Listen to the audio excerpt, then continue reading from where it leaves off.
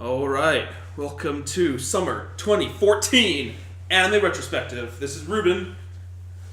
I'm Mike. How you guys? What's Hey. up? And I'm Matt. TTCD. We're In the this bitch. Anime Retrospective portion of the Critical D, because some people don't like doing this.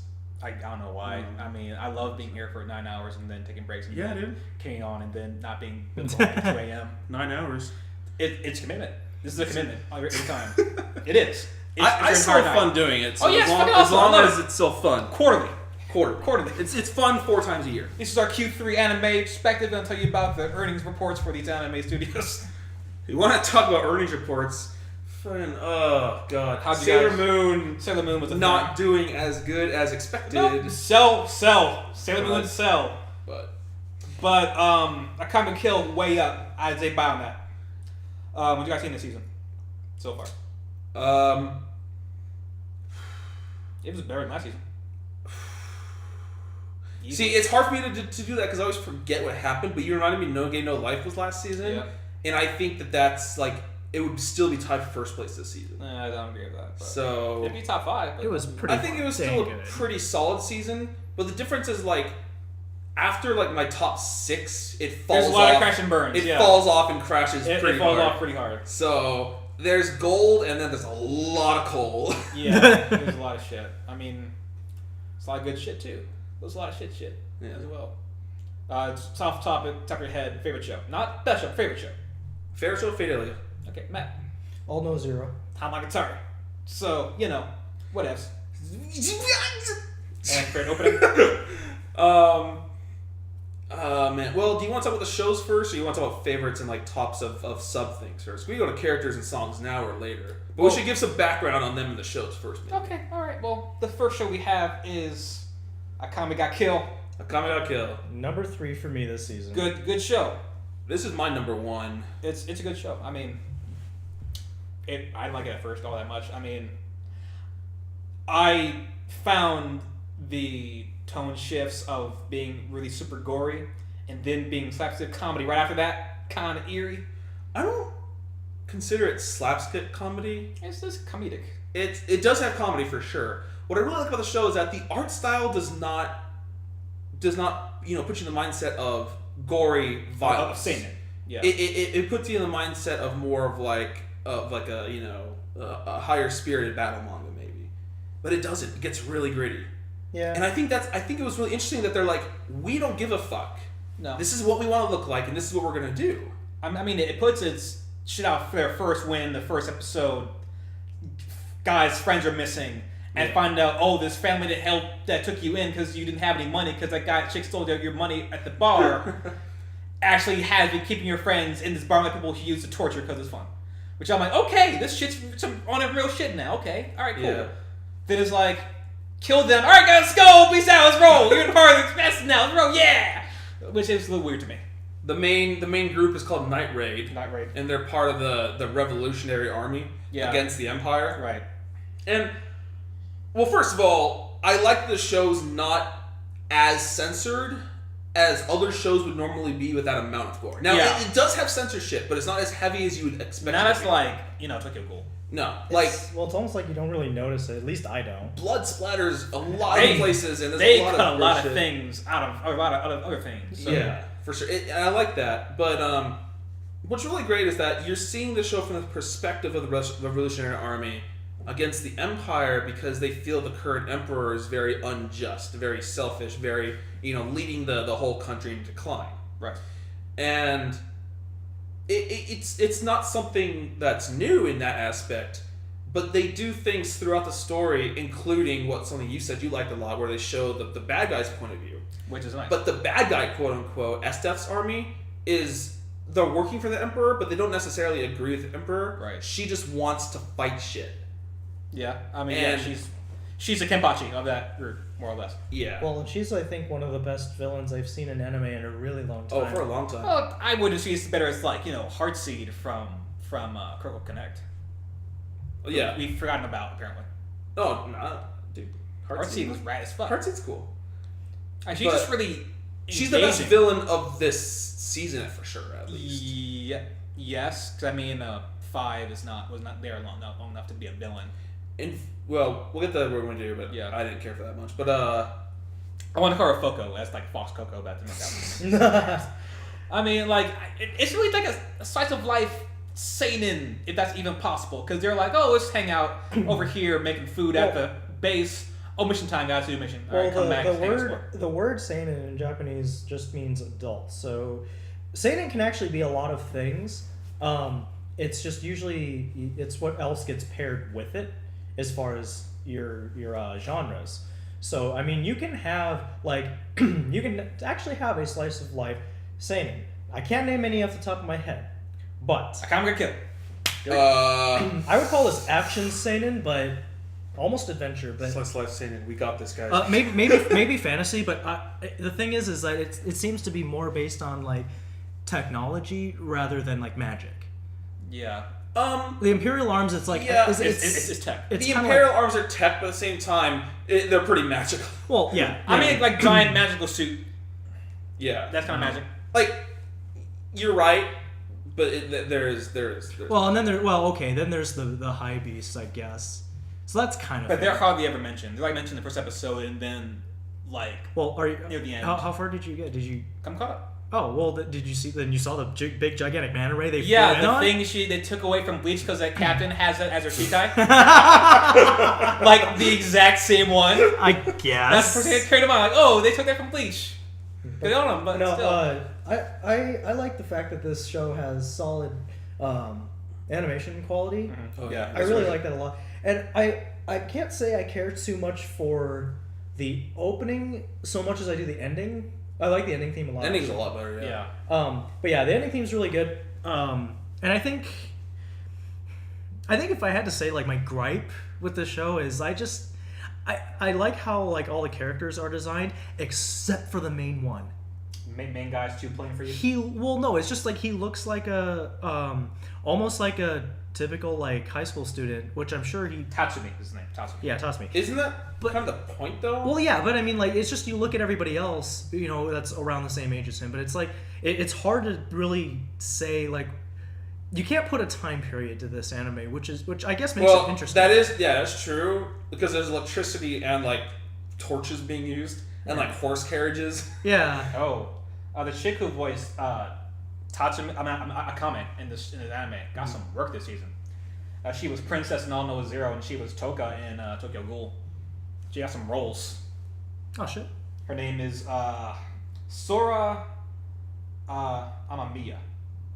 A-M-A-M. All right. I-Y-A. Okay. Yeah. No, Tatsumi. I mean, I think his plain look was kind of on purpose. Like he gets thrown into this battle.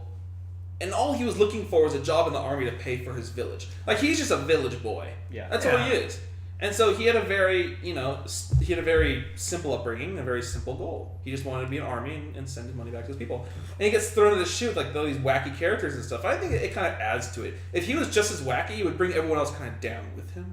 Yeah. I mean, he's competent. Like, when he found out that family had killed his friend, he's like, hey, fuck you, done. Yeah. I'm out. But, this show, one thing that I really enjoyed was it pissed me off, but it was done so well that I couldn't be mad at it. I love Shiele. Yeah, of course you did. But, like, she was very nice, and she was, like, pretty much the mother of the group. Like, everyone looked to her as the soft, gentle one. It's always, like, trust themselves. Oh my god, that was creepy. Ghost lamp! But they killed... So she gets killed off by... what's her first? Something ubiquitous. I love her name. Ubiquitous. I'll go find it. Seryu Ubiquitous. Oh yeah, the Justice Girl. Yeah. Oh yeah. Who has machine guns coming out of like every orifice of her, like her I mouth, know. like her arm. That was off. fucking cool. She's like fucking gun there, and she has this like rabid ass pet dog Imperial Arm. Actually got that name right. You're right. How about that? Yeah, I love the name. Voiced by Kana Hanazawa. Yeah. Keeping Who was them also checks. Marie in Persona. Yep, keeping them checks. Right. Fucking. Her name's Ubiquitous. I mean, it was rad as fuck. And that was the first time where they used Shaylee's death not only as a really sad moment for the first group, but they also show us that, hey, the bad guys are more important in this show than any other show. We're gonna show that they have a victory. They're gonna have a victory, Right.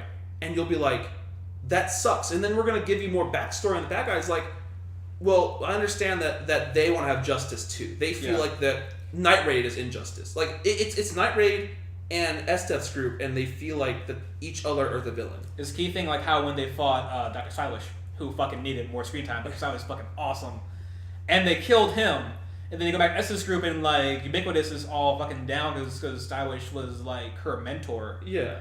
And that was like they were all down because of that. It's like you almost have two groups full of main characters, and these deaths just go to show how, both sides can get affected really easily. Because in other shows, like, you killed the bad guy, whatever. There's only happiness! Yeah.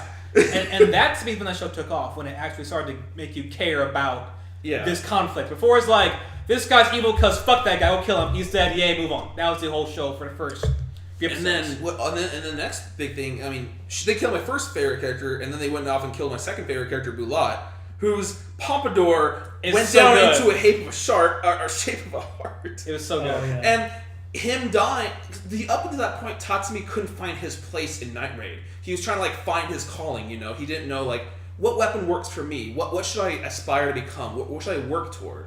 And Bulat's death kind of threw him down the right path.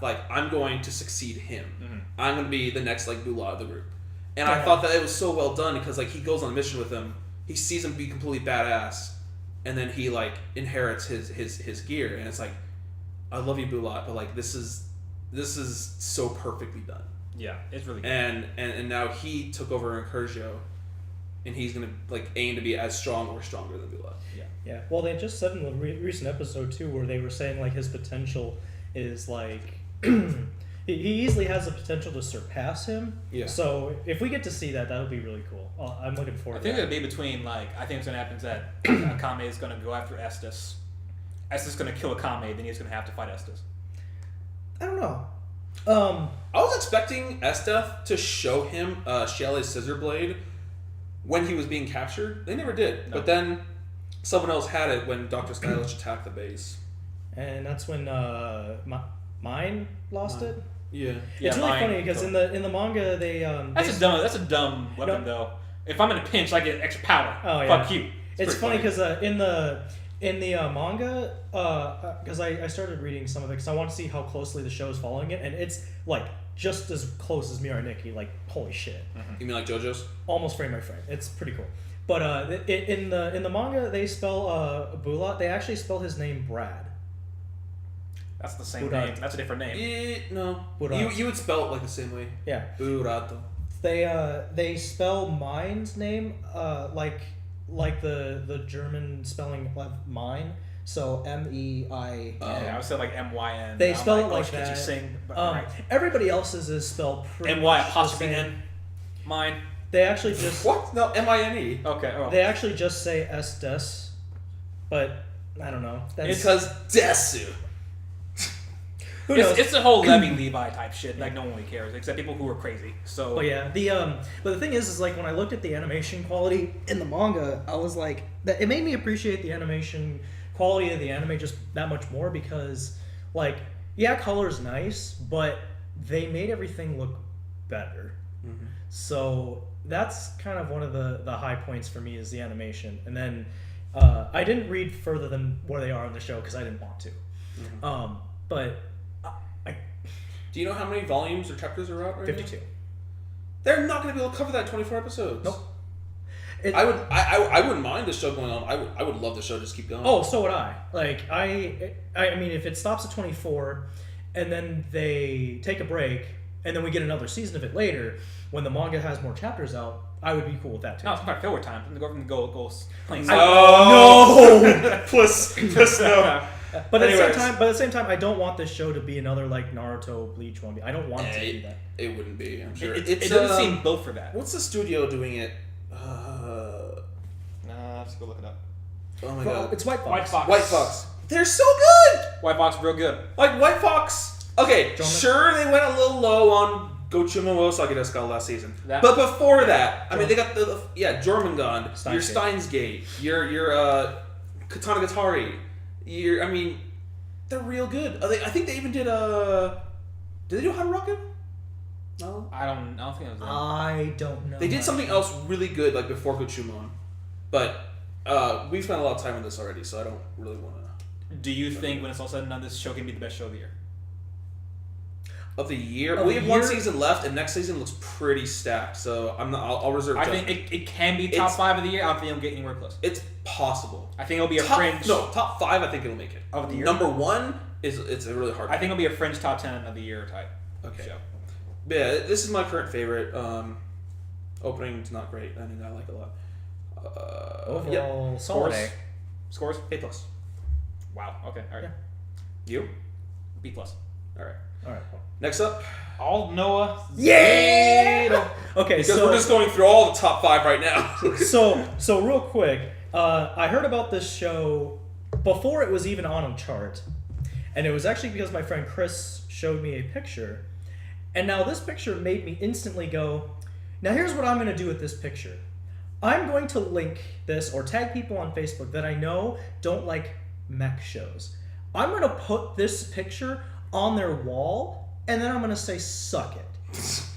Because, simply because... Matt from the Critical D says everyone suck it. All right, continue. So, and if you could, please, when we get to this segment, I'm going to give you that image, and you can just put it up there. And they will see why. But for those of you who may not be watching and just listening to this, the writer...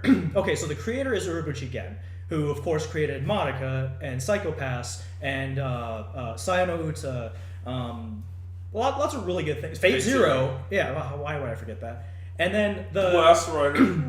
Or not Blast Rider. The motorcycle one. Yeah, Was it Blast Rider. Yeah, Blast Rider. That was one of his first works, and it sucked. But anyways, but not only that, like, the director, A.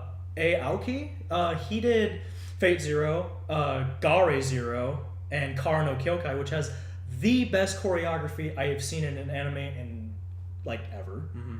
So there's that. And if that's not enough for you, well, then the OST composer, the one who does all the music, same guy that did all of Attack on Titan's music, all of Kill la Kill's music, and all of Guilty Crown's music.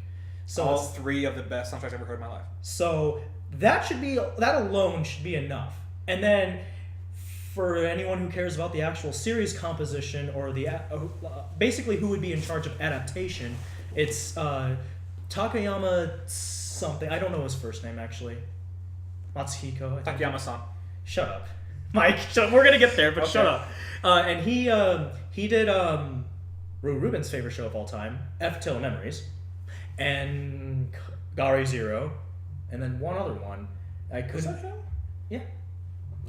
So, anyways, excellent staff. Gen just confused. Okay, Gen wrote the actual like anime adaptations for like Mahouka and like Fate Zero and everything. He did not actually write this like the actual story adaptation for this anime. He had the original concept written and it was adapted by someone else. So this isn't it. Although it is a Gen work, it's not this like as the other shows. It's series composition based on Gen's work. Yeah. Is the best way I can say it. But yeah. So you put all this together and you just look at the works that these staff people have done and you think to yourself, there's no way this show can be bad.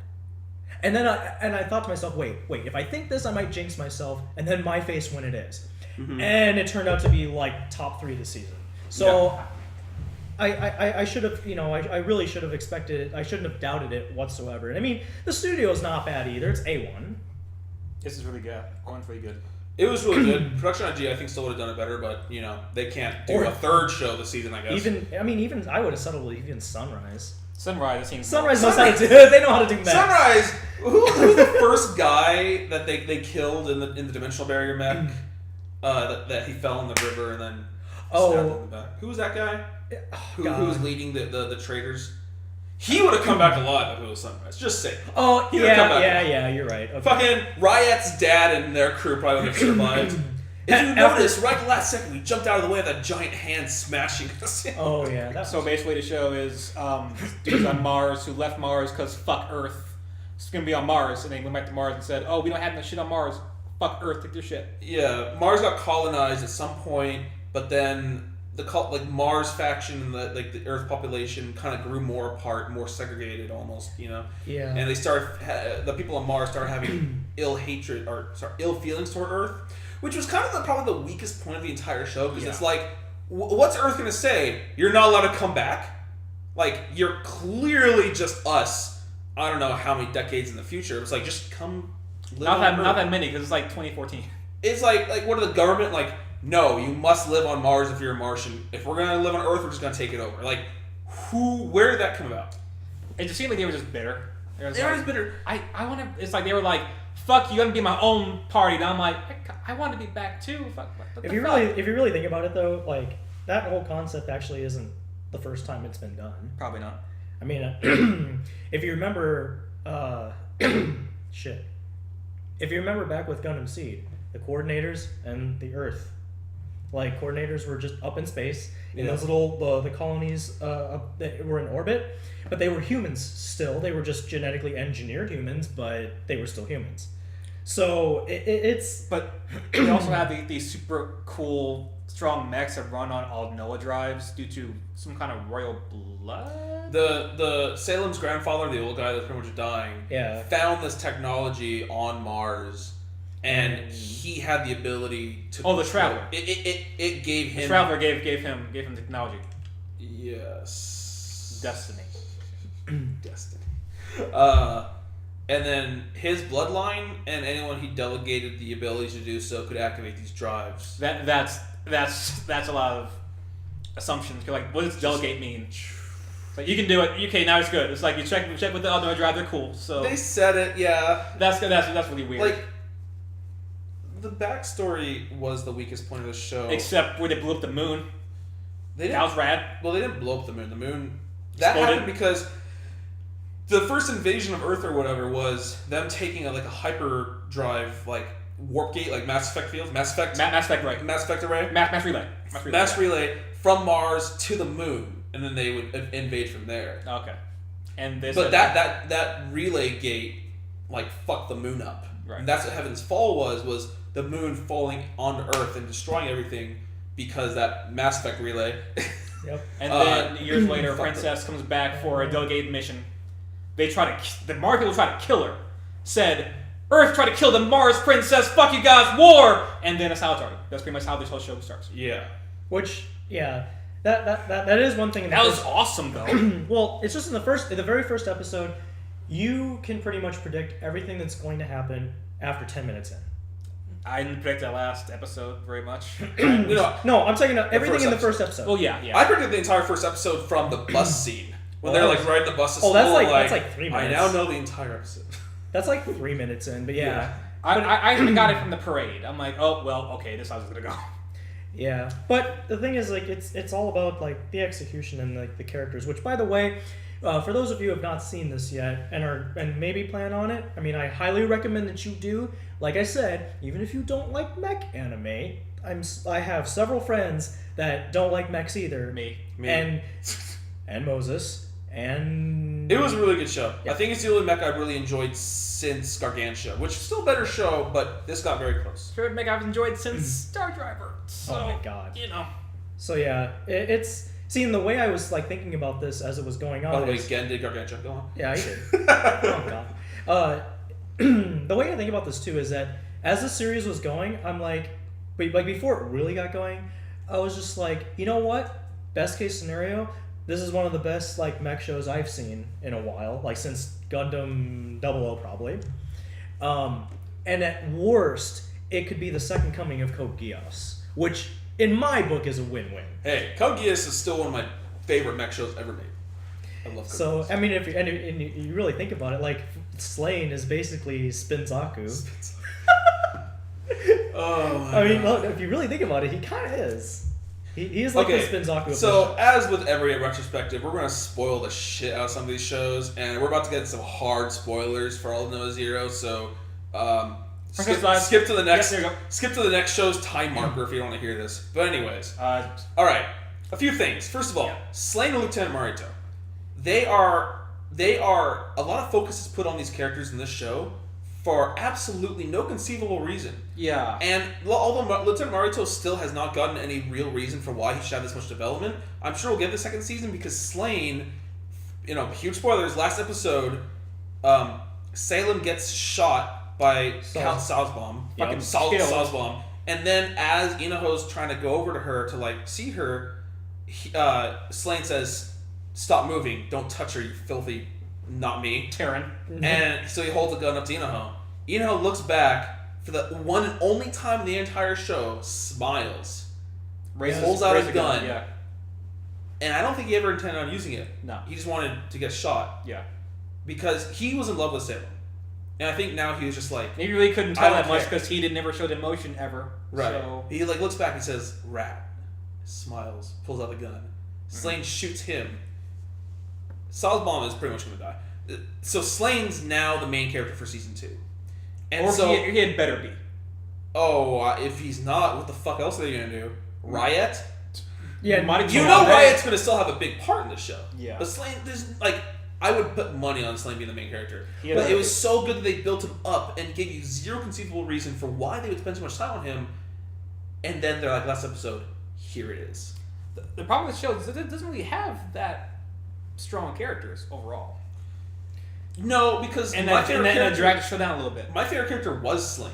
And that's why I think the next season could be a lot better. I didn't really have a favorite character, honestly. My favorite character is Lieutenant Marito. So, yeah. Well, second season would be good for you, too. I don't know. I mean, I felt like it dragged a little bit in the middle. Well, yeah, because the middle was... Well, the middle was Inaho writing the Prima strategy guide to defeating mechs. Yes. Which... the Mech Assault 6 Prima strategy guide. Yeah. Yeah. I did find it a little odd, though, how this kid, who seems to just not... Well, he doesn't know everything, but he just, he seems to know how to beat things in the middle of, it all going on. For no conceivable reason. And he I'm keeps just his cool. Yeah.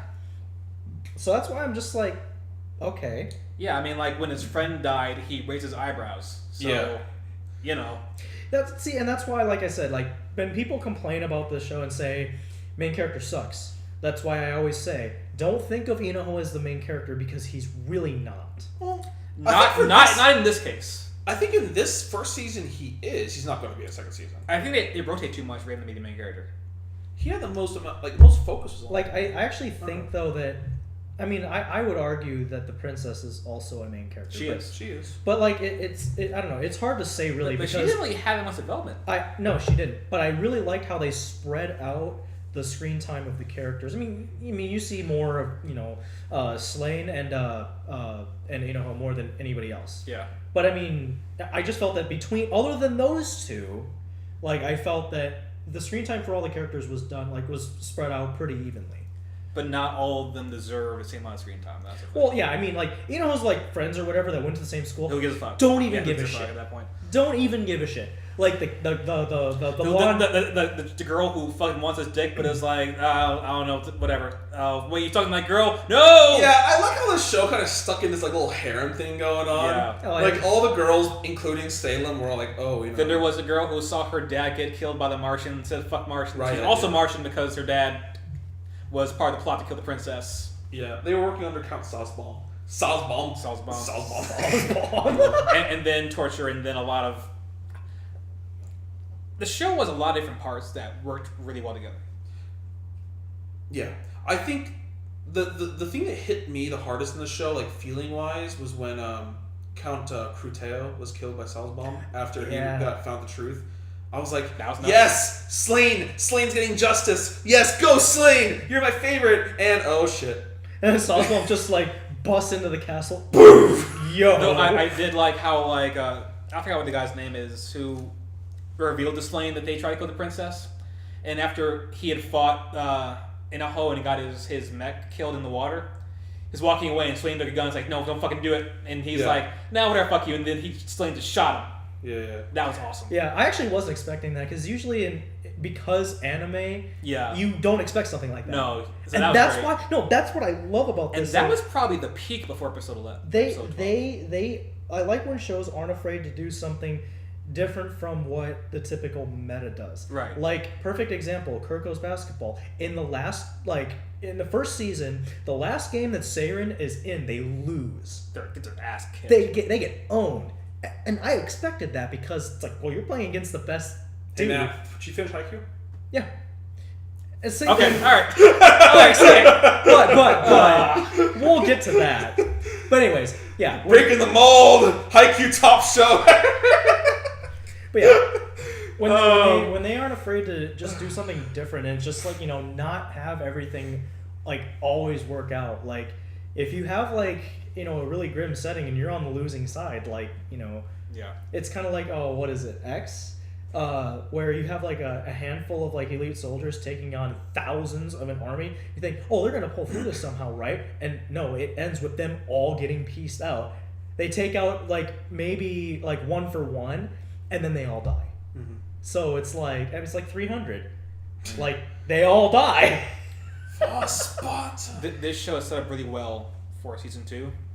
I thought the way they ended this the halfway point It was great. was perfect. I mean, when the princess got killed, I was like legit kind of bummed. It was the best. And that changes everything. Yeah. I was like, And oh. it has the potential for season 2 to be the best show of 2015 if done right. Yeah. Like I said, with the staff working on it, it'd be really hard to fuck it up. Yeah. So I'm looking forward to it. I love sassy characters in any show. And I especially love like sassy female characters. I think they're just the best. Yeah. I loved Salem's little assistant girl. It didn't matter how far to shit they got. She made sure everyone respected Salem. El Dorito. El Cerrito. Yeah, That's a dumb name. Her name is really stupid. I love, like, no matter what the situation, she made sure everyone did not fucking get too comfy with the princess. Like, they're driving that car, like, through the fucking falling, like, building. But El Dorito herself was driving that car. It wasn't the princess. It was a little, like, 10-year-old girl. She was voiced by Inori Minase, who was Chino, the little girl with the rabbit from the Rabbit Show, and also Rima from Gargantua. Some kind of weird blonde girl. Oh, she was one of those 3 friends. She was in With the OVA, Melty. So, yeah. Melty? Yeah. She was good in this role. So, Yeah. But no, I just stuff. love that character. I just love how she just never let down on the whole, you treat the fucking princess like a princess. Fishes. But yeah, I give the show an A. Solid. yeah, I'd say so. Not an A+. Well, I mean, it's just my personal score, probably. The only reason I wouldn't give it an A+ is just because I think the backstory was too weak. And I thought the characters were just not strong enough to carry that show by themselves.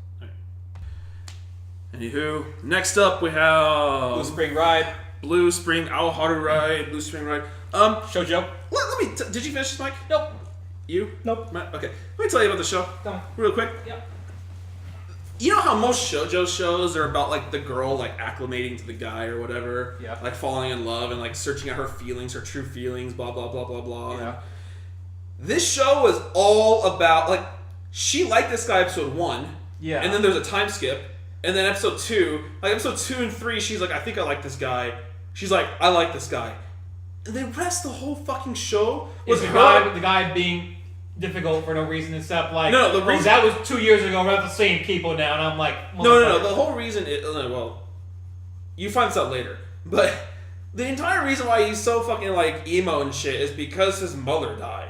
It was like cliche as fuck, and the whole reason he doesn't want to open up to anyone is because like I feel so bad that I didn't spend more time with my mom before she died, and she's like, it's okay, and he's like, oh okay.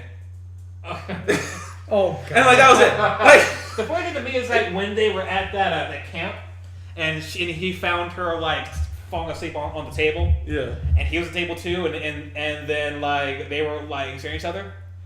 I think it was he and him. It was like, do you love me? She was like, no, we don't love you. We're not like that anymore. And I'm like, fuck you, Shoujo anime. God damn it. No, she really did like him since episode 2. Yeah, but basically. she got all cold feet. Like, no, I don't like you at all. Yeah. Fuck you, Sun. He was being sincere the entire time. God. But it's just so obnoxious that the entire show was just him trying to get over his like dead mom, and like that was it. Her feelings for him never changed. No. He liked her. He just didn't know it, or he just didn't want to believe it because his mom was dead. Yeah. He's like, is it okay? Because my dead mother said it's fine. I give this show B- because I liked how she ate a lot of food. C. I mean, there was a cool thing where it's like she was like being fake to keep her friends. Yeah. Because like no, that was probably the most interesting part of the girls show. tend to like don't like girls who have like a lot of guys on them because they get kind of jealous and shit like that. Yeah. So she was acting like attractive on purpose to not make the guys come after her. Well, that was in the synopsis. It was about her like changing to that way. So that was cool. That shit actually happens. But everything. No, this show's strongest part was the first half. It got shitty later. Yeah. So. That's why I stopped after the orienteering episode. I was just like, I can't watch this. Are you talking about where they go on the camp and the little cute girl likes him, finds out she likes him? Yeah. I thought it was I forget her name. It doesn't matter. Main character and little cute girl. She's like, oh, I don't like him. You can have him. Oh, clearly I'm lying to myself. I'm lying to myself. All right, let me go tell her. I can't. For 2 episodes straight, she's like, I can't bring myself. So then, fucking McDonald's or something, right? the premier place to let loose your feelings. Yeah. She's like, by the way, I like him. Oh, that's fine. Let me go cry in the bathroom. Come back out. I wasn't crying. And then I was like, oh, feeling resolved. Now we get 6 episodes of shit. Shoujo is fuck. And I was expecting a little bit more because it was Production IG doing it. Yeah. They did Kimi no Todoke, and that was a fantastic show. No, it wasn't. It was a fantastic C+. Okay, all right. The bubbles were excessive, but other than that, it was fine. Kimi no Todoke is probably one of the best shows. I don't get into it, but no. But C+. All right. Okay. Next is Fate Illya 2-Way. Have fun, guys. So I did not see season 1 because I don't know. I just didn't want. This show, I thought it'd be fucking stupid. I don't include the show in my rankings because I'm so fucking biased toward this show. It's a 10 out of 10 forever, never will change. But it's not fair to say that, so I don't rate it. Yeah, I A++, get that. super X, awesome. I get that. Top tier. I mean, I did season 1 because I thought it would be stupid. Mm-hmm. Apparently, it was really good, but I just haven't gotten to it. Season 2 wasn't hard to get into at all. I was able to piece together what was going on for the most part. Except you asked me what class cards were. They didn't even do that all that much. It was it was all season 1. Yeah, but season 2 was a lot of Kuro and Kuro and Kuro and Kuro. And hey, by the way, Kuro. Basically, something happens that Illya has a dark side, a black side. In the first season, you find out that Illya can somehow install the class cards in her body. Because normally they can use a power from the class card in their wands. Yeah. But she had the ability to take the entire soul of the class and become it. Mm-hmm. So in the first season, she actually is Archer. She fights Saber as Archer, and it's one of the coolest fights I've ever seen in anime. But I guess when they are in that cave trying to fix the ley lines, she tried to use its power, and then some shit happened. Don't try to make sense of the show in some part. You just enjoy it for the awesome. But so a part of her splits off with the Archer card. Mm-hmm. And so Kuro Illya is essentially this link personified link between worlds type personified dark world person. Yeah, she is the Holy Grail. She's the part of Illya that was created to become the Holy Grail in the Fate Stay Night. No, the Fate Zero War. Yeah. In the Fate Zero War, she was supposed to become the Holy Grail. No. It doesn't make sense because Fate Stay. No, it was a Fate Stay Night. She was supposed to become in that universe the Holy Grail Fate Stay Night because that's what she actually was in Fate Stay Night. But in this timeline, that war never happened. Yeah, and I feel still alive. Yeah, so, I feel still alive, and she's just still bad mom. And so Kuro Illya is the embodiment of that Holy Grail that split off from her, but because she's essentially a being of magical power, she cannot live without infusion of magic, which, because this show's awesome, means kissing girls. To suck out the man. Suck out the man. Yeah. And so there's a time when she's going to school and her friends are like, Illya, what the fuck? You're like, what? You're like, you came around to kiss all of us. I'm like, I wasn't fucking Kuro, god damn it. So she had to find Kuro and say, what the fuck you kiss all my friends for? Remember that picture you put up of the one girl saying, I was saving that for my brother? You're like, fuck anime. God damn it. I hate anime. Stop right now. A lot of the story of this show is just a giant mess. And, you don't care because it's all about, they're having such a great time. They're awesome characters. Illya's a great person. The setting's great. The battles are Kuro awesome. versus Illya and dumb Kuro's shit. awesome. They both want to fuck Shiro, but Kuro's I'm gonna fuck Shiro first. Kuro's like, no, you're like, no, don't fuck Shiro. I'm gonna fuck Shiro. So that's kind of what this show's just pure entertainment. That's all it is. So this get cool when like Kuro at some breakdown like I don't know who the fuck I am because I'm like a part of you. Yeah. And I don't feel like I belong. She's like, I have no place in the world, and for the first 5 episodes, like, she's trying to kill Illya so that she can take her place. place, which is like bad idea because then we're gonna get mana from. But then Iris Field was like there and everything, but didn't say anything, and she's a fucking bad mom.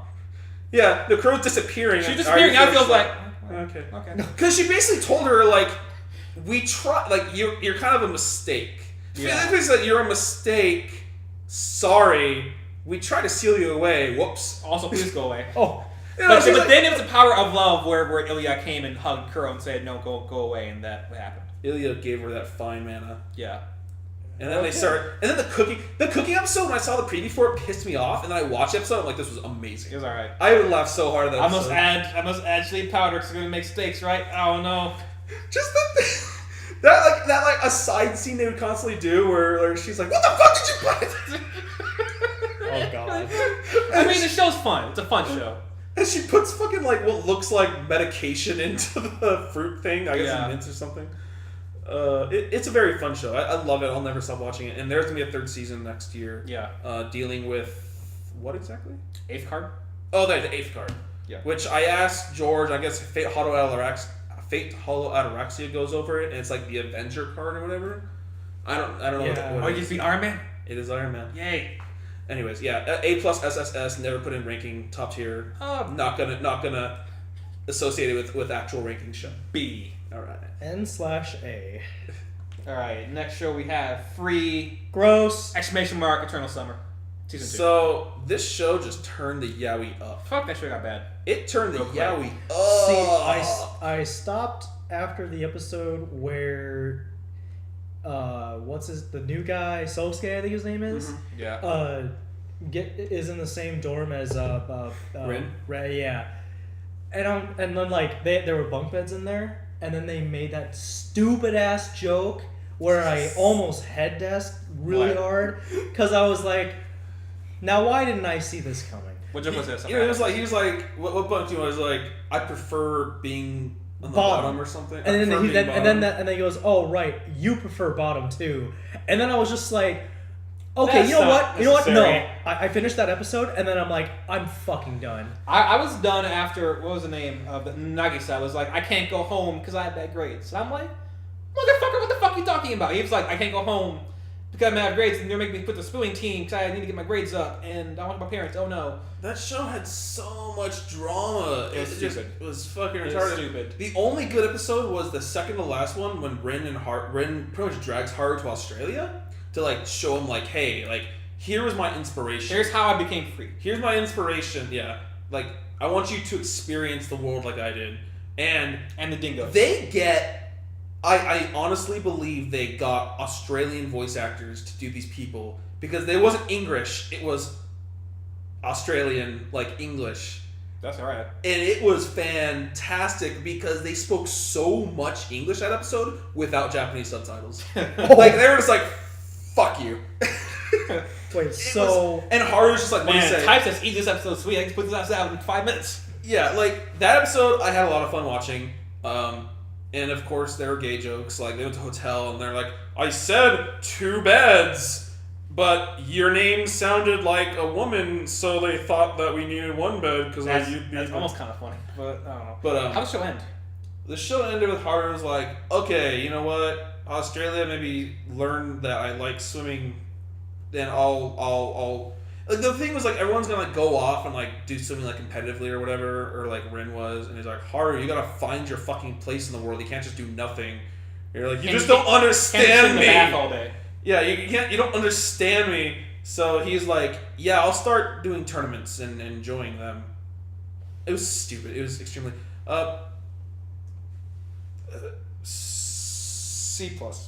Okie doke. Yeah, gross. I don't know. I couldn't get through it because I'm just like, okay, It's like you're just milking the gay fan service now, like. They were. And you know what's funny? worse. No, it's funny because for those of you listening, I actually know somebody in my anime club who's actually like really into yaoi and draws it and all that kind of shit. And she'll watch like garbage ass shows just because there could be a potential like. Yaoi ship. Yeah, even if the show like it has nothing to do with it. Just because there's the possibility in her own fantasy, she will watch it. And even she couldn't watch this show. Like, even she was saying it was bad. So I was just like, alright, so it's not just me, like, being a hater. And here's the thing, though, it's like the first season was, like, had very yaoi under overtones, too. But it had a lot more to do with, like, the competitiveness of swimming. Well, yeah. And it almost seemed like a parody on yaoi and stuff. Like, the first season was a lot better. Yeah. It just seemed like they put that all away. They're like straight gay, drama, a lot less focused on swimming or like the competitiveness of it. Like, so Yeah. disappointing, really. But whatever. I don't think we're gonna get any more. I actually really can't see them doing any more. I hope we don't. Because everyone's kind of like graduated. Our next show is Locodol. Gross. Yeah. Or Fuutsu no Yoshi Kousei Wow, ga Joshi Kousei. Yatte Mita Locodol.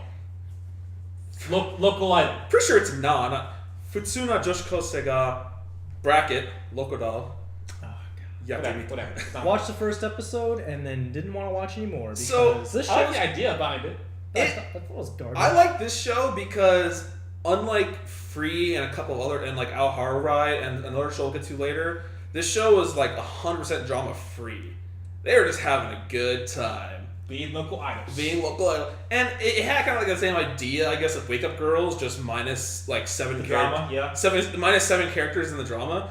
But the characters were like, it was a very cutesy show. Very.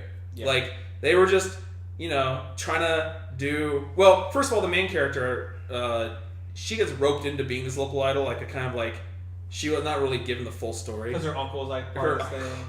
Yeah, he's like, just do this little thing for us, okay. And then she shows up, she's like, you gotta like do it in front of all these people, and you gotta wear a swimsuit. Yeah, got with the crowd for a bit, and they just went about 10 minutes about doing jack shit bullshit. Yeah, and then the big-breasted, long blonde-haired girl that worked with her is gonna be her local doll like pair. Is like, oh my god, I've been looking so forward to working with you, and the whole show is really just them getting better at it, getting a couple of other girls to work with them, and just doing performances and promoting their town, and it all sounds very boring. But I never found, aside from the first episode, I don't know. The first episode was kind of weak, but this show, I never felt like it dragged on. I don't know what it was. I can't tell you. I enjoyed it. I actually just enjoyed the show. I couldn't get into it like you could. Wasn't one of your top though, right? No. Fuck no, I hope not. No. Okay. It was very peaceful. It was just fun. What did you give it? It was just like a B plus. Really? That's kind of high. Well, personal enjoyment, factor. Yeah, it was just fun. Like, that's kind of how I rate she would these her name was Nanako, but she keeps stuttering every single time. She'd be and I'm Nanyako, and everyone would catch every time. So it became her like little catchphrase. So everyone would be like Nanyako, Nanyako, Nanyako. Oh, that's alright. Okay. Still alright. But then they do like the little backstory thing. Is like her partner, the blonde haired chick. Like, I guess she met her when they were young, or like a few years ago. But like she was in costume, so she didn't know Nanako.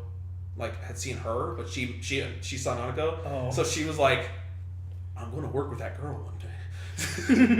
We're going to work together. It's like we just know it. So and the other characters were cool, and it was a good time. All right. Next show is Gekkan Shoujo Nozaki-kun. Oh.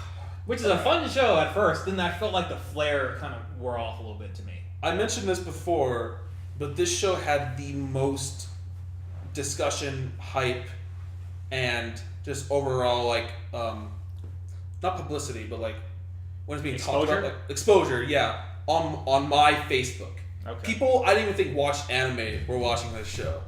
It was pretty intense, and it was, like you said, dark horse of the season. This show. It was a fun show. Because I just saw, I'm like, oh, it's just another comedy shoujo or whatever. No, it had a funny opening where it's like this girl likes this guy, and this Her guy name's Sakura. The guy's Nozaki. Yeah, and the guy is a shoujo manga artist. Yeah. And she was like, "I like you," and he interpreted it as "I like your work." Like, oh, Yeah. cool, thank you. I do what I can. And it was like, oh, like no, I mean, I appreciate you. Oh yeah, here you. Oh, thank you. Here's a signed photo. Here you go. And then he was like, "Well, come find me home. I need to come home with me." So she was like, "Oh, he wants to come." Because she's part of the art club. She's good at art. Yeah, and he knows this. And he's like, "Oh, you're here. I need your help to help darken these manga columns if you don't mind." So it became a lot. Her becoming his assistant, and that a lot of that. Yeah. Him learning how to make shoujo manga when he hasn't had a girlfriend, been any love shit ever. Yeah. So like learning through osmosis, like what if I did this? Would this be a good way to think? And the funny thing is, like, he draws all characters like the same way. So his guys all look the same. Oh my god. Everyone's Suzuki-kun. Well, Yeah. it was so. The show was so damn creative, and I really liked this show. Probably my sixth favorite. Really good opening. Really interesting opening. It was probably my sixth favorite. Yeah. The show is a parody on creating manga, and he writes his manga through his experiences and watching other people in his real life. Yeah. So you see the characters in real life that he bases his manga characters off of and how they act. The problem is they constantly like gender bend them. So the prince. The main girl, except for the main girl. So the main girl in his manga is based off of Sakura.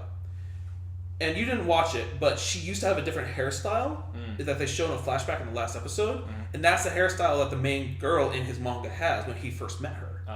Oh. Because he helped her climb over the fence when they were late for orientation on the first day. Oh, cool. Ever since then, she always does the double hairstyle with the ribbons. But she never realizes that he based that character off her. But like the main guy is based off a girl that they know in school. Some other side character girls are based off of guys, like Miko Shiba. Yeah. And like you is like the girl who's not like a guy, but all the girls love her because you look like a guy. Yeah. Yeah. She's cool. Yeah. What I really, really appreciated about this show was that it did the straight man, like the comedy man, straight man kind of comedy routine that I like. But instead of Nozaki being like a really slapstick style of comedy, like a he was very silly like man, dry. He was a serious, like he pulled off the comedy man in a serious tone, and Sakura's like, fucking stupid. Yeah. And I really like that it was the same type of comedy but done in a different tone. And also, her faces throughout the show were just great. Her different expressions on like you should have seen the episode where he wants to like spice up the relationship of the two characters in his manga. So she's like, well, you could have the guy surprise her with something.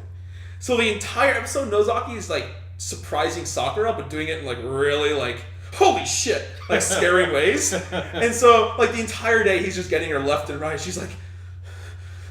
So he's like, at the end of school day, he's like, you want to come home with me? She's like, okay. And the entire way home, she's like, the fuck? Wait, not here. What's over here? What's over here? Like, just scared every corner. Just like, and then they get home. Count on swivel, yeah. And they get home, he's like, all right, well, we're done here. She's like, nothing's gonna happen? He's like, what are you expecting? No. Well, of course not. He's like, I just wanted to walk home with you. She's like, oh, I love you. And she's like, God damn it, I could have enjoyed this instead of being scared the entire time. It was a very creative show. It's a fun show. Good characters. It's a fun show. Did they end up getting together in the end? No. Nozaki seems way too fucking dense for that to happen. The show, that's not really what the show's like, because it's not supposed to be your typical shoujo show. So the goal isn't really her like winning. Although, he kind of throws hints there, like, that I like you, and she's like, okay, like he is dense and shy or whatever, with the actual relationship part. Yeah. But like you figure at some point in the future it would work out. But the show's not about that. The show is about her observing him and how he observes the world. Like how she's observing the world through his eyes. And that's where the comedy comes in. It's really creative. I give it a B. I give it like A-. Yeah, it's really, really good. All right. You didn't watch the whole thing, but it gets really good. But I enjoy what I saw. Okay, here we go, Ruben. Here's the time. Hold on. Place. Speaking of other shows that start with the letter G, Glasslip. All right. Show. This is gonna be my longest PA Works. review. I don't. Okay, so I finished that show and I still don't know what that show's about. All right. It's not about glass blowing. That's Viewers, Listeners, kinda.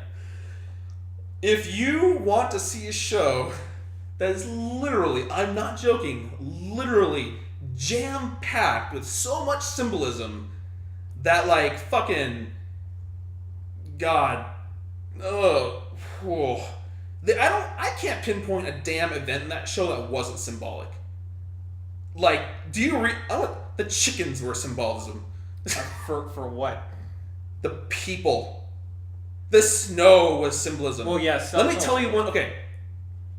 I not only talked to people, but after the last episode, I read a lot of different opinions, reviews, discussions. I must have gone on like 5 different fucking sites. Oh my god. So here's what the most... Yeah. So Glasslip was a show about 5 people, 3 girls, 2 guys, who, you know, are friends in this village.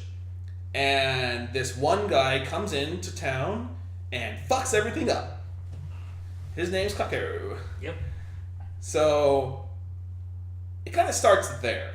Up to this point, they had all kind of just been friends with each other cool. and had this like no dating policy that a girl named Sachi kind of put into place. Like, we need to stay friends and just we want to make sure that we never lose each other as friends. Because dating will fuck shit up. Because dating will fuck shit up. So no dating. This guy comes in, and Toka, one of the main girls, kind of likes him, falls for him. Sachi's like, well, shit. All right, hold on. Okay, hold on. No dating. No. And Toka comes next day. Everyone, we can now date. And Sachi's just like, what the fuck? What the actual fuck? Right, we had a fucking agreement. What the fuck's your problem? Okay.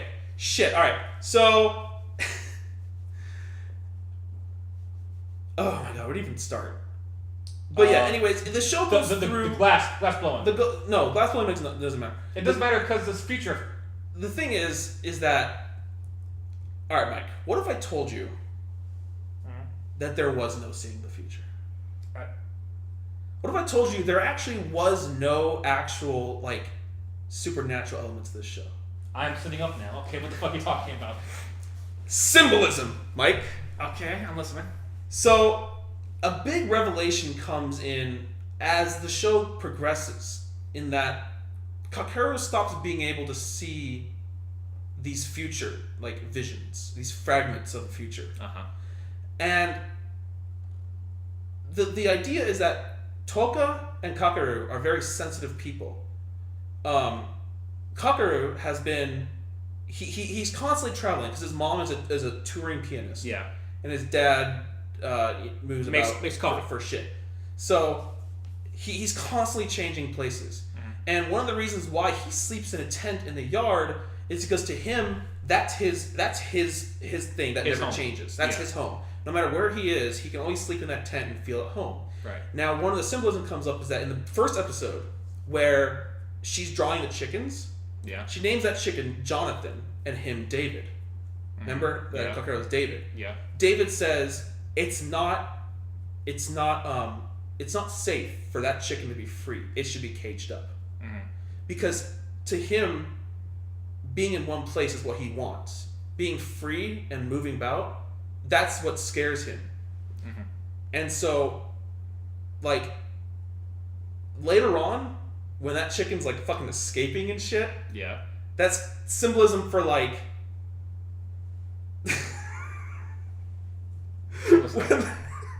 when the danger of him having to go away with his mother again when she asks him that question, do you want to come with me? Yeah. And Toka's going to find that chicken and can't find it.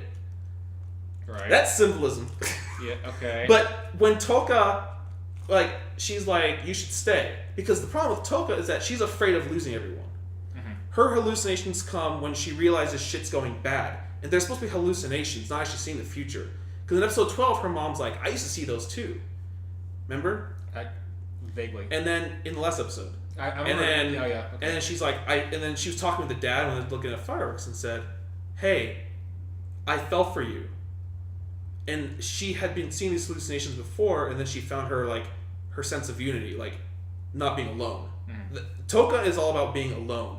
Kakeru is all about like just having to not going constantly everywhere, different places. And that was kind of the big hint where, like, some people are like, so it's like some kind of fucking like bloodline ability like Naruto. No, they're just hallucinating because they're very sensitive people. You need to see a doctor. Yeah, Everybody need to go see a doctor.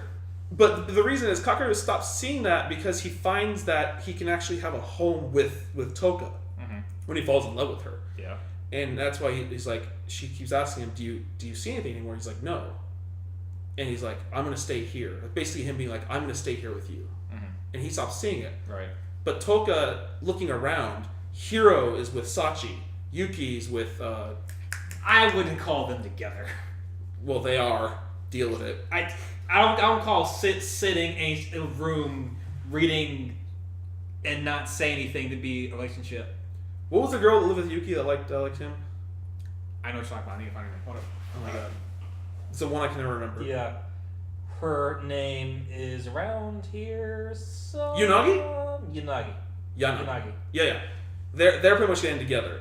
And they got the whole, like, you know, they started out the show. Voiced by Sari Hayami. Yes. They start out the show, you know, friends, but she was interested in him. He liked Toka. Fuck you, ain't getting Toka. What's her name's Toko? Oh, wait, Toko. Yeah, that's right, Toko. You're not getting Toko. Okay. So then they have the whole Toko's fucking like, I thing. want to be friends. So then he starts running again. Yeah. Symbolism. Yeah. He's running away from all his problems. Yep, he is. Now, then she starts running. Yeah. She's chasing after him. Yeah, she is. And then the last episode, guess what they're doing? Running together. They're running together. And they're constantly being looked at the pool from where Hina, yeah. Hina's looking out. And the last episode, she knows everything's all right. She doesn't even need. She hears her teammates in the pool like, what the fuck? What the fuck? And the only reason they're saying that is because their idol guy is no longer, you know, single of what they thought. She like cracks a smile. She's like, I know what's up. This is with me. But like, Sachi is bisexual, is in love with both. That was something else. In love with both Toko and Hiro. Because she was like, I want to go to like where the museum is and be out there and see the moon. Yeah, she tells him to read a book with a line saying, "What the moon looks lovely. The moon looks pretty tonight," which means I love you. Which means I love you, according to this like great literary work. Yeah. She makes him read it. She says that to Toko. Episode cuts off. Next episode, you're also a pretty moon, Hiro. you're also a pretty moon. And Toko's like, okay, you two stay together. I'm not actually gay. I'm gonna go over to this guy over here I'm with. And Hiro's just like, I think he's a pretty moon. I'm gonna go over there and talk to him. But what really got me was before that, when Hiro was kind of getting pissed off at her, because he realized the only reason she wanted to go to the beach was to break up Toko and Kakeru's like little date to go there. Yeah. Because she likes Toko and she didn't want him to be with Kakeru. Right. Which is what her goal was originally when Toko first was like, we all start dating. She's like, the fuck not. She's like, nope. Well, okay, I'm going to Toko. And she's like, well, she's not gay like you or bi. She will be. He gave that pussy. Yeah. I mean, yeah. She's a pretty moon, so I'm with that. She's a very pretty moon. Yeah. But aside, like, even through that, just because how scheming Sachi was, she's like my favorite character. She was cool. But just the dynamic of how these characters interact with each other, just the shit that goes on, and just the show seems really shitty until you understand it, and it's just kind of gets a lot less shitty. But it's like, still not why did you have to make it this complicated? You did not have to do this. No, it didn't. But it does help me like enjoy the show more if I think to myself that there is no actually supernatural element. It was just her fucking on like crack. But the thing is, it wasn't a show I overthought, so I didn't reach all these conclusions because I didn't care enough. To me, I wanted to because I love the characters. I thought it was interesting, but I wanted to know the truth. I had to reach out for the truth. Okay. Oh, you piece of shit. That's fine. I couldn't. But- I see. I couldn't understand any of this, and I had to stop watching because I found the show personally really boring. I mean, I finished the show and I still don't understand any of this. So I like mean, no, like it's and the thing is, like I didn't want to think about it in that light. I was just like, I just thought I was gonna, sit and watch, slice of life, these Show five people do things, but being people. yeah, I didn't want to have to think about something like that. I still don't want to think about that because I just think. And I never would have thought to either. So, Yeah.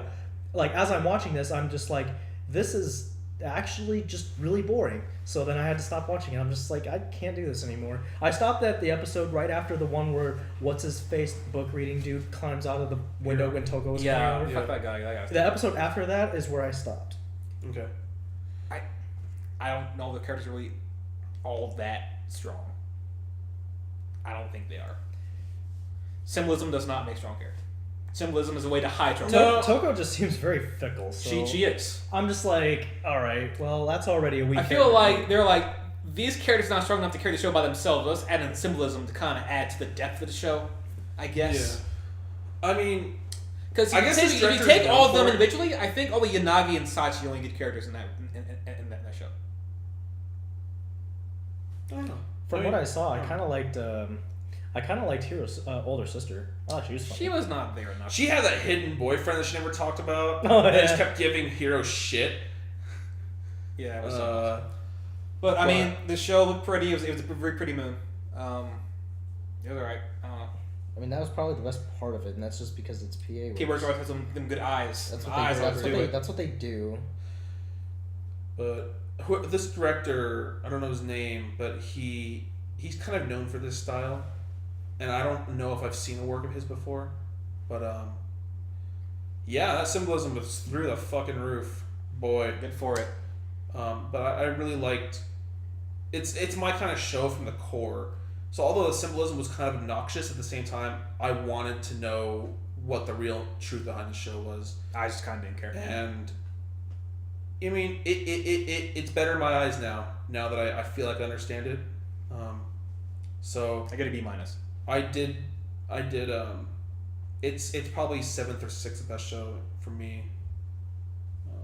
I'd probably give it a B+. All right, now for the best show of the season, Hanamonogatari. The best shit of this shit, I think. At least my favorite thing of even having this season, personally. Even though that's just Monogatari, more of it. Even though this is just Monogatari. This isn't even this season. It came It's a out continuation of It last came out season. this season. 2 seasons ago. It came out this season, so it counts to a certain extent in something. I'm not sure what it is. I had nothing prepared. I think the Kaiki's show's- alive somehow. I think the show's awesome. Kaiki's still alive somehow, even though Kaiki just got brained at the end of the last moments of season 2 Monogatari. Yeah. Somehow, some way. And it's finally begot Kambaru's arc,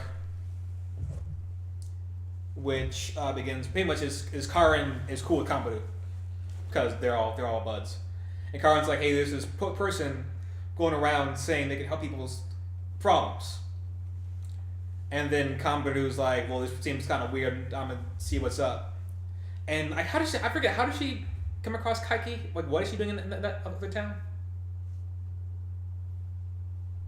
I can't remember either, actually, because I watched it quite a bit back. I forgot she went to that town. I forget why she went to that town though. But she's in the town and she meets Kaiki and like she just fucking books it. Because Araki and Senjigara say if you see Kaiki's fucking run, Kaiki's like faster than her. So it doesn't matter. But Kaiki pretty much tells her that like I think he like wanted to date or dated her mom. Gaian. No, not Gaian. Gaian is her aunt. Yeah, it's her aunt. I forget her mom. She went to that town, I think, to meet the girl. Oh, she did. She's looking for her. Yeah. And yeah, she went to go meet her, but she met Kaiki instead. And Kaiki was like, "Hey, I don't do this very often, but since you are a family friend, technically speaking, if you need anything, let me know." And then she meets the girl. I forgot what her name was. Let me go find her name. Kaiki told her to. No, Kaiki. Was he saying that he didn't know about the other devil parts, and he was lying about that, or was it something else? Well, he said he never really believed in spirit stuff in the first place, but he can bust ghosts. There was something he basically like blatantly lied about. Like he didn't know about something, but he did. It was about her. He knew that the girl she was going to try and talk to was the one collecting the devil parts. Yeah. And he's like, I don't know her, but he did. Yeah. I mean, yeah, she's pretty much the devil helping people's problems. But the simple and brilliant thing about the whole thing is that her policy is she will help with problems unless they're too big or too serious. That she'll tell right authorities. Yeah. And she's like, all I do is listen to their problems, see I'll take care of it, then do nothing. Yeah. And then find out that later people are fine. It's like a weird allegory for like religion. The whole Jesus take the wheel thing. Yeah. Like, get my problem with Jesus, and everything will be okay. And that's the same thing. And her ultimate goal was to collect all the devil parts. Yeah. She wanted it just because she felt like was to have power or something like that. Yeah. But I mean, I like had epiphanies. Like, just let go of the problem. Like, yeah. I should let go of the problems. Thank you, base anime. Fuck my bitch anytime. I mean, it was really incredibly clever. And to find out her story about how she broke her leg and then she just kind of went about, she helped a friend out by listening to their problems and by lying saying, I'll just be okay, I'll help you out, and then I don't know what to do. Then her friend was better and she said she'll help her out even though she didn't do anything. I personally liked how she was like, they think that their situation is somehow shitty and they'll talk to me, right? Who's clearly in a shittier situation, but they want to find someone who's in that shittier situation so they can feel better about themselves in the process. Yeah. And it was so cynical, and she's like, but I found out that I just enjoyed it. Yeah, I mean, the writing again is fucking top notch. Like, no show this season comes close to it. But you find out later that Karen looked her up and found out she committed suicide 3 years prior. Yeah. So, Zankyou, who knew this girl from basketball, was talking to her ghost. Yeah. Pretty much. And then later, Agi shows up because Zankyou goes on a run forever. Because Kambaru. Agi shows up and it's like, hey, let's take you back. What are you doing? Like, you're not acting the way I typically see you act. You're kind of taking what people say more to heart nowadays instead of just ignoring what you're saying, just doing what you're doing. Which I didn't agree with that, personally. And then, as to fulfill a quota, she's like, by the way, you can always have a good time with me, if you know what I mean. Yeah, exactly. But, also, the... Araragi driving a car through me for a loop, man, I never would have expected. Also, I forgot his fucking hair got long and shit. Yeah. I also, like, Nomachi being, like, kind of lesbian, like, hey, kind of getting it up on her.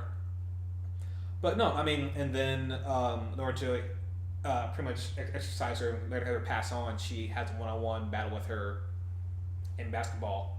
And man, Kambaru can jump real high. Yeah, I forget what happened actually. What happened to how did she just beat her? Oh, she passed the ball to her, which surprised. Yeah, that's right. Yeah. Her, yeah. Then knocked the ball out of her hand, spin around her, and win for a dunk. She's like, you never thought it was actually a team game. No one ever passed to you. But she was a defender, so they were not really a big issue. Yeah. I mean, and then later talks to Aragi, and then she cuts her hair, and she comes back normal. I mean, I love this. I love the whole thing. Then again, I'm biased with Monogatari because obviously. I mean, Monogatari's second season. What? It was 2 seasons ago, right? It was 20. It ended 2 seasons. 2013, I think. I think it. Yeah, 2013. It started. It was not in 2014 at all. No, it's the second half. It was 2016. I think it started and ended in 2013. Matt, do you remember? No, I think it started winter. It started fall and ended winter. Let me go look. Talk about yourself. Because I'm pretty sure, was it the best show of its season? I think I chose it to be. It was my best show this season. It was probably my best show. Well, no, Attack on Titan was. That was not this year. That was last year. Same season? Same No. year. No, Monogatari's second season started on July 7th, 2013, ended December 29th, 2013. Well, shiver me timbers. So it was summer and ended winter. So what were we getting then? Attack on Titan started Spring. around the same time. Spring. So it ended when Monogatari started? No. The latter half of Attack on Titan was the first half of Monogatari. Yes. I must not have rated it first for that season, but the latter half, it must have been the best show that season. For when? What I'm saying is that I love Monogatari's second season. I think it was the best thing since the original Bakemonogatari. And it started in the back half of Titan, because Titan started in April. Yeah. I mean, Monogatari was my best show of last year. Straight up. So I don't think about that, but yeah, it might have been. That being said, I do think Kanbaru's arc was the weakest of the second season's arcs, the second series' arcs. But that being said, yes, it could still be a top 5 if I had actually included it in this season. But since it's pretty much an extension of that, it doesn't count. Yeah, But it's still my favorite anime material of this season. Yeah. Even if it will not be like written article, more or less. But I give this OVA / conclusion a B+. Without a doubt. I give it a... Matt, did you watch it? Yeah. Give it an A? A minus. Okay. What do we have next up, Mike? Hanayamata. Okay. Real quick. This show... If there wasn't anything dramatic happening in this show, they'd put drama in. What happened? It's like they had an IV needle of drama always stuck in the arm of this show. Oh, yeah. It was stupid. I wanted to watch this show to just see some cute girls doing cute things, dancing, learning the yosakoi, and clicking their things and having a good time, practicing, and boy, they did like one yosakoi festival at the end of the show, and everything up to that point was drama. What kind of drama could there possibly be? Boy. Well, first there was like the purple hair girl getting jealous of Hana. By the way, the main girl is a girl who's half American, half Japanese. Her name is Hana something Fountain Stand. What? I'm gonna go find her fucking name now. That's pretty great. It's Hana F Fountain Stand or something. That's I love it. Stupid. It was funny, and like I love characters like that. Like I liked Karen and Alice from Kinero Mosaic. I wanted this show You're to be... right, it is Fountain Stand. Hana F Fountain Stand? Hana N Fountain Stand. And Hana N Fountain Stand. But basically, like, her longtime friend, the girl with purple hair, was like jealous that, she's like having a good time with Hana. But then, like, the other characters? What's the purple hair? List off. Just list off characters' names. Tommy, Yaya, Naru. Naru's a main character. Yeah. I thought it was Yaya. Yaya. There should be 5. Because Tommy's the... Yaya, purple girl, yeah. There should be a 5th name. Let me go find the 5th name. Girl with glasses. Girl with glasses. Is it Machi? Good enough. Doesn't matter. Machi. Yeah. Okay. Yeah. Her band, like, she went to this audition real early on with her band school club, and it got shut down. They didn't make it. So she's like, well, time to disband the club. But she's like, no, this club's all I have. And then she starts seeing Naru and Hana having like a good time with their yosakoi. Mm-hmm. She's like all jealous. She's like, fuck you. It got to the point where Yaya literally slapped Naru during a conversation, and they didn't talk for like a fucking episode. Great. And then they got that shit resolved. Like, Yaya reached out to the truth, got her true feelings, whatnot. And then after that, it was all about like the student council, Machi. Mm-hmm. She's basically like the student council president or whatever. Yep.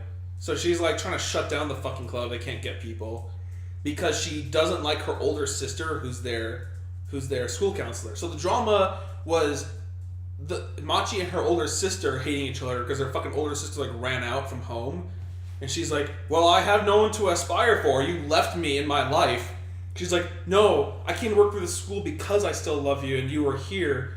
So that took like 3 episodes. So they finally figured that out, and then because they needed some more drama, then it was like, "Oh, we're practicing for the fucking Yosakoi festival. you didn't submit the fucking application. Oh no, we can't get in. That got resolved in 15 minutes. But then Hana's mom came back and she's like, Hana, we're gonna make our whole family again. We're gonna be a family again.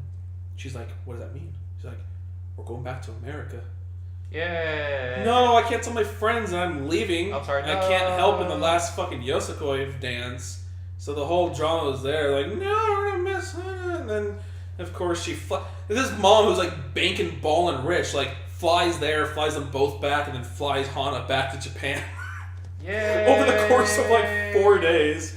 And she like fucking hauls ass to the festival, and that's the last episode. She makes it. And she's like, Mom, I want to dance Yosakoi after all. She's like, why did you just tell me? I'm like, why didn't you just tell her? You could have skipped 3 episodes of terrible drama. They need to get to the episode mark, Ruben. That's what happened. So this show was like a C+. That is great. Jinsei. This was nothing. Yeah, that show just. Yeah, we'll go on a Jinsei. This show is actually at times kind of funny. It was kind of funny. The main guy, he's in a. He's club. part of the journalism club. I'm trying to remember if it's his sister or something. It's a journalism club, but this white-haired girl runs it. Yeah. She asks him to make a life advice column, and he needs people to help him. Right. So she gets a girl that's good at humanities, a girl that's good at Sports. athleticism, and a girl who's good at math and science. And so they get these problems given to them, and they all come with their own unique solution. And of course, that never goes well. Nope. And that's where the comedy ensues. You know what I wanted this show to be? And I'm probably a horrible person for wanting this. I knew I was never going to get it. I wanted this show to be about them solving like really dark issues. Like That'd be a little too serious. like people bringing in like really shitty problems they have in life, and them actually. It was really like, just helping kind of them. dumb, pedestrian shit. Yeah, but it of course, like I expected, it was gonna be just comedy. So basically, when they have these problems and they try and solve it, they pretty much go out of their way to like act out these solutions. They go deep into it though. Sort of. They defend their points. They do, and then they kind of do something that like visualizes their problem solving, and And then they and of course they all fucking like the main guy because why not? And then like when they're explaining when they're reading the prompt for the issue, they just like speed right through it. Yeah. Let's get to the- That's actually pretty funny. Yeah, I mean, Congratulations to the subgroups for fucking translating that shit. But not a lot to say. It can be funny, but a lot of times it's just repetitive and kind of pointless. I'd give this show like a better than Hanayamata. So let's do B-. We'll do B-. the show is fine. Whatever. What is next on this? Hey, what's up, doggy? How far did you get into it? Like episode 6 or so. Okay. Like one episode, like they had the little game show to decide who's the first, who's be the number one. Yeah. And then they had the little thing. They went to the beach, and then I want your crabs. Hey crabs, oh, stick this between your boobs because this is a muscle. Yeah. It was whatever. You turned it off. God damn it. Because No, I don't believe it's you. getting slower and slower, and I'm starting to see the blades better. What's up next, Mike? I'll keep a look at it. What's up next, Mike? Persona 4, the golden, the animation, the golden. The golden animation, the golden? Yeah. Is that what it's called? Oh, It's Persona 4, the golden animation. Yeah. Fuck. Well, whatever. This was just pretty much fan service for the original show with Marie stuff. You could tell in episode 1, he got off the train, he's like all smirking. I'm like, yeah, he's gonna young life all over the city. Yeah. And then he kind of does, but also kind of doesn't. I was hoping they'd go back to like where they went to the where they had the what's it called, the school trip, where they went to that club. I thought he'd be swagging even more there, but just skip right on past that. Well, it's Which essentially he's talking about when they went to the island and they Went to that. they had that they pretended like they were drunk, Yeah, I went to that nightclub. but they weren't really. It was great. It's where they played King's game. Yeah. They didn't do that in the golden, did they? No, No. they didn't. But They he's talking should've. about he said it would have been cool if they did. Yeah. Yeah. But he was all swagging. yeah, because it's essentially like New Game Plus. Like you assume He's max. that in this whole season his stats are just. Yeah. I mean, they pretty much are Doesn't too. really showcase it a lot, really. Except when he's trying to balance out, like, trying to get girls with Kanji and Yosuke, and then also trying to help the other girls do the fashion thing. That was fucking great. That was good. That was real good, Yeah. but I didn't think that shit. I think it's just kind of few and far between, honestly. Because I didn't really care about Marie at all. I didn't give a fuck about Marie. I feel like she's a pointless character. Like she actually is bad for the show because I think she is. like I said, Because she adds like an era, like unneeded drama to it. That's what I think. yeah. There's a good two and a half episodes where it's just pure drama with her, and they were really unwelcome for me. My problem with Marie is that one of the things I like about Persona is they don't use like that tsundere stereotype except for Kanji. Like Kanji's the tsundere of that group, Yeah. and then like, you know, the show needs a tsundere. I'm like, no, Yeah. it doesn't. You know what the show needs is a paycheck going to Kanahanazawa's fucking mailbox. Keep getting them checks. But I did like one thing in the show, and you liked it too, is the 2 episodes devoted to Adachi, his backstory. Yeah. Those are real good. And some of the episodes are funny and fun to watch, but Yeah, a lot of like- it was really superfluous.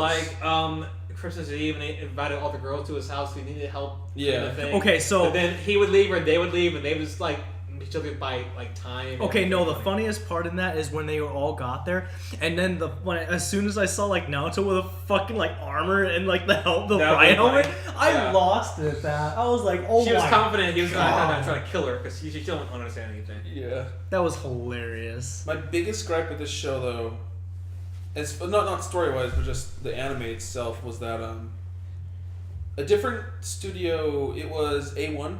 It won. This animation sort of sucked. Compared The quality to was kind of ass. compared to AIC AIC Build or Plus. AIC Plus did the first season, which was really good. But this animation was kind of garbage. A Yeah. lot of the There were points in time where I thought their faces looked kind of derpy. oh yeah, I mean that's just Like, that's actually- just the base of the problem. But yeah, you're right. And I feel like that studio was just putting all their eggs in Aldnoah Zero. They're like, we don't have time to make this look good. Just put it out for fan service. That was the right call. I mean, it's a good call. But how about just letting AIC Plus doing the Golden? Like, why do you need to do it? Because it wasn't that Well, important. supposedly, I just recently read somewhere, I don't know if this is true or not, but AAC is like no more, or like they're not, or they're having they dissolved, or they're Well, I thought, the way I saw it was that A1, AIC Plus, AIC Asta, AIC Build were all subsidiaries of Sony. I don't know if that's true, but I don't know either. I'll I research it at don't- one I point, don't. but yeah, well, that's the thing. Like, I always kind of question. Like things when the second season or are done by like a different studio, but it's the same like title almost. That always kind of worries me just a little bit. Which, by the way, I'm gonna say real quick, makes me real scared for this next season because we're getting season 2 of Psycho Pass, and it is not Production IG. Who is there? That scares me just a little bit. Now, okay, so the fact that I heard it wasn't Production IG scared me just a little bit. Then when I found out who was actually doing it, scared me a little bit more. JC. No, it's Tatsunoko. Who? What did they do? it is Tatsunoko. The most recent thing they did was, I watched it. Oh my god, what was it? I watched it. Fuck. It was like last season, I think. Last season? What? Sato Tsunoko? Gachimon crowds. That was not last season. Did though. they? It Was wasn't. it Sawyer? No. But I'm just saying, Mike, that's one of the other shows they've done. Dude, not worse than that though. Log Horizon Season 2 is being done by Dean. Is it really? That's what I heard. Wasn't the first season done by It was done. For some reason, I want to say. It's not a big they did a really good job, but I don't think it was a big company. It was Oh well. Oh yeah. Wake Up Girls. no, that was Studio Ordet. With Ordet, co-production. So Well, it was Ordet's production. It was not that show. Gachimon Crowds was 2013. Skip Dance in 2012. C in 2011. Okay, I guess. I mean, that's- C was a good show, just written poorly. Skip dance is skip dance. Tatsunoko might be helping with Psychopaths. Oh no, they made fucking ping pong. Oh, that's okay. They made ping pong. Yeah, Oh, no. that's what I saw. I'm not cool with this, guys. I'm really not cool with this. See, and that's what I'm saying. Like, But Gatchaman was good. It might not suck. Like, I don't know. I also believe that production energy might actually have a hand in it still. I can't imagine them just handing the whole thing over. Because Psychopath was pretty, like, you know, Excellent. good and popular a bit. So I can't imagine them just handing it over. well, it's funny because like I'm looking at the I want to bug. This is gonna bug me with the Log Horizon. I know the studio that did it. But what show were we talking about again? This show right now, Yeah, what are we talking about right now? Persona 4. Persona 4. Are we? Are Oh we? yeah. Let's try. Anyways, okay, whatever. Show is a fucking like B plus. Show yeah. is a C plus to me. I didn't like it all that. I mean, I thought it was gonna be less drama and just more young life and all over the place, and not so much young life, a lot more drama. Not really my thing for this type of fan service-y show. Did you watch the last episode? I'm not.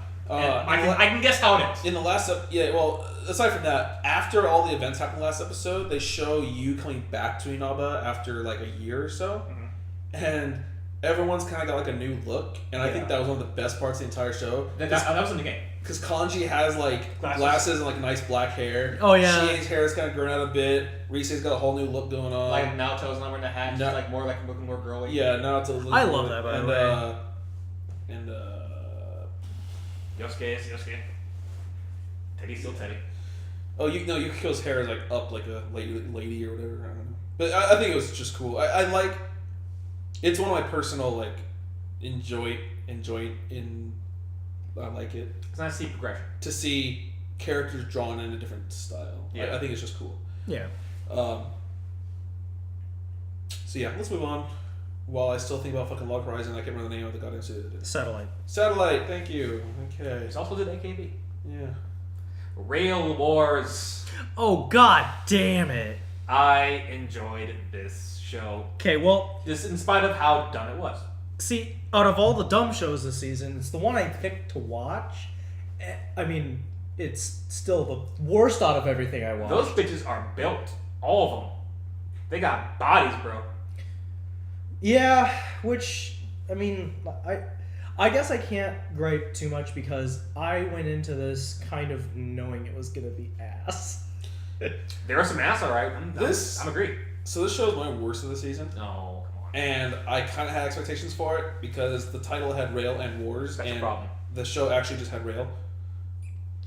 Well, there are some wars for that rail. They want the rail, they want the main guy's rail, and they wore it. Oh god. Let's talk about the animation.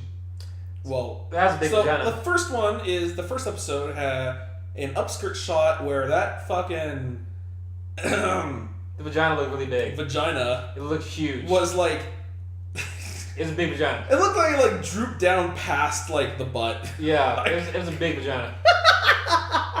It It was so big, I took a screenshot and said, guys, look how big this vagina is. This is a really big vagina. the second huge animation mistake was the one where the bad guys like hijacked a rail, the train. I think it was the one where the prince was on it. And Oh, you mean like the princess? sorry, the prince, yeah. And the red haired girl, whatever, no one fucking cares what her name is. Aoi? I'm gonna go find. It's Aoi. She had the best ass in that show. What the fuck talking about? And she was running up to this guy who had like basically an Uzi and was like firing at her. And she dodged it. Not only did she not get hit by it, but the scene where she like got close enough to him to kick him, the noise of the gun still firing was happening, but the gun was not actually firing. Oh, I didn't notice that. That was the second big one. And the stupid thing is, she leads on that she got injured later on, but she hasn't told Takayama yet. And then he's like, what's wrong? She's like, I can't make this jump. He's like, why? You're like, oh good, she did get shot. She's like, I think I sprained my ankle. I'm like, fuck this fucking garbage ass piece of fucking God. You were God. Fuck. The show makes out to be like a security guard for the railways of Japan to be the most fucking dangerous job in the world. Yeah. They're given to high school students. But not... like fucking deactivating a bomb underneath a pet carrier. Oh, and like fucking terrorist attacks. It's like rail terrorism is not necessarily a war. What we wanted to see was like trains going next to each other and people were like firing it and like trying to like take over like train stations and shit like a war. We wanted rail wars, not rail CTU anti-terrorist division. Also rail harem. And even the Pop Idol check wanted fucking Takayama. Pop Idol was hot. God, everyone on that show wanted every bland ass main guy's dick. None more than the red haired chick who was just like dripping of and she was like, I want your dick, but I don't want your dick, but I want it so bad, but I don't want it. And then there was, I mean, he wasn't the only guy, but the other guy just really didn't matter. He's he's just your typical like. He was a muscle. I actually liked him as a sidekick character. Which is really unfortunate. I usually hate like the silly male sidekick character, but I liked it. He just reminds me of Akihiko, and I'm just like, oh. Well, he's not as cool as Akihiko. Like, yeah, sports, Call of Duty. I don't like characters like that. They're so dumb. It works out. Don't fucking hate. They're so dumb. The third and final big animation thing that I noticed, and I think everyone else noticed it too. Last episode, there's a scene where Takayama and Haruka, big was it? We're talking. They're all big boobs. They're talking, and their mouths aren't moving. That was. I rewatched it because I thought maybe it was like they were like thinking something in their head. No, they were actually like talking to each other. I went back because I thought my player might have been lagging.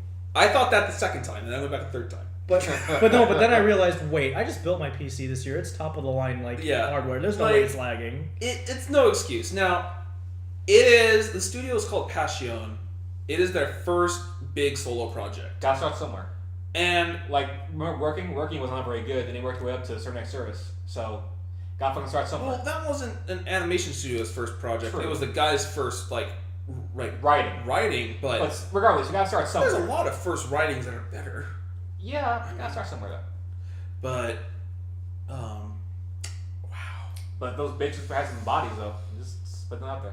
But it's just another one of those like shows where you objectively know it's not good. It's not good. You go into it just for funsies, but it's. I had my finger pressing Alt a lot of these episodes and hovering over F4 like a lot. Like I actually was very close to dropping this show like 3 times, but I was like, I'm gonna get through it. Like the episodes where they're on that green little like cart trying to deliver like the I thought that was organ. Cool. Dumb but cool. They were just doing that for 2 episodes fucking straight. I mean, lean over, push the right side, lean hard, you get push the left side, defy the laws of physics, Yeah. and put yourself and you should be dead. Except in like tremendous danger. Tremendous danger, and all the while they gotta make sure to keep that etchy moments of falling on each other and touching their boobs and stuff. Yeah, gotta make sure we have plenty of that. This show was shameless fan service. It just pissed me off to know this show sucked. And I still have on the show. I give shows F. I give it a C-. Oh, good God! I gave it. I have not D. rated anything under a 6 in a while. C-. Actually, no. Sorry, Mahou Senso. It was. Yeah, this. I think it was 1. Okay, I give this an F plus because Okay. I'd rather watch it over Mahou Senso.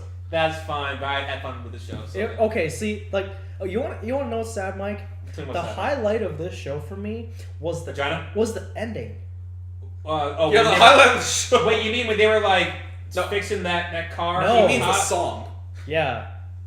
Oh, the ending was fucking awesome. Yeah. It's rad. It made it to my iPod, so Yeah. Yeah, no, seeing the credits in the last episode was the best part of that show because it was done. Well, the animation sequence for the ending was cool too. It was done. Yeah, it was. So it's like, that's where we. It's one of the best ending themes of the year, without a doubt. It's like, whoops, that's where we blew the budget, guys. Yeah. Yeah, they did. Oh God. But whatever. I was so I like glad. it. Let's move on. Show sucked. If you like train, okay. If you happen to be a train otaku, which if there are any in this world, good luck. But then this show might actually be for you. Next up is Invaders of Rokujyouma. God damn it! Rokujyouma no Another Shinryakusha. dumb comedy I didn't even show. I didn't even want to start this one. Which I'm sitting up for now. No, I didn't even want to start this one because all I had to hear was big-breasted ghost, and I'm like, nope. No, you're wrong. The Earth? Flat-breasted ghost. Yeah. No, the big breasted one was the one from the Earth Kingdom. Okay. By the way, they not Earth Kingdom, like the girl who was like the Shrine Maiden. Yeah, Earth Kingdom. Earth Kingdom. You know, here's the thing. Then who was it going to space? The Space Kingdom?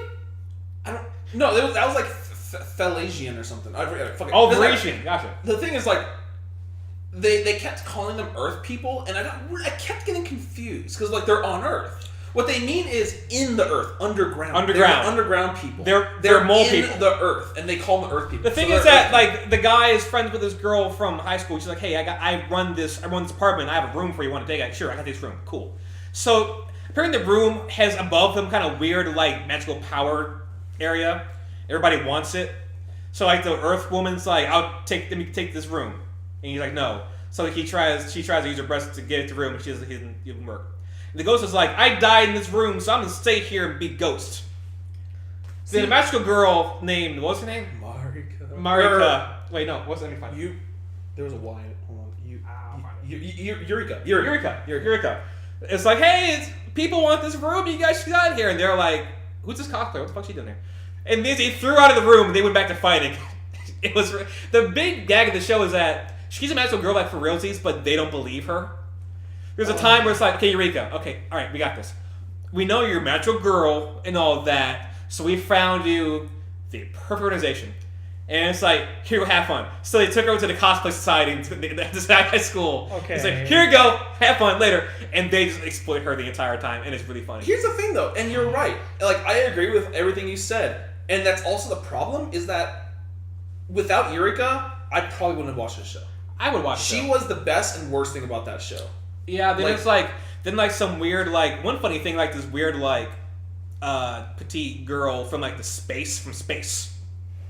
Oh my Comes God. by and says, hey, I need this spot, so all you go fuck off. Spaceship, fuck them all up. She's about to fire them to the spaceship and kill all of them. But like, they grabbed her dress and pulled it above her head and tied it above her head so she looked like a tulip. Yeah. So they call her Tulip from that point onward. Now it's really funny Princess to me. Tulip. Oh Yeah. my God. Okay. It was really fucking funny. I'm really glad I didn't watch the show because this is, like I said, this is another one of those like stupid. No, like, you're right. It's totally fucking stupid, but I enjoy myself. Oh my God. The And the landlord lady, the friend, the childhood friend or whatever Yeah. of the guy, comes in and apparently she's just like Well, they super strong. blast a fucking hole through the wall. And she makes them all sign the Corona contract stating they will not grab this place by force. Now they all which, live for in God there. knows what reason they abide to. Okay, yeah. So they play games, like they just play real world games. So first, like I think second They episode play was like, them just what's it playing called? card Like games. an old maid to decide who gets points to stay in the room. And then one of them was like, I'm so sick of playing old maid. They're like, oh, let's do other things. So then they have thing like is- the school festival. That show was the worst. Okay, it was by no means the worst show I've seen this season. No. But it was the worst Silver Link show I've ever watched. It was not a good show. I think it was a fun to me show. I mean, there's a part where they're at this festival and they're like trying to go get each other. They're running like this giant marathon, and episode course. So like the big wrestler girl and like the space girl end up being like in the finals. You have to do like this. You have to get a thing and to do what's on the card. And for the big wrestler girl, it was like find a bra that's B cup or below. Other girls like find a bra that's D cup or higher. Look at each other and they square off in like this weird like high noon type thing. Oh God damn it! That's really funny. But apart from that, the rest of the show's And stupid. then the main guy, he joins a club in school because it just has one girl. It was in like that he knitting or likes. something like that? It was like a home ec club. Home yeah, ec, like yeah. like the knitting club. He likes her. Her and her name's Sakuraba. Yeah. Her and Eureka pair up for this race, and just because everyone was fucking each other up, they just won. Also because Yakuraba got tired, Yurika used her magical powers to bring back her stamina, and they just finished it that way. Yeah. And then there was one time they all went to the beach, and they were like, "Hey, main guy, like what you see? Check out my swimsuit." And then Yakuraba was just there at the beach because she's there, and like she's like, "Oh, hey, but talk to you." They're like, "What the? We're over here being hot. What the fuck is she doing? Fuck that bitch." I mean, it was really funny. I thought It's like clearly everyone who wants to invade that room likes him at some point. But I did not like the little princess at all. Princess Tulip. I didn't like her. She I didn't like was her she helper. was tsundere. Let me go find out if she's voiced by Reiko Gamiya, because I'm gonna guess she was. She probably was. I know that her helper was Sarahami, but Like, I didn't like the characters except for Eureka. Like, that's it. And I liked the comedy around her, and I liked her action scenes. But besides that, the show didn't really make me laugh. Oh, she was not voiced by she was voiced by this chick named Maria Naganawa. But she was Ryoku-esque. Yeah. Well, What's she anyway, done? I don't. That was her first role. How about that? I don't feel like I Okey-doke. missed anything. You did. Didn't. It was stupid, but I enjoyed it my time. I didn't laugh enough at that show. I giggled. I wanted to laugh more. I giggled when they squared off because for bras. That was funny. I think that episode was probably one of the better ones. Yeah, I give that show a C+. Yeah, probably about the same. Next, we got Sabagebu. All right. Okay, now we're gonna talk about a show that actually made me laugh. Talk about that. This show, okay. Oh my god. So first of all, if you're a gun otaku, if you like guns, like this is like everything that a previous show done by Gainax called CQ this show was everything that show should I have like that been. show more actually. No, No. that show sucked. No, it didn't suck. This show did. I'm sure you gave it. I'm sure you gave it a B- if you go back to the tape. But Probably, but you know that what? show was okay. And I liked it more than this show. But this show was funny, and This show was they really funny. and they dealt without they did this all without throwing in the stupid ass like emo bullshit they did with CQ, and I fucking I hated like that. the emo bullshit. I thought it was cool emo bullshit. Also, Well, CQ had a lot of other problems for me besides the bullshit. It had a plethora of problems. but anyways, so I was immediately hooked when I saw the opening, and I'm just like, wait, Ingram Mac 11. Oh my god, that's actually a gun. And then like when it got to her, the main character, I'm like, huh, M9. I'm like M92F, and then in parentheses Beretta M9, and I'm like, these are actual guns, like yay. So, anyways, that had my attention. Then, yeah, the show is actually really funny though. Like I like how this main character, she's like Sonokawa Momoka. She was my favorite character of the season. I liked watching no one more than her Because she she's like- was. She's the most like She selfish, like doesn't give a shit about anyone. She is selfish, evil, cynical, awesome. Oh and my like god, she uses everybody else's stepping stones to get what she wants, but the way she does it though is so funny. Like every episode except for like maybe one or two, I was laughing like almost every scene. Like god, the one that really surprised me though was the one where she got like super fat. I love that in that part where what was the long hair one that was totally in love with her after she like basically NTR'd her to becoming her love slave rather than Maya's. Because remember when Sonokawa first joined, she's like, "Don't touch Maya. I love her. You're not worthy of her." Then she slowly broke her spirit. Are you talking about the one that like gets all happy every time Momoka hits her? Yeah, the masochist. Oh, that's Urara. Urara. No, because she was in love with Maya. Like, she was like lesbian. But then Sonoka slowly broke her spirit. Oh, She's like, yeah. "You will be mine." And then she did, and forever from then on, Urara was her. But when she was fat, and she came to the club room and punched Urara, she's like, "I didn't feel your usual spirit, like, power coming from this." Like, what do you mean? She's like, "Well, normally when you punch me, it looks like you punched me once, but it's actually 3 consecutive really quick punches. But this time it wasn't there." She's like, "You're right, I'm getting slow because I'm fat." And then oh my god, they solved it by having, was it Mio cook? Or Urara? Oh, it was one of them. No, it was the Or was it Maya? no, it was the I don't remember actually. I'm pretty sure it was the quiet, short, blue-haired one. I don't think she cooked. No, she was the Maya. she was the cosplay one. Yeah, she was a cosplay. That's right. I'm pretty sure it was Maya. She's Yeah. like, she made her breakfast, and she's like, "This shit's so gross it makes me throw up." Perfect. You will serve me food every morning. Oh god. And then she got skinny. I'm like, how are they showing this on TV? This is Yeah. exactly what they try to teach girls not to do in real life. Yeah. And it's just, oh my god. I think no, for me and like okay, like let's Oh my one of my favorite parts though, and it sucks because you can't even really call it a character, but it is. It is, but it isn't, and that's the narrator. The narrator, aka the gun shop owner. I loved in the first episode, they walk in, he talks to them, they're like, "You sound familiar." He's like, "You haven't heard me before," but they're like, "You're the narrator." Yeah, and They broke the fourth wall in the best ways in that show. I didn't even notice it, didn't even care, because the rest of it was hilarious. Like, for the first, 4 or 5 episodes, he's just they pause in the middle of the action scenes, and he's like, just to remind you all, this is all their imagination. Yeah, I liked how when they got shot, they just spurted blood out. Yeah, and then they have this weird looking passing out smile on their face when they get pieced out. Oh my god, that part was hilarious. But I think one of my favorite scenes was when they were in the club room and they were watching that mafia movie, and then they reenact the whole entire thing, and how Mahouka ends up winning still. She's like, truce. Okay, bam! God damn it! Samakawa Momoka. I think this show was easily better than C3, Seikubu, and I also liked it more than Upote. I actually did. Well, that's because this show actually made me laugh. This show was such a riot. Upote was just, Upote, I was literally only watching that show because of guns. Yeah. The rest of it is stupid. But this show, it didn't need to throw in fan service. No. And it was still funny. So, Also, I really appreciated that Platy didn't speak, the human language. Oh, yeah, it was just... I like how, he saved the crab at the end of the show, and then the crab kept coming back, and then the crab piloted the helicopter.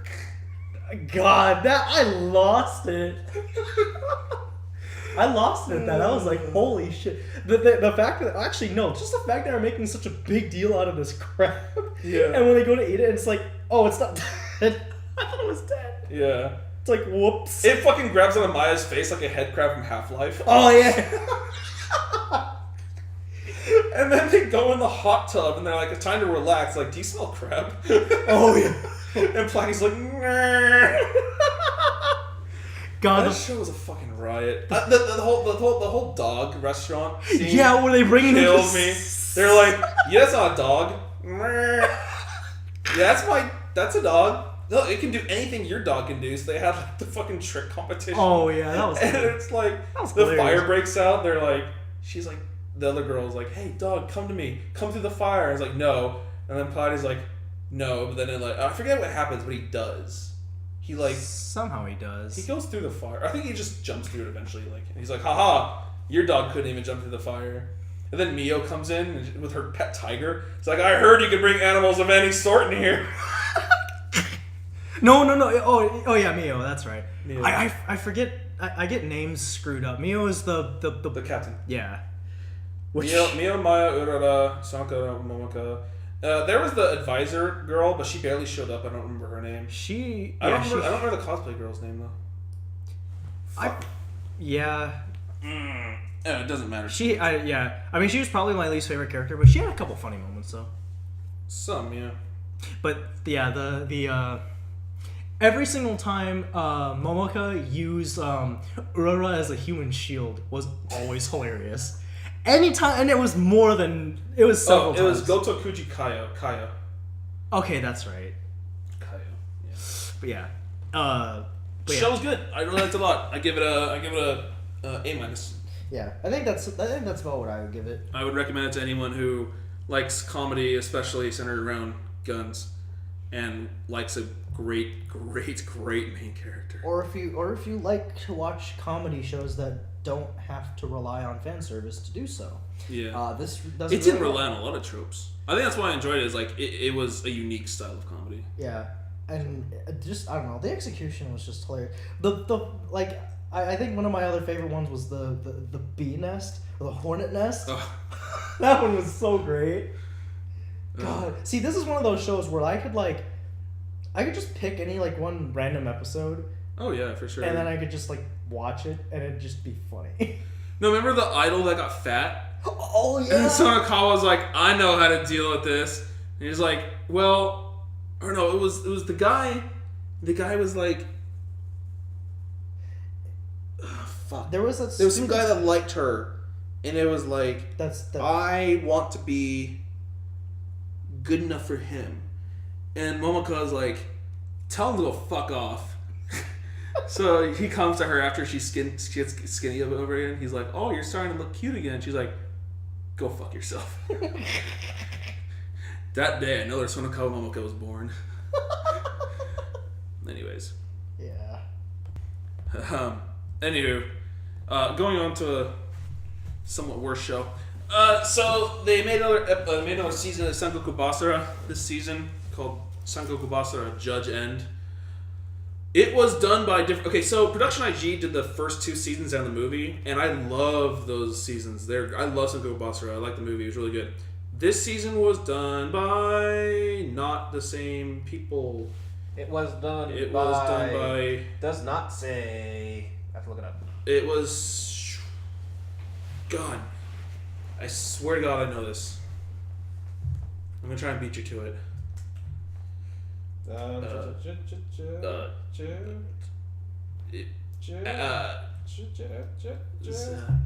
Zabek. Telecom animation film. There should be another one with it. TMS is what it's Yeah, TMS. Telecom animation film. TMS, yeah. Yeah. Oh, also done Pilot's Love Song, Pedal, Wakamatsu Romance, Kamisama Kiss, Zetman. Yeah, so anyways, the animation was a lot worse, and the show, it had a lot less action, and when it did have action, it was really poorly done animation-wise.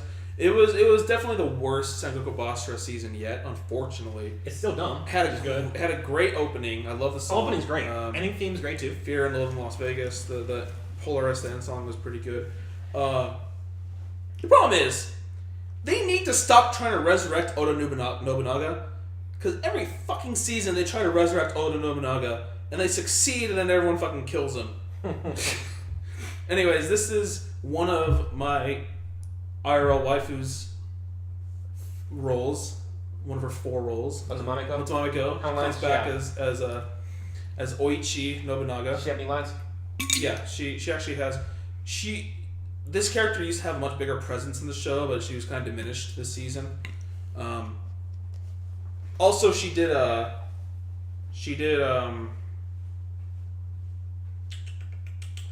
the Count Southbomb's wife in the flashback in Aldnoah Zero. Right, she did. She was that for 20 seconds, and she was Shiele in Akame got killed before she died.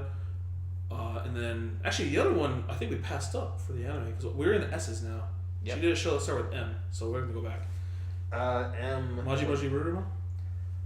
Mamo Kinsard?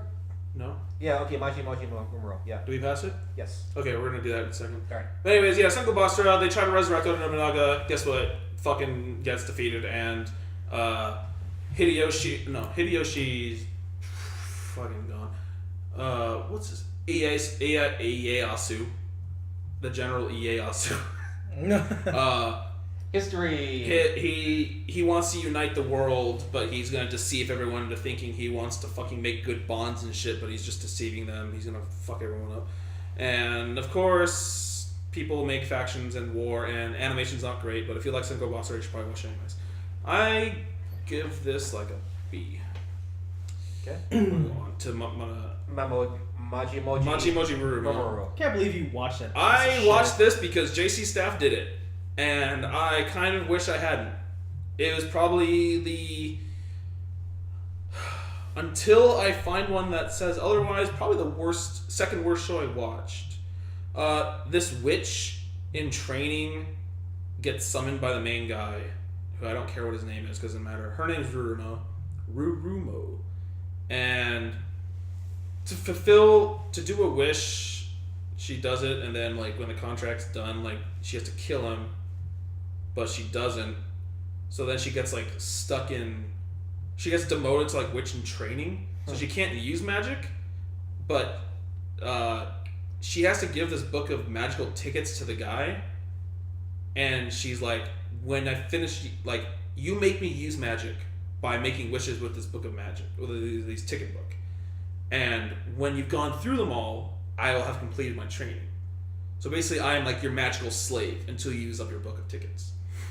Well, her little familiar cat says to him, by the way, she doesn't know this, but much like the previous contract, when you're done with this, you'll die. He's like, fuck. Well, I don't want to die. So he never ends up using all the fucking tickets. The show actually just ends, like in the last episode, like he loses memories of her for a day because she's under evaluation from like the fucking witch committee or whatever, and then they get her memories back, and he's like, "Oh, thank God, show ends." Like that show went nowhere, and it was still better than Rail Wars. God. Yeah, I get like a C-. Sounds kind of dumb. You know who else watched that show? Huh. Anthony Dorsey. Of course he would. That show. Let me think of a redeeming factor of that show. It's got to have one somewhere. Opening theme garbage, ending theme Nope, garbage. both garbage. Well, there's gonna be a redeeming factor. Was there one funny moment? There might have been. But the fact there wasn't one that stands out that you can think of off the top of your head. Kind of. There's a girl they recruited in their little like witch club at school because everyone was like, "Hey, we gotta find witches." Was like, there's this girl that was kind of charismatic. I liked her. That's about it. Okay, there's an episode where one of the student council people was a closet otaku cosplayer, and she thought Rurumo was totally into that because she always wore her witch costume around. And so when they became friends, that episode was probably the best one in the entire series. That's not saying a lot. There we go. Yeah, we're done with that. Watch it if you like shitty comedy Duck it up. and a witch costume. Next, we have Shirogane no Ishi Art Bowling. Matthew. We're going. I'm not gonna say much about this. This is probably one of the shittier serious mech shows I've seen in a while. Is it better than Brickblade? It's Not even sure, huh? no. Okay, it has more going on. Was it better than Majestic Prince? No. Fuck it. Fuck, better not. Or be. no, what's the one with the Valvrave the Liberator. the rape? Yeah, that's that. Is it better than Valvrave the Liberator? No. Okay.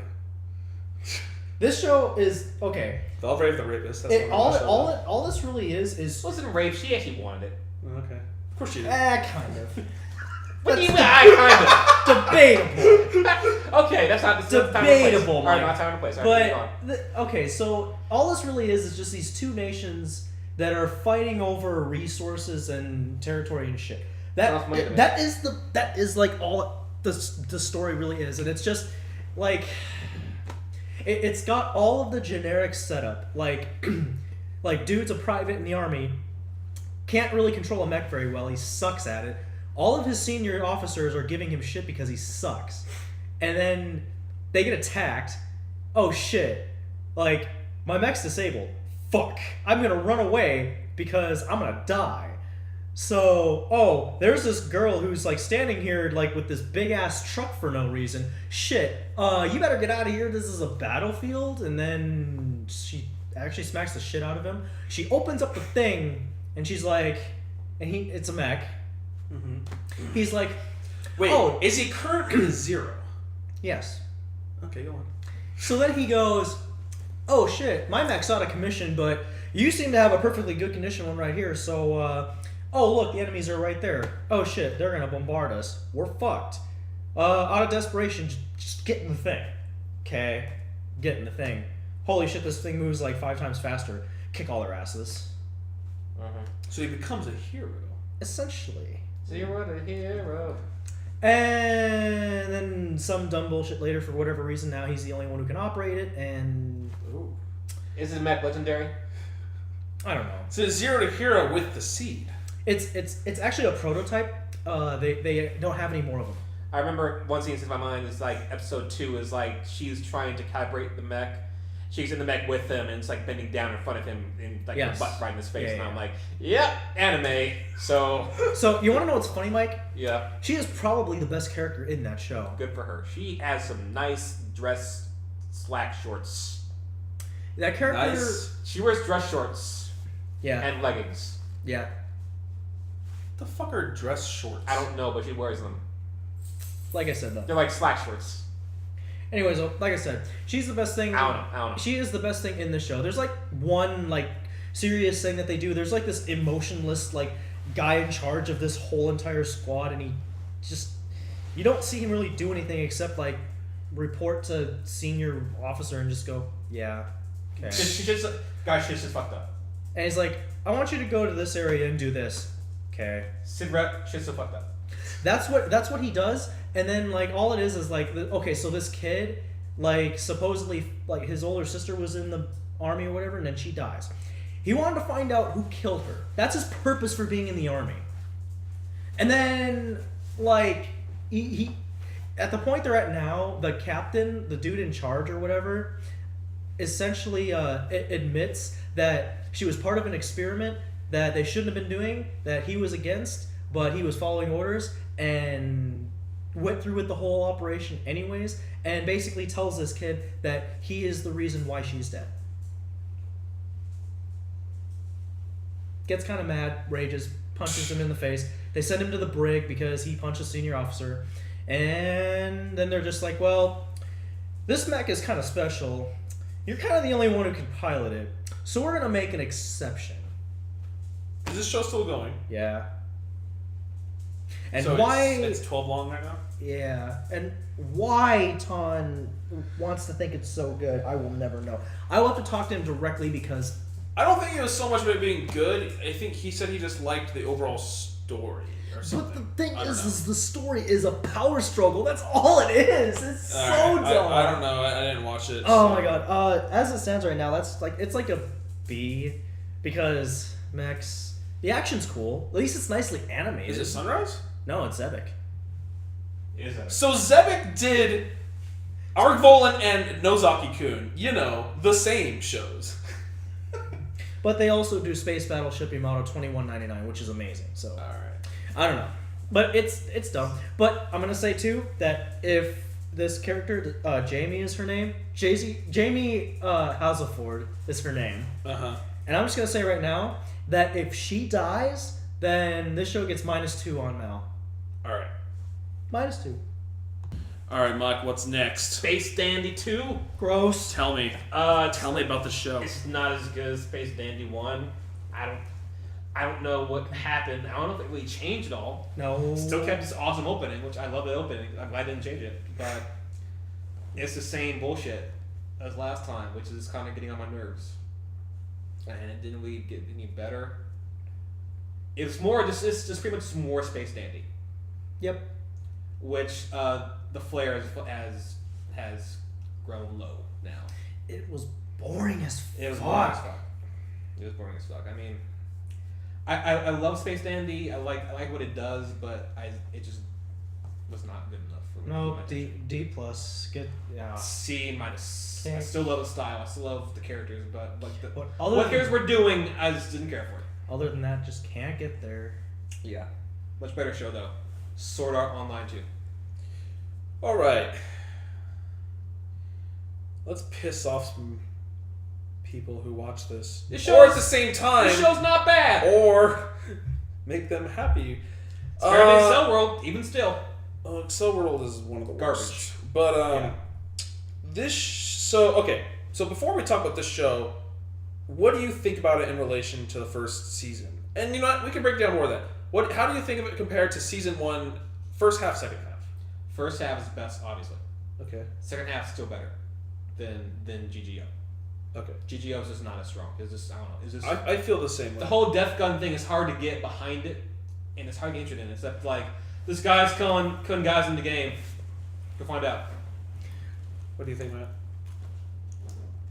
I didn't like ALO, so and also just me personally, I'm like, oh yay, guns. Like it's just I don't know. That it is more of an appeal to me than ALO does. As far as what they're doing though, I think the sense of purpose in ALO was kind of there. Yeah. And in this one, it's kind of It's not more, there. In this one, it's like him just like having to like relive like a past event, and I think that's kind of dumb. Also, and the stakes are not as high. Yeah, because I think the stakes thing was a big thing for Sword Art. Yeah. In first season. Well, I mean, like people supposedly are actually dying, but it's like, Hey, are you? But not no, at the you're same not- rate. But you're not and you're not trapped in the game. Like you can go in and out as you please. So Yeah. there's no, I don't know. It's just like fun for me to watch. Like it's entertaining, but I can't say that it's anywhere near like the best. It can't, I mean, Yeah, it's The first half of the first season is the best That's one. incredible. Yeah. So, that being said, like, this one just doesn't have the tension. Yeah, that's a big thing. There's no tension. But I still have fun. There's less tension. I have fun. There's a lot more ass. There's a Big lot. booty ass. It's not big booty. Don't fucking do that shit. But It's a but butt. they seem to really like focusing on that, which is really dumb. It's a Japanese high school It's really girl's funny. high school girl's butt. Kirito. Well, I don't want to get this yet. I will though. But for me, not something I want to take away from the anime, but I guess the setting itself. GGO seems like a really shitty game. It seems. Why would you create a gun-based MMO where you can see where the bullets are coming from? Literally the only reason that's in the game is to give Kirito a reason to use a sword. True. Yeah. What the fuck? Yeah. Like, well, okay, topical. Destiny. They ain't fucking lines coming out of that shit when I shoot you. You're Like, you're how would dead. you ever get shot? Oh, here come some bullets. Well, I guess they have to have agility matter in some regard. Yes. Unless they make it some kind of weird like perk. Well, no. Do you remember in his first match where the guy had an automatic firing weapon and he had to hide behind the pillar because he's like, oh shit, like I can't dodge all that because he saw where all the lines were going and he's just like, I mean, if we're gonna be game design armchair designers, if we're gonna do that, I would just make it a high level agility perk. also, If your agility's high enough that we can see the bullet lines are coming. also it kind of seems like snipers are a little OP in that game. Yeah. Well, it's like you can't see the first bullet. Well, that's a lot better for a sniper than a submachine gun. Yeah. Well, yeah, and it's like, well, They have crazy ass range. Yeah. well, and the fact that that character is specifically like it essentially one shots you. Yeah. I thought ASO, what did I say? SAO and ALO ASL. were well-designed games. I do not think GGO is a well-designed game, but that's not to take away from the actual anime experience as a story. Also, why the fuck's a sword in that game in the first place? Because Kirito Kirito needs it. Okay. The thing is, like, this is not written great, It's not. and Not and also not. the thing is, like, you have to identify why you're watching it, and I think I'm watching it for 3 good reasons. A, it's still SAO. Yeah. 2, the way Kirito gets involved with women, it's just Ridiculous. comedic at this point. Yeah. It's actually quite funny, and I cannot wait for the episode that Asuna finds out he's been getting real close with this Shino girl. It's gonna be the best episode of the series. For a fucking character and to go whoop his ass. Yeah, and also, although the name Death Gun and like his MO for doing what he's doing isn't really the greatest, I do think that Kirito's epiphany on the matter, it may not be completely true, It was but if it is, too convenient, it's cool. I thought. Because it's like, I did not want them to break the physics of the game, which was this helmet is designed so that SAO could not happen again. This you cannot kill someone using this thing. So how is he But supposedly killing? it felt more Matrixy, which is I was hoping for. The fact that they might have found a flaw in it, they're exploiting it. But that would have been too simple. It's like, oh no, you're wrong. You're wrong. saying Like- you're saying that it's better if he has like some kind of weird like clan outside the group where they just go around murdering people. I think it's cool because the Laughing Coffin members, they knew in SAO they were killing people. They were straight up killing people. Yeah. And whether or not they were that kind of person before SAO started, they clearly weren't in jail. Yeah. But regardless of what kind of person they were, that game allowed them to be the person they wanted to be. They felt that sense of freedom. Like, Freedom. I want to kill. I want to be a murderer. Yeah. And now they're out of SAO. Like, I can't do that anymore. But I really still want to kill people. And some still do. And so it's like, so now they're finding a way that they still can't be caught, and they can still do it, and they can still make it look like it's the game's fault, but it's not actually. You know? I don't know. It's just So yeah, it's Too many assumptions. it's a convoluted way around doing it, but I think it's better than just saying, oh, it had a flaw after all. You done fucked up. Like, that'd just be too convenient. I mean, there are too many things you need to take for granted, like the fact that Death Gun killed that other guy, the weird ninja guy, Succeed.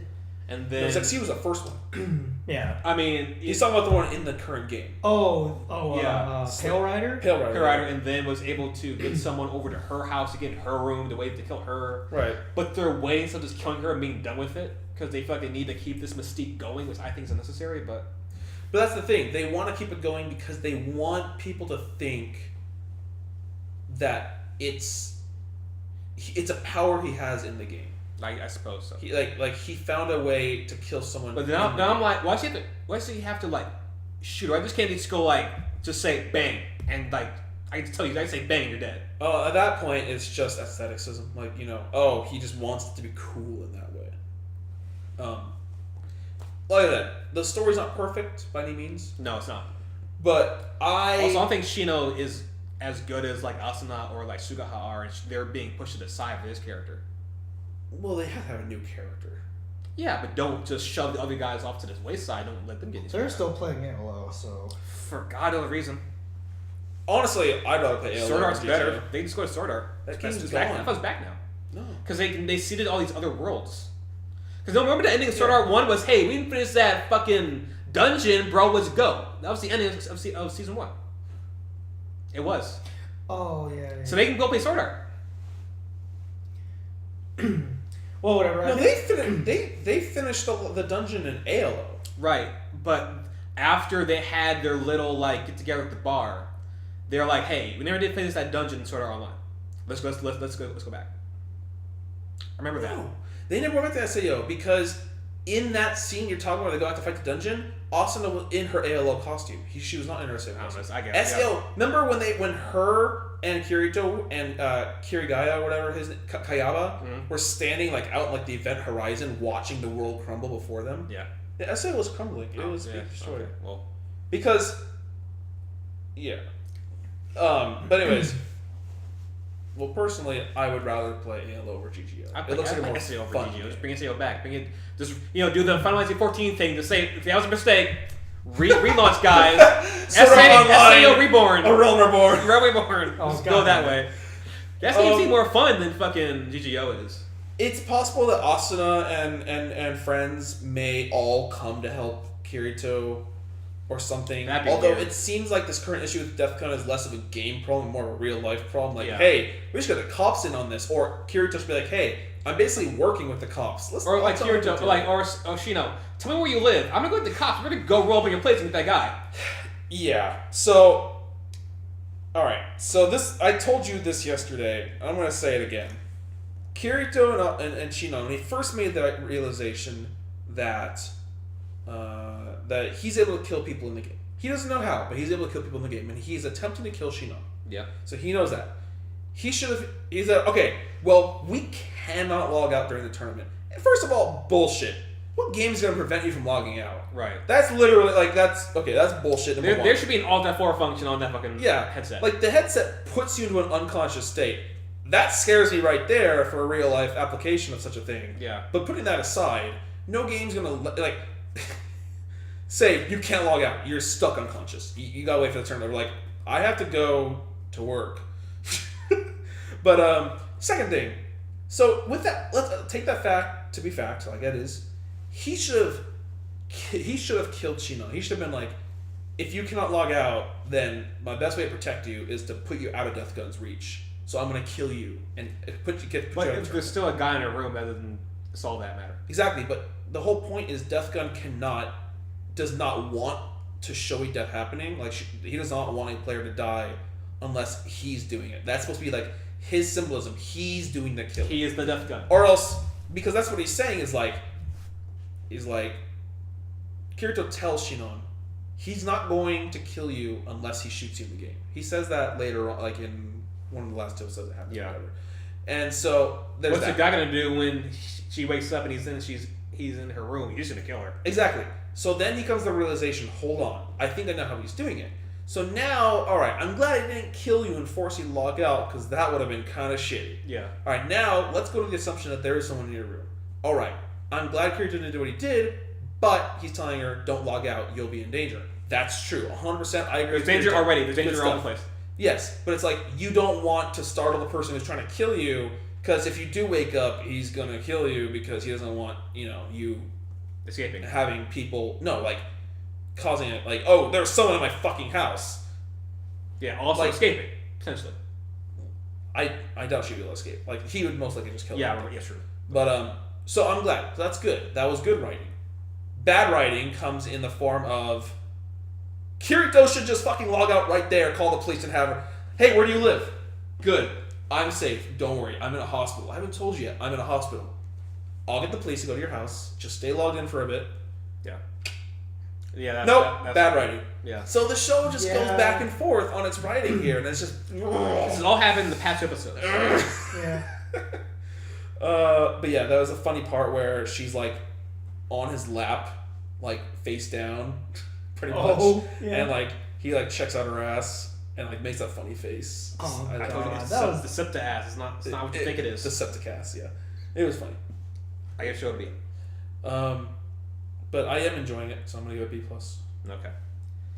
Yeah, Sword Art Online, it's a lot better. Do you have anything to say about it, Matt? I mean, I enjoy it. I get a B plus simply because guns. I'd rather play a game that involves guns than magic and swords and shit.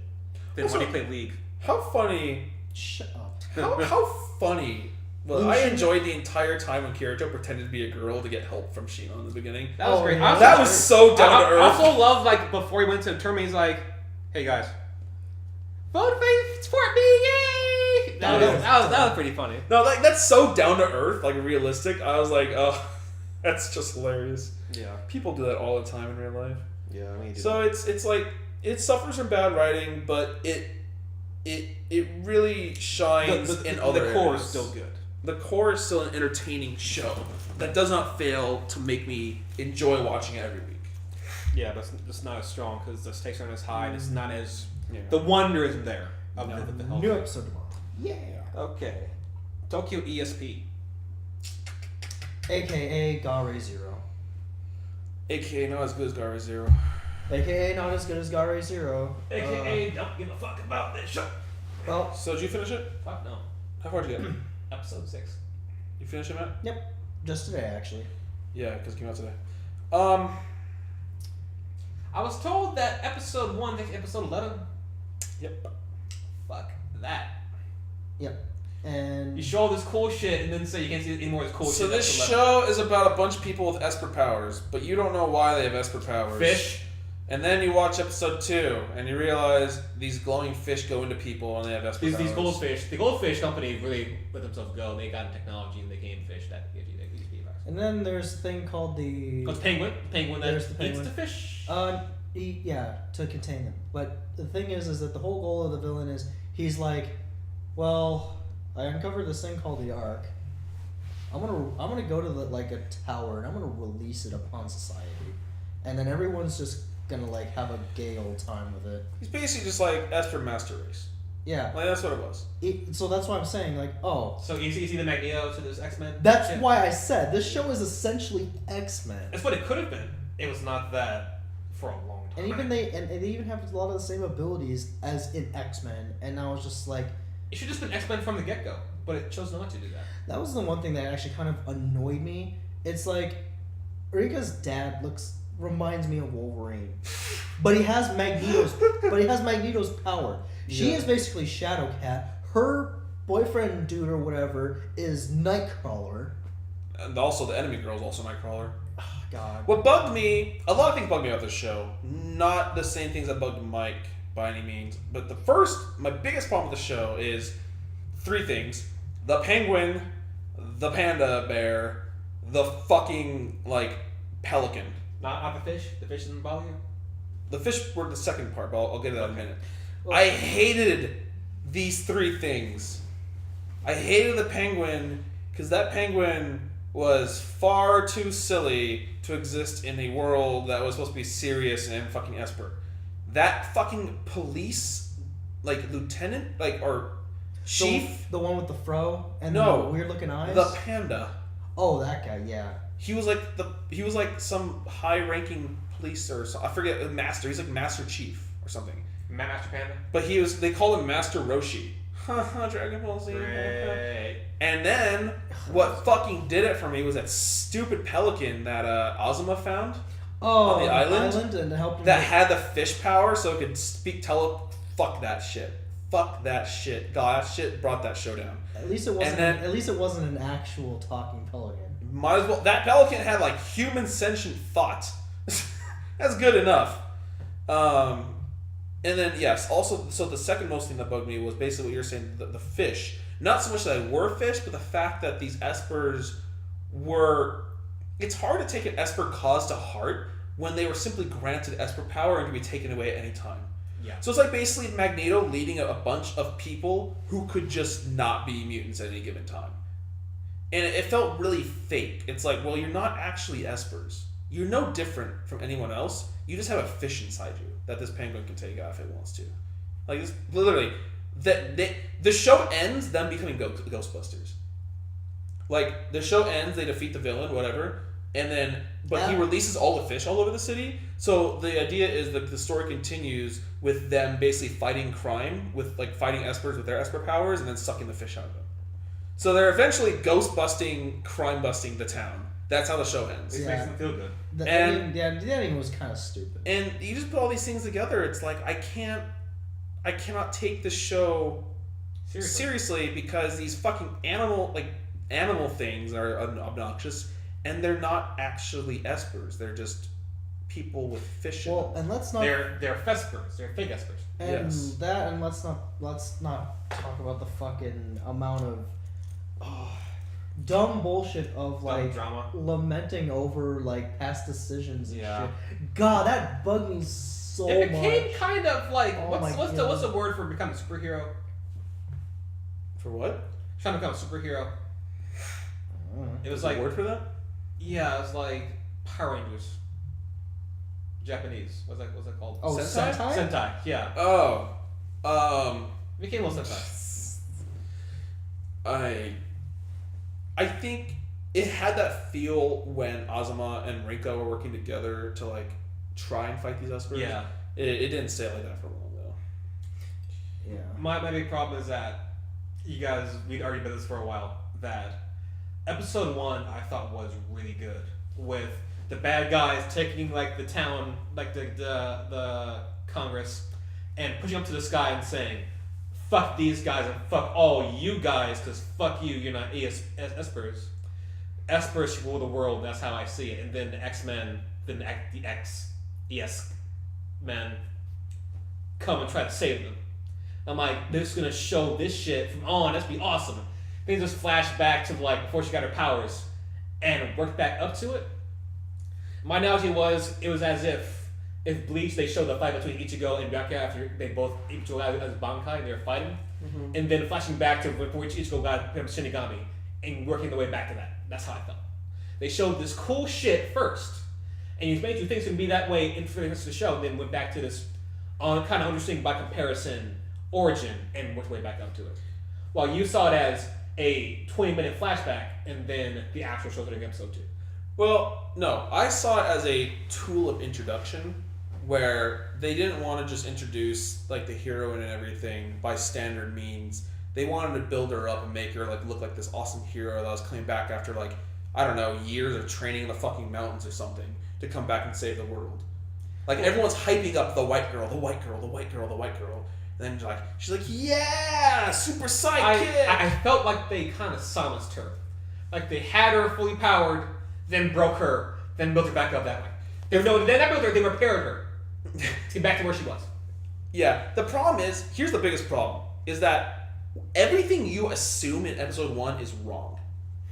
And by the time you see that episode in episode 11, you're like, well, not only can I take the cause to be a true threat, not only that, but she's not actually a fucking hero, because she came back into that fight after just being dejected and like walking around the streets like being chased after the fucking police. Like no one liked her. Like she was a fucking mutant. So she's not even a fucking hero. She doesn't even have her powers in that first episode. I can't take the enemy seriously now. I don't like where she came from. She's not a hero. She doesn't have her powers. And like that's just it. Like now you took episode 1, it was cool. And by episode 11 you made it shitty. So and it's still a show peaked at episode 1. That's a bad show if that happens. It just it was a letdown for me just because like I'm like, oh, like the way they did it didn't surprise me because I went into it knowing it was the same author as Gari Zero. And that's what they did in Gari Zero. So I'm like, okay, this actually makes sense now because this is what he did before. So I'm like, okay, I'm okay with this. But like Gallery Zero was just put together better. It had a better story, Yeah, better character. Like really it was did. just overall better. I it just was really good. the Show. characters in this one, like The main bad guy was really cool, but I don't think he got a lot of screen time at the beginning.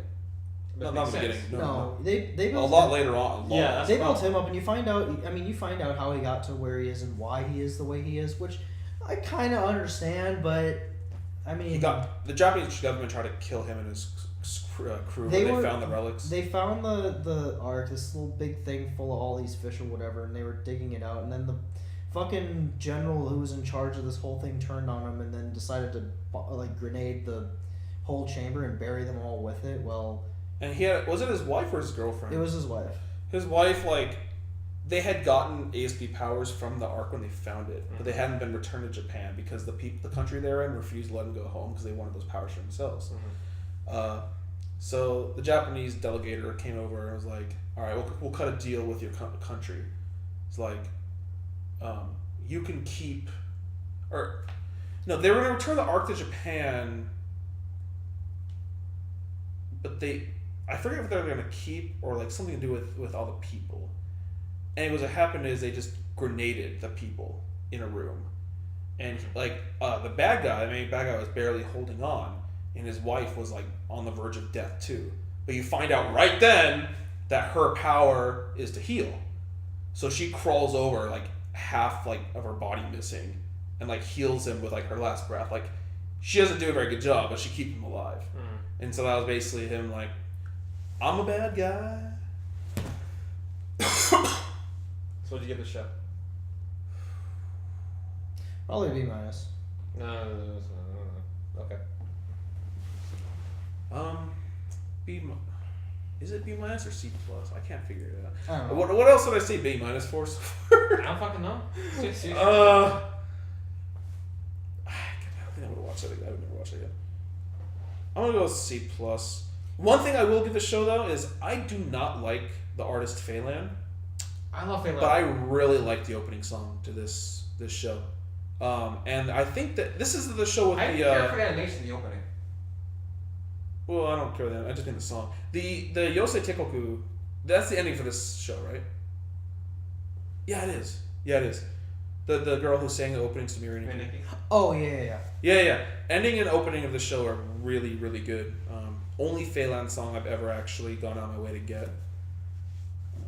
Yeah. But if you like Esper powers, you might like this show. Or if you want to see a Goldfish. lesser work of the guy who wrote Gallery Zero, If you like to watch pandas train people in martial arts. and his name is Master Roshi. Which was so and he talks like Yoda. That's the worst part. Yeah. He speaks like. Yeah, that was. Let's move on. that was Mike, weird. what's up? Tokyo Ghoul. All right, Tokyo Ghoul. This was like, I kid you not, like my dead middle ground for the season. It wasn't by any means the worst thing I watched, It's pretty bad though. but it wasn't anywhere near the best of what I watched. No. Did you watch the last episode? Yeah. All right, keep going. So, okay, there's gonna be another season. It's confirmed already for January. Oh no. I figured as much. God. Yeah. Well, I mean, I knew that. Well, here's the thing. You watch the opening, you're like, why is his hair turning white? When's his hair turning white? His hair fucking turns white at the end of the last episode.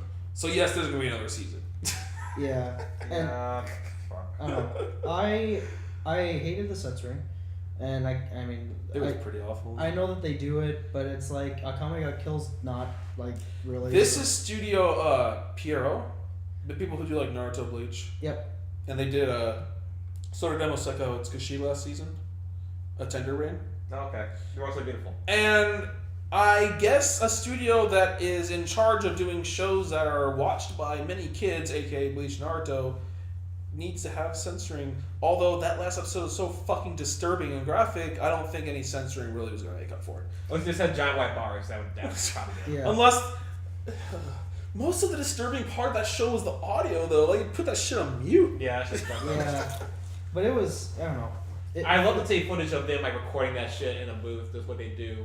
They're just like, ugh. They just took like a pig apart. How they did. Yeah. I mean, it's an interesting world, I guess. It but is. It's I guess it's the fact People who are ghouls and they have to sustain on human flesh to keep alive. that and you know there's good ones and bad ones. I'm like, okay, I get that, but like it's just They still hunt humans though. For and I mean sustenance. like I understand there's a Except coffee. ugh, that didn't make any sense. How does but coffee? They drink coffee. They're good because I don't what. Dude, coffee, the zombie treat. That, The fuck? that's what I said. Like that was like the one thing that really I was just like, oh, okay. I'm assuming you're just telling me I'm just supposed to accept. So that this. guy just lived off coffee for like almost months. No, they're not living off coffee. No, that guy did because he wouldn't eat humans. No. Main guy. What did he eat? What did he eat? What do you... Well, those, eventually- those like bricks of human flesh they had like stored up. Yeah, and, like because I remember the guy the guy that didn't talk very much that trained him, like showed him that little area where like on the road where the railing was like purposely like not there and people like go and get pieced out over there. There's like a stockpile at the bottom of the cliff Yeah. of human corpses, and that's what they feed on. Yeah. Oh, Awesome. That's awesome. but anyways, Here's the thing. The show was mainly brought down by the main character, He was really bad. Kaneki. And I don't think it'll be the same case for the next season because something clicked in his head. But it was a painful 12 episodes to watch this main character be more obnoxious than anyone else. It's so useless. and kind of useless. Kind of useless. And then and then like him like being all like shitty and depressed because He's he useless. couldn't do anything. Yeah. So- But when this show remembered that it was supposed to be a battle manga, it was pretty good. I enjoyed Oh it. yeah, the fight scenes were all really good. They were Yeah. good. I like the side characters a lot. I think Amon and the old guy he worked with, the doves. Oh, Mato? No, Amon. Yeah. Was the old guy Yamato? Yeah. Oh, crazy. They were great. I think They're Toka great. should have been the main character. Toka was cool. She could have been the main character. She could have carried But that she show. needed to be a hybrid. Like, whoever's main character needed to be a hybrid, because that is the point of the show. Yeah. The point of the show is to have the main character, like, seeing the difference between, like, you know, why the humans hate the ghouls, but why the ghouls hate the humans. Like, why there's this conflict. Yeah. And it's like, well, we understand that this world's not fair, but what are we going to do about it, you know? Yeah, and that's kind of where it's like, you know, how do you regulate something like that? That's what made it interesting to me, because it's like, all right, well, this is what we have to deal with, and how do we regulate this? How do we make it to where like both sides can be like okay with it? And I mean, that is the despair in the show. Yeah. I mean, I don't know. It's kind of depressing, you know, that someone just gonna like, you know, you can't walk alone at night because you're gonna get eaten or some shit, and there's nothing you can do about it if you're human. Right. So yeah. But I mean, aside from the first 15 minutes of the last episode, there was never a time where I was like, this show fucking, I want to Alt F4. Like, I never hated it that much. Yeah. I enjoyed watching it for the most part. It was something. Like the chef guy was really cool. The gourmet. Gourmet was really cool. Oh yeah, that guy. The guys who were like Although I fighting hate the that he's ghouls alive still, but yeah. were really cool. Who? The guys who were fighting the ghouls. Like the old guy and like The the younger doves. guy. Yeah. Yeah, The yeah. ones that carry around the briefcases with the things in them. That was rad. Yeah. It was like, how do you like being killed by your own But see- father? Like, oh. But anyways, there's a couple of friends I made in Denver. By the way, after we post this for like Critical D or whatever, if you're following this, or I mean maybe if you see it on the feed. Check out my Tinder.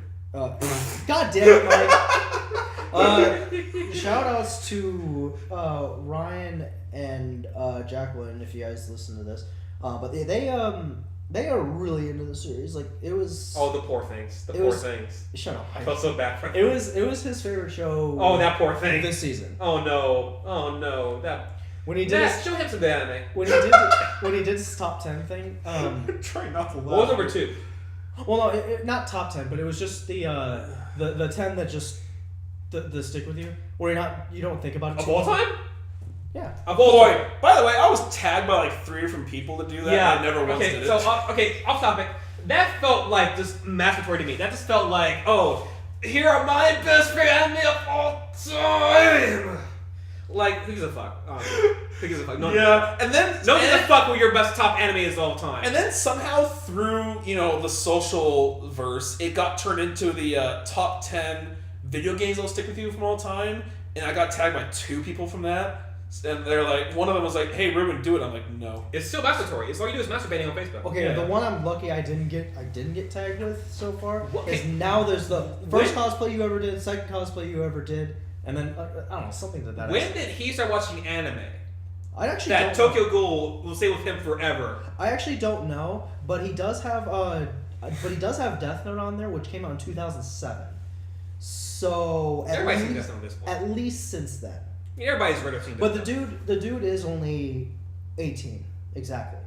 The thing There's is, better like, shows. I can understand that because when it wants to be a good show, it's a good show.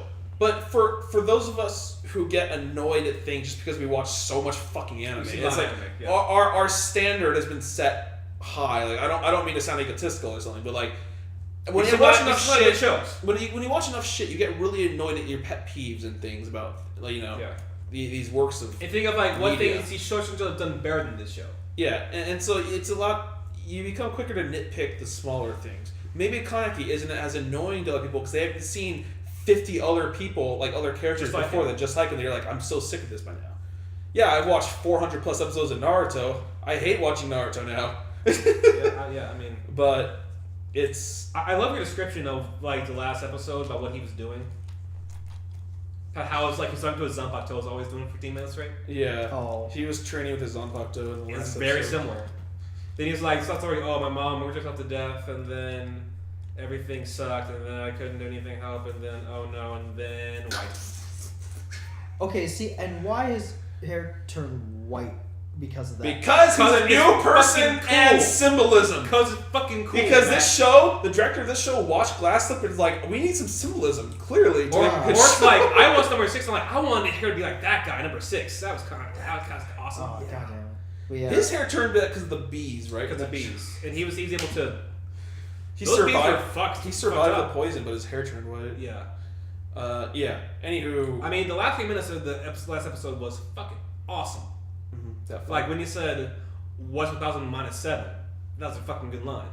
What's 1,000 minus? I get that. I was just imagining that entire thing in fucking Samuel Jackson's voice. I said, "What's 1,000 minus 7?" Matt Bitch! Jackson, fucker, do you do it? Do you do it? But the rest of that show is not very good overall.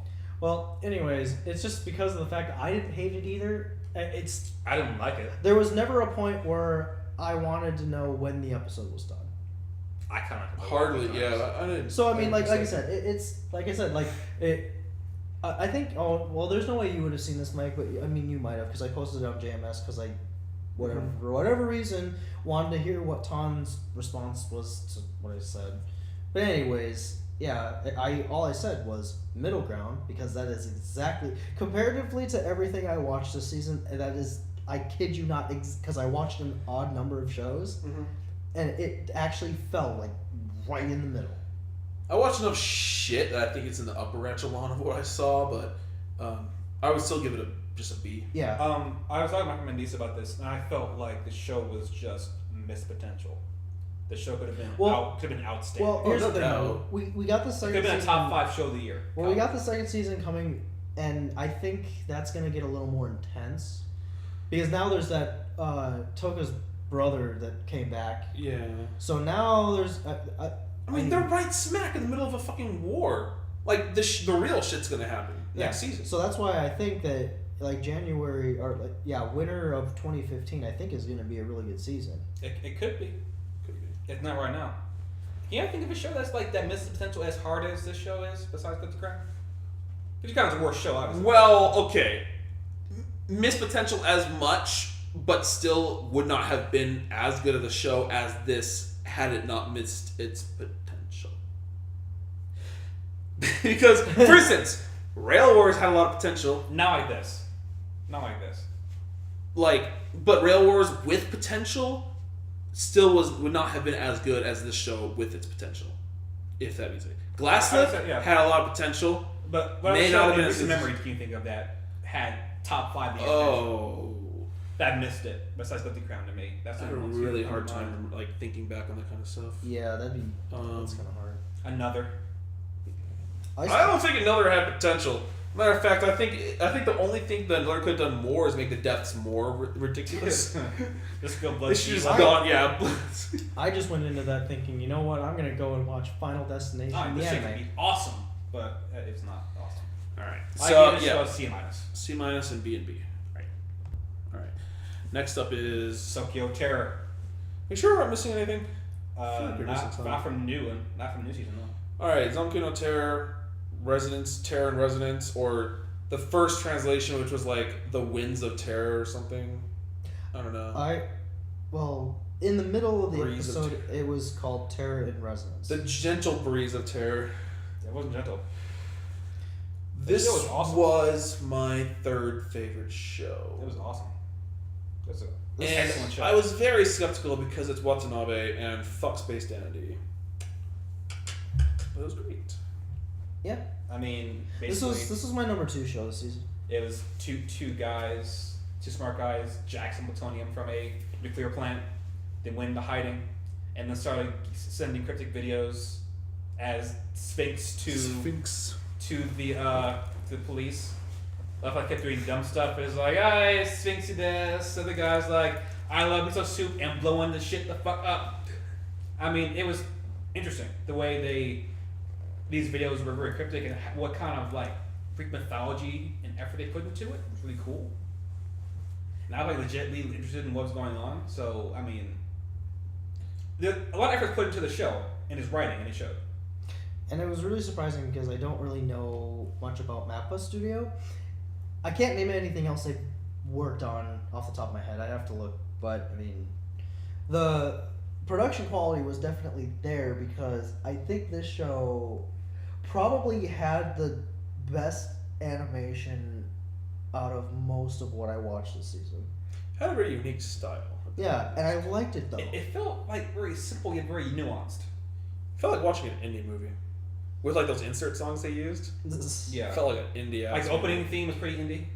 I don't mean just that, like the actual songs that played during the middle Mm-hmm. of the Yeah, the funny thing is that the music is actually fine, like in the scenes that are happening. But if you ever try to listen to it on its own, it's actually really shitty.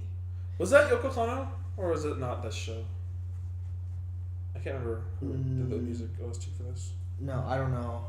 But all I know is that it listening to it on its own is not good. Okay. Because I the soundtrack came out like halfway through the show, so I downloaded it, and then I listened to it, and I'm like, this music actually kind of sucks, like by itself. But that when it's playing during each scene, it fits for the scene that's happening. So that's why you roll with it because, like it just flows with what's going on. So I can't say the soundtrack is really anything good. Like I don't even like listening to the opening on its own. But in tandem with the animation sequence of the opening though, it's very good. It was the second best opening this season, I think. What was the ending for this show? Oh wait, never mind. Oh, was that really slow? Okay. Yeah. What else are you gonna say about Mike? I forgot how was Oedipus worked into one of those schemes. It was like Oedipus was in mythology. He killed his father, married his mother, which means Oedipus complex was kids have when they love their mother when they're younger and they're very defensive about it. And it worked in because I guess he was abandoned as a child, and he like walked on 4 legs, then 2 legs, and 3, or some shit like that. Yeah. The riddles are pretty. The riddles Then are they used pretty that to narrow convoluted. down like where the bomb was due to like the numbers of the 3. Yeah, and that was. And then like was it like a Cerberus or something worked in there? Something like a lot of Greek mythology worked into the riddles behind these. I couldn't possibly recall off the top of my head because they made those riddles more convoluted and they they kind of like they took the mythology and then they convoluted it to turn it into the riddle they wanted. So you can't really remember It was it really as mythology. fascinating. It was really good, and that actually goes into my 2 biggest gripes about this show. The first one is the introduction of 5. She came in too late. As much as I love her English, What really I liked about that show was that like cryptic, I guess, rivalry between Conversation. Really. Yeah, conversation and rivalry between Shibazaki. Shiba? Shibazaki. Is it Shiba? Saki? Shibazaki. Shibazaki, 9 and 12, where, they knew that he would understand. Like, they told him in the last episode, we knew that we wanted to find someone who would understand us, and that was you. Mm-hmm. And we figured that out really early on. Yeah. And I really liked that dynamic they had between Shibazaki and them, trying to figure out shit, and, like, their motives, and working toward the motives. When 5 came in, it just felt like a rat race. Or, not a rat race, Remember, like it was Dexter, right? catch mouse. Yeah. It was very Dexter-esque in like season 1. Him trying to people find like Dexter was going against the other killer guy, and they really understood each other in the way they kind of cryptically. But the thing is, I just didn't care about 5 at all. I thought she was a weak I villain. wanted to like 5, but 5 was I think she brought in like too late in the game. No, I wish she just hadn't shown up at all. I wish it was just them two doing their thing and just being with like Shibazaki. Like, But then he wouldn't have that great English though. they can work against the U.S. government. That's fine, but I still want them it to wasn't have. US, it was Tokyo. Japanese government. No, but she came in with the U.S. government. Right. I was like, the U.S. government can come in and intervene all they want. I just didn't like that it was another survivor of the orphanage, like of the Project Athena, Yeah. because she was just playing around with them and kind of Just so throwing she them off could like their shit. Beat them and then kill herself, pretty much. Yeah, and it's like I want to see more of their game with Shibazaki. I don't want to see the badasses being played with. I want to see them playing the game on their terms. I mean, basically, they just made bombs that didn't kill anyone, as far as I'm aware. Yeah. Just to fuck with the Japanese government, and then use plutonium as like a last ditch effort for they were trying to get back at the guy started the program that they were in that made them who they were. Or they were trying to rope Steve Shibazaki in because they knew he. I'm not sure they thought that far ahead. That they knew he went after that guy before. Okay, I just remembered you didn't see the last episode. I did not. Okay, so at the end of the show, in the second to last episode, 5 comes after 9. 12 helps save him, but he escapes from police custody and she dies.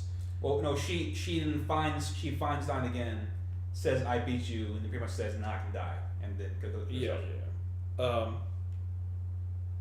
Because she basically disobeyed the U.S. government. Yeah. And went off. So she was done for, and she knew she was. There was a side effect from the experiments they were done on them. They weren't going to live long. Yeah, very very low. So they're trying to evacuate the whole city, and they realize that if you detonate a bomb, Shibazaki realizes that if you detonate a bomb in the upper atmosphere, the radiation will be dispersed into space. The only harm that will be done on the ground is it'll send a giant EMP. Right, and it'll pulse. knock out the. So all the electricity it explodes in the air. Oh, yep. Yeah. EMP happens. Yeah. Everything gets knocked out. That was Modern Warfare 2. And Matt, remember that? Yep. Yeah, that's much that. And him, 912 and Lisa go hang out. I guess it's their hometown, but it's basically like the fucked up like orphanage house or whatever. Yeah. And they have it's the abandoned facility. Yeah, they have a stake in the ground for every number Yeah. as like a memorial grave. So they add 5. Yeah. And then Shibazaki finds them, and he tells them, we just wanted our message to be told. We wanted the world to know about Project Athena, and we knew that someone would be out there that would help us achieve that goal, and that was you. Mm-hmm. So he's like, I get it. You wanted to be caught.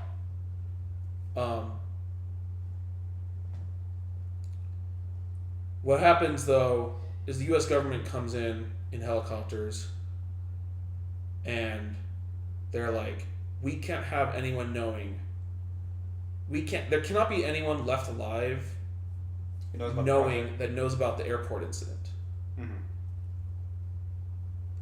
And the Was it the airport incident or the subway it incident? was both. Yeah, because the airport incident actually had casualties, I believe. No, it didn't. No, it didn't. No, because they That's right, right. sent the plane away from the Yeah, terminal. that's right. They didn't want to know about the incident, about it being U.S. involvement. Yeah. This is where it gets a little weird. So they snipe 12. Right. 12 dies. Right. And then you watched the ending, right? Yeah. And then 9 just. He pulls out another detonator, and he says, I have a bomb at the nuclear plant. yeah. I'll blow and if this you up. and if you all don't withdraw, I'm gonna blow it up. And then that's when they kind of stop, and then you hear over the radio the guy, someone who's essentially in command, says, "Well, there's really nothing we can do about that. Like, we have to. We don't care about Japan getting blown up." Yeah, so like we have to do this anyway. And then Shibazaki jumps out and in front of him and says, like, "Let me talk to him. Like, don't kill This him." is before they shoot 12. So he has a detonator out and they still shoot 12, and he doesn't blow up the detonator anyways. So I guess either he was bluffing or he really just doesn't want to hurt anyone. Which I'm guessing the latter. And then so then you don't actually see 9 get shot. You assume he does, because That's what I don't get though. Where do they cut off? they cut off with the guy taking aim, and then it zooms in on like 9's face, and then it stops. They fly off though. Because Shibazaki's standing like in front of him. But then remember at the end though, where it's a year later, and Lisa and Shibazaki. No, remember after they leave, he has that headache, like 5 was having, like when she was gonna be like piecing out soon. Maybe he died just from dies that. because of his of the condition. Yeah, maybe he died from He that. doesn't get shot. Okay. But basically, Shibazaki and Lisa, what? So it says like a year later, like after this all happens, they both go to that same place where all the stakes are, and you see added 9 and 12. Yeah. So she's there, and then as she's leaving, he's getting there. And then, like... She was like, I just came from there. He's like, I'm going there. And she's like, I asked him what he's always listening to in his iPod. And at the end, in the end scene before Shibazaki shows up, he finally lets her listen to one of the earphones. And it's that Icelandic song or whatever. Yeah. And she's like, the letters mean in Icelandic means hope. Yeah, V-O-N. V-O-N. Like, remember they put the graffiti on the ground? Oh, yeah. It's V-O-N? Yeah. Yeah. And Shibazaki's like, cool story, girl. Get the fuck out of here. No, just kidding. But here's my second gripe with this show, and one of the reasons why I don't think it can't be 10 out of 10 is their goal was far too shallow. Yeah. Everything they did was It just to tell took everyone. a long time to get there. No, well, not really. I think so. Sense. The thing is, like, they did all this just so the world would know that this shitty orphanage happened. Like, they did all this just to show the world, to let the world be aware that these experiments were done on these kids and it was atrocious. Yeah. But it's like, it's horrible, but at the same time felt too shallow for an entire show's plot to be based on. Like, their entire goal was just that. Mm-hmm. But at the same time, it's like, well, what else were they going to do? So I guess I have a gripe with something. I cannot think of a resolution that would be better. Mm-hmm. So, unfortunately, that's just my problem with it, and I can't do anything about it. But I'd still give the show an A. Yeah. B+. High B+, but not an A level. Not even A minus? No. And next show. Actually, yeah, I guess I have to give it an A minus because I did put it. Or no, yeah, no, A, never mind. A, we're good. A. Okay. All right. The next show is Baby Steps, Ruben. Yeah, this is a show about tennis. It ended this season. Started last season. It's still good. Got really good. What I like about the show is that it moves fast. Over the course of those 24 episodes, it went over 2 years of length, and it started from him starting out training and doing many tournaments, a lot of tournaments, which I cover really well. But it was just a lot of fun watching the whole 1v1 kind of things that the team that most of the sports animes are based off of. Mm-hmm. And like I said before, it focused on the other things that were not gone over in many other sports shows, such as, training regimens, like physical therapy, ways of killing habits in your game to make old habits die. Ways of changing your life to be about the sport. That happens, yeah. Like At some point, everything yeah. everything you do from waking up to sleeping is all toward make yourself a better player. Right. And it's just a lot of things that go into that, but at the same time, it never feels slow or drawn out. They do keep the pace going. Like I said, they covered over 2 years of his life in that show. And it's, although it has technically ended, I believe there will be more in the future because there's so much more to happen. I give the show a B+. We'll move on. If you like tennis, you'll like it. It's not bullshit like Ren's Tennis, though. Where's our golf anime? Oh god. Soon! Mario Golf the anime. Matt, Captain Earth. Oh god. I don't want to spend too much time talking about this because the show never at any point didn't make sense. You always knew what was going on. It's just the whole idea of it I just thought was a little ridiculous. There's like essentially these aliens that have something called an ego block, which allows them to project their being into this mech that they send to attack Earth. This kid gets in a thing that assembles in pieces and fights them and shit. Like a Power Ranger Megazord? God, no, not quite like that. More like the Impulse in Gundam Seed Destiny. But anyways, so they're called the Planetary Gears, and there's a bunch of them that are scattered around like this area in Japan, but they all lost their memories. So they all get their memories restored by the two that start the whole thing, and then they plan to devour the souls of, or not the souls, but the essence of humans. That's the whole point. Anyways, gets really stupid when like there's this guy who's like the CEO of this big company called like Salty Dog or something like that. Salty Dog? Yeah, I kid you not, that's what it's called. Now he always goes into this secret chamber with this AI thing that says his name is Puck. Says he does not lie. My favorite what you heard. And what's stupid is that somehow this stupid AI thing figures out a way to put his consciousness into a human. And he does it to the CEO dude. And then he starts playing everybody, uses the planetary gears to further do like more dumb bullshit. And then they're like, okay, well, where are these things like warping in from? Okay, it's this like little gate thing past Uranus. Okay, fine, let's go there and blow it up. Blow it up. They get over there, and then they start fighting these 12, or I think it was 12 of them, but except 2 of them had already gotten pieced out, so it's 10. Anyways, they get there, they kind of start fighting, and then they realize, oh shit, like the AI thing made his own like ego block. Oh shit, like can't blow it up. Fuck. And then that's when he like basically reveals like, yeah, by the way, I was using all of you. And then they all kind of turn on him to work together and blow the thing. And then nothing is, there's no epilogue, there's no anything after that. It just, they blow it up, they beat the AI dude, and it's like, Why is the show called Captain Earth? because that's what they end up calling him, because he's a protector of Earth, and they kept calling him Captain because somehow he made it into the official whatever. He's not military, but he's like, I don't know. It's dumb. Galactic. Is he Galactic Pretty Boy? But apparently a lot of the You sci-fi, wish.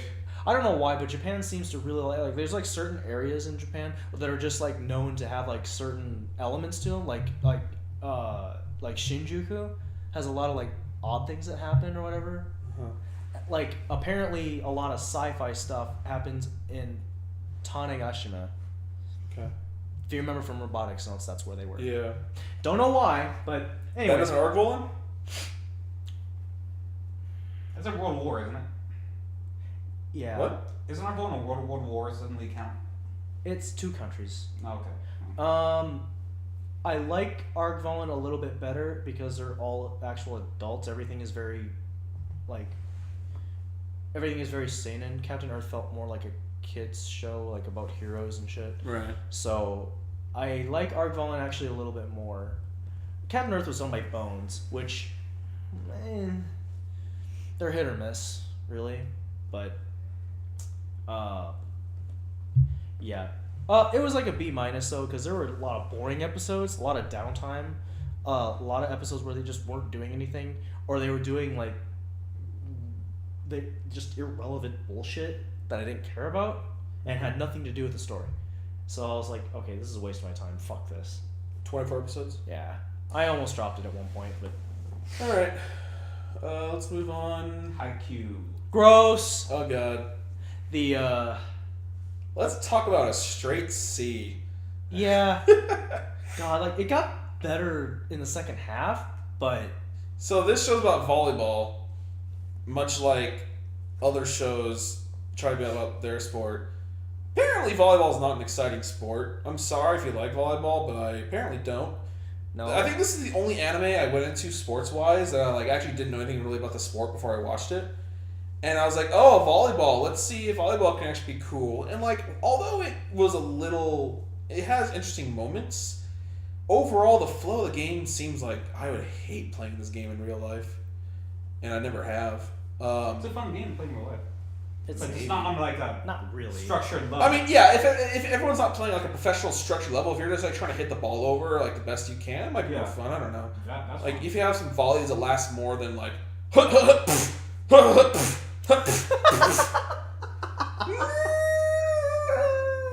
that's volleyball. The biggest problem with this show is that it took not 12, it took like 8 to 10 episodes to like introduce all the characters and Oh, get yeah. things going. that was It had such a slow startup, it was obnoxious. So what do you give it? But like I said, I gave it a straight C. well. The fact is, the characters themselves weren't even all that interesting anyway. No, they weren't. The main guy, I know Kageyama was the setter. Who was the main character? Shoyo? I thought Shoujo was He's- the libero. No, that's I can't even remember It his doesn't name. matter. The main character is basically Naruto playing volleyball, and it was obnoxious. And it's sad because Production IG did this one. I'm like, oh, Production IG doing sports Yeah. anime. They succeeded with Kurgo's basketball. They succeeded with Ace of Diamond. Yeah. Even though that's a collaboration with Madhouse Studios, but still. Man, this dog. I know. Hold on. I'm gonna freaking see what the hell her problem is. What the hell, dog? Recording live from Mesa, Arizona. From Pat's house. Most of our Critical D podcasts are done on Skype in the comfort of our own room, but we decided to go the extra fucking mile for these casts, and now we got punished for it. Dogs We don't bust understand. out the nice equipment for these casts. Yeah. Problem is, the nicer the equipment, the more it picks up dogs walking on the floor. Just pick her up. Just keep her. Well, I think she just was tired of being locked in the room and she just wanted to walk around. I don't know. Don't let the PTA know that. Okay. PETA. Anyways, yeah, Haiku is straight C for me, but if you like volleyball, it might be your jam. I don't know. What'd you give it, Matt? Like, I don't know. Yeah. Okay, what else did I rate? Oh, yeah, probably C, actually, now that I think about it. Alright, let's go ahead and take a quick break as we put the dog back outside. Alright, so, yeah. Dogs Dogs are cool. But you know what dogs are sometimes around? Weeds and blooms. Like in the regular magical high school! Oh, god damn it. Mahouka! Koukou. Yeah. No. So I like calling this fucking... I kept calling this show Mahouka Cocoa Puffs. It's Mahouka Cocoa no Rettousei, but it's just like Cocoa Puffs. Mahouka's Or you just, Mahouka Cocoa. or you just say, well, irregular Magic High School, some people just call it Magic High School, and yeah. Mahouka's Koukou for Cocoa Puffs. God damn it. Correct. How's the show? This was my other A+. But this I have show no started idea last why, season, but, you know. which, once again, it got overshadowed by No Game No Life, and I think one other thing. Black Bullet. No, it JoJo's? didn't. No. Neither of those. Black Bullet was like... No, I think Black Bullet was 3. Maybe I did rate this one like 4 or something. I can't remember what my number 2 last season was. But I know No Game No Life was number 1. JoJo's? It was not JoJo's. Oh. Because I don't like this show as much as the first season. Either way, I love this show. I believe our review last season pretty much like told it as it was. There's a segregation of the weeds and blooms. Shiba Tatsuya is like the irregular. He's more powerful than people think. But basically, this season is where you find. Well, I don't know if it was last season or this season. You find out that he actually works in the military. I think you actually kind of got that information first. It was hinted at in the first half, but then like they actually like full on reveal it like in the second half. Yeah. Which, but just more cool stuff has happened. He's constantly a badass. I think it was this season. Yeah, it was that he had the battle with the first high. Oh yeah, it was with Cardinal Joshi. Oh god. And Spinzaku's clone. God. He looks just like Spinzaku. He let's kind be of. fair. Yeah, he kind of does. And that battle was really awesome. Everything every episode save one in the entire show just been awesome. Like it's always action, cool setting, cool characters, cool plot. I mean, I like how they play out like intelligently. He tries to like figure out, okay, so if I do this, like he might do this, or he could do this. This is the amount of his capability. Okay, like I just like how they try to. It's like the way I think of it, almost like a true like wizard's duel. Yeah. Like when you're playing Magic, like you thinking about it like chess, like moves ahead before you actually do it. And then Shiba does. Yeah. Everyone else is just kind of like, I'm more powerful than you, silly weed. And then blah, blah, blah, blah, blah. Yeah. I mean, we had the school competition, and then after that we had. Did they go straight to the Yokohama incident arc where they're in now, or was there something between it? I think it did go straight. It went straight to it. Yeah. Yeah. So they get the Magatama looking thing that can basically. It's this thing that they thought could exist, but it's a pretty much a stone. They use stones to contain magical sequences. That's already what they do, basically like CADs and stuff. Yeah. But they themselves have to like activate the magical sequence and use their science to do it, like their power. But this stone has the capability of potentially, like storing and activating magical sequences. So basically, when they want to create technology that would require a magical like sequence presence, instead of some person just standing there doing it 24/7, like when they you're caught up, right? Yeah. When they did the gravity technology using magical sequence, the gravitational technology, like power energy. I forget. Yeah, power supply using gravitational magic. Yeah. That's what it was. And they're like, now with the possible use of the stone that can activate magical sequences, we can actually, there's a possibility, because in the past we would just have to have some magicians sitting there constantly doing magic, which is unfeasible. Yeah. So I mean, it was, but then the Chinese wanted to come fucking steal it. Oh yeah. So the Chinese are fucking like invading the shit out of the school, and it's just awesome battles and great. I love the characters. I love the relationship between Shiba and his sister. I still think it's just great laughs. It's fun.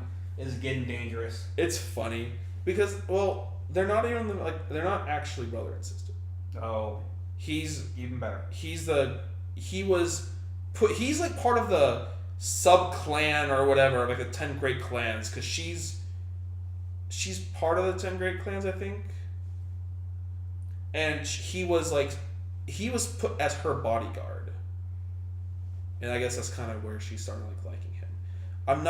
I guess it's all like the Shiba family, but he's like some sort of cousin of some sort. Yeah, like I think they're probably along the same like bloodline or whatever, somewhere along there in the same clan, but I don't think they're actually like directly related. No.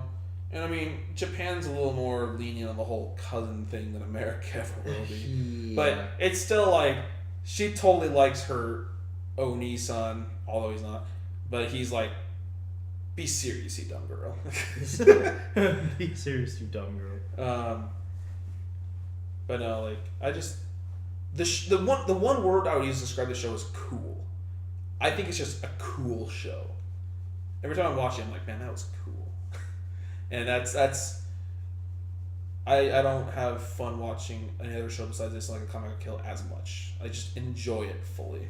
Yeah, I liked it. I initially actually dropped this at first because I thought, in the first couple episodes, I'm like, great, this stupid incest thing is gonna drive me nuts because anime. Mm-hmm. And then I'm like, oh, it was they played it in club actually, and then I saw I saw the battle. It was early on where he like flashed up one hit the guy. like the guy was gonna shoot the thing like where he was standing essentially. Yeah. And he was plotting this all out in his head. And he's like, okay, like. Well, he basically challenged him to a duel. Yeah. Like, you think I can't take you? Let's do it. Yeah, and then it's like, okay, like I have this in the bag, I win. And as soon as he like fired off the freaking like magic bolt or whatever it was, Yeah. he's just like just behind him already and goes boosh, and it's like, yeah, no, I win. Yeah. Yeah, when I saw that, I was like, okay, that was kind of cool. Like if they keep doing things like this show might actually be good. And then they kept doing more things like that, and I was like, oh, okay, this show's actually kind of good. One thing that confused me is like when he found out the people who were like trying to plot against the school like festival games. Okay, yeah. You know, the people who are like sitting on the round table all the fucking time. And then he stood and like sniped them from the other building. Like With a fucking pistol. like That was funny. I thought he was like teleporting them somewhere. He's I fucking guess he's just murdering them. straight up just Yeah, no, Like, no, he's evaporating them. yeah, I was like, oh my god. no, he's With a pistol. yeah. Well, that's his special magical device. He's like, I'm like, oh, he's actually like piecing them out. All right, But I think his battle with Spinzaku, what the fuck's his name? I can't even. It's remember. Bloody, or it's Cardinal George, and it's like he had a name, like a battle name. I think that battle though was really cool. He's like, Yeah. The guy's, Anywho. yeah, the guy's a cool character though. yeah, A+. If you like magic, battle, science even, it's a great show and great characters. Want to fight? Want to have a wizard's duel? Yeah. Okay, there were times where I like when that happened. That was like one of the first things I thought of, because like Sword in the Stone is like one of my favorite Disney animated movies. Oh man, that's so old, yeah. I know, and then but that one witch that Merlin did that little like battle with, like yeah, that's what she says. She's like, and just what do you want to do about it? Want to fight? Want to have a wizard's duel? I laughed at that even as a kid. I still laugh at that now. So like every time like something like that like came up, I just think, oh my god, it'd be so funny. I if watched that when I was so little, I can't remember that. But Oh yeah. god, I don't know. That's just how I felt when the guy like challenged him. I'm like, oh, wizard's duel. I like how butthurt all the guys got when all the girls wanted him to fucking tweak God. their CADs for them. Yeah, that was Like, pretty funny. I'm your fucking engineer. Oh, Shiva, tweak my CAD and tweak my pussy. Yeah. But I don't know. Yeah, he's kind of a He's a badass. Alright, we'll move on. Alright, so we're coming up to the home stretch. We have a short Shin Strange Plus, the second season of Strange Plus. That's I still don't know why I'm watching this. I'm pretty sure it's a yaoi, but it's not really like it's like it's funny. Like it's a yaoi that doesn't seem as gay as Free. I don't know what I'm watching, but there are some funny moments, and I'll admit that I do chuckle once or twice every 3 minutes, because that's how long the episodes are, 3 minutes. well. I mean, that's just like when I picked up Super Station Brothers. I had no idea what it was about and didn't care, but I watched it anyways. Yeah. There's not much to say, but it's just funny shorts that use a very unique type of humor, and I guess maybe that really gets to me. But yeah. I'm not going to rate it, there's no point. The other short I'm watching is Mahou Shoujo Tyson, That's still going. which, yeah, it actually ends on Tuesday. Huh. But they're 3-minute shorts about these magical girls fighting a demon in their prefecture, and I guess it's based off some phone game. But man, is this what Gainax have been reduced to? Like, seriously? Doing these 3-minute magical girl shorts that Well, they literally are just pointless. Well, that's because the guy that is in Trigger now, they lost him, so you know. I guess. Which, by the but- way, there's a Trigger show next season. Yeah. Yeah, this show is. But the new Lucha Academia is happening soon. Oh. Cool. Oh yeah, they're starting the actual TV series for it. 'Cause, like I guess Kickstarter. Oh boy, Down. topical fucking kickstarting anime now. Like this, it seems like I don't know. But Mahou Shoujo Taisen, I can't recommend it to anyone because even if you like Magic Girls, it's not even like actually good in any way. It's just pointless. That's all it is. It's just pointless. It's a promotional video for those playing the phone game or whatnot. But So- it takes up 3 minutes of your time, so whatever. Yeah, it's like I'll watch it like while I'm brushing my teeth or something. So I guess we're gonna. Or well, no, we have the 2 unlisted shows in one movie. So the last listed show is Sailor Moon Crystal. Wow. I'm pretty sure there was something else before that. Really? Was there? Did you say there was something else? Sailor Moon and What was there? No, you're like it was like there was 2 unlisted things, weren't there? I said Ruby. That doesn't count though. Oh, it was Ruby. Okay, well, never mind. If you don't want to do Ruby, you don't have to do Ruby. It's longer, so it's a little better. Same comedy. You heard it here So first, folks. if you still have the same faults that you hated, it didn't change one bit. You heard it here first, folks. Ruby's second season is better than the first season. All right, Sailor Moon Crystal, boy. Fuck that show. Motherfuck that show. Here's the thing. I was not aware it was going to be a retelling of the same goddamn thing. And it's pretty much shot for shot the same show that came out 15 years ago. Only they have like smartphones now. And fuck me, Usagi's voice is annoying. God, it would have been worse if it was like Tama had been the main voice actress. It's like Luna, Batsu. It would have been only worse if that had happened.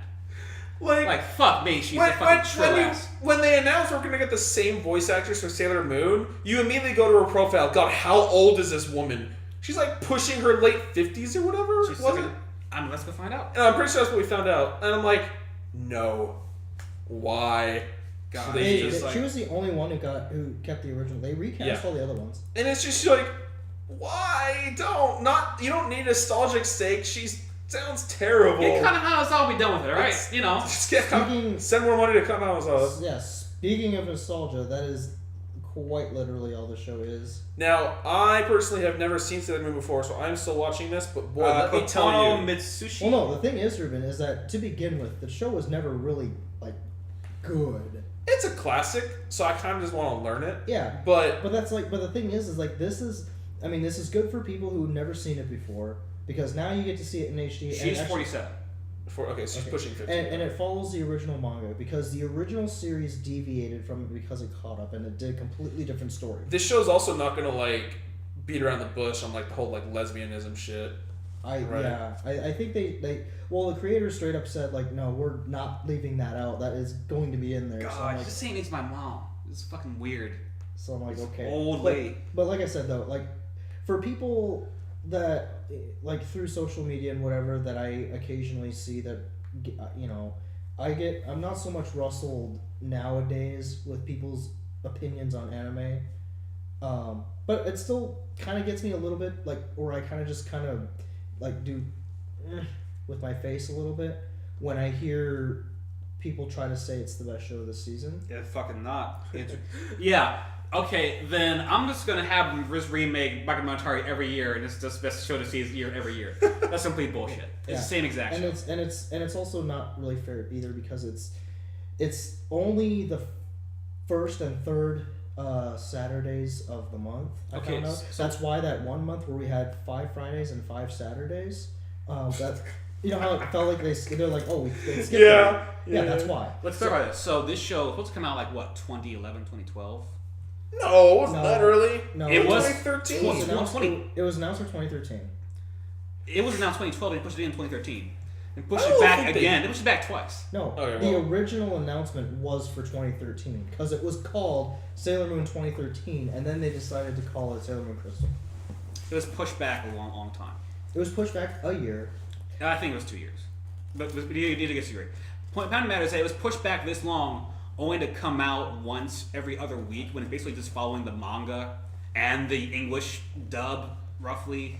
I'm going to be stuck shot with for shot this. for the same shit. I'm going to be stuck with the show for a year. And it doesn't even look all that good. It's trying to harken back to that old art, but it's not a good thing. It's Toei. They've never made anything that looks great. And then they have the fucking balls to make the entire sequences for its animation CG instead of drawing them out. Fuck that shit. You know what's great about those sequences is that because they're the exact same thing every fucking time, I can skip a good 2 minutes of every episode. And they look worse in CG than they did in the fucking animated. Oh, they do for sure. It's like the most like up their own ass shit of each other season. It's bullshit. Also, just from my fresh point of view on this show, it does not age well in that I want to rage on every episode, but I just don't. I could just write on every episode, but I don't. But like just the small things, like when they're all fighting a bad guy, and like in the last episode, Sailor Moon isn't there, and everyone. I was so mad. When she's there to just chaos. That's all she's there to do. Yeah, like everyone else is like clearly Put in really work. powerful. They're putting in the work. Like they fucking like solo everything up to And that she's point. just Yeah, she's like, save me. Okay. And then like they take care of their problems. All three of them together couldn't take down one bad guy. Sailor Moon shows up, one-shots them, and I'm like, there's no continuity. There's no continuity of power in this show. Also, we also go to the big legacy problem with Sailor Moon is that Sailor Moon is 14 and Darien. He was Darien in the dub. Sorry, Tuxedo Mask is like 20, and they're in a romance. Which is so funny. No, you could have fixed that. Remake the fucking show. Make them both in high school, or make them both in college, or just make Darien like 21, make Sailor Moon 18. By the way, his name is in Japanese is Chiba Mamoru. I like Darien. Oh, yeah, I like Darien better. I'm But calling Darien. because they knew Americans weren't going to say that name. If Serena and Yeah, I want Darien. to go with Chiba. Oh boy. Again, that is actually fucking illegal. And that's a legacy thing. Because they just made that shit like that. If he's in college and she's in middle school. Japan. I Because think Japan. the best way to really get a realistic look on this show, and as much as like this guy is a love-hate thing, like you either really like him or you don't like him at all and you find him annoying. But if you really want a realistic view on this show, like without so much bias in it, go listen to Nostalgia Critic and his whole bit about Sailor Moon. Because he gives it, he talks about the show and tells you about it in a very realistic, like non-biased point of view, and he kind of makes you realize like how not great it was to begin with, and why It was the fact that it was his own when I came home from school. and why this one isn't really much better. And it's not better. So yeah, that's really the only way I can describe it. Is just go listen to Nostalgia Critic talk about it. Because he'll point out things that you really don't think of. I remember watching the third episode where they get Sailor Mars, and like every 2 minutes thinking to myself, you gotta be fucking joking.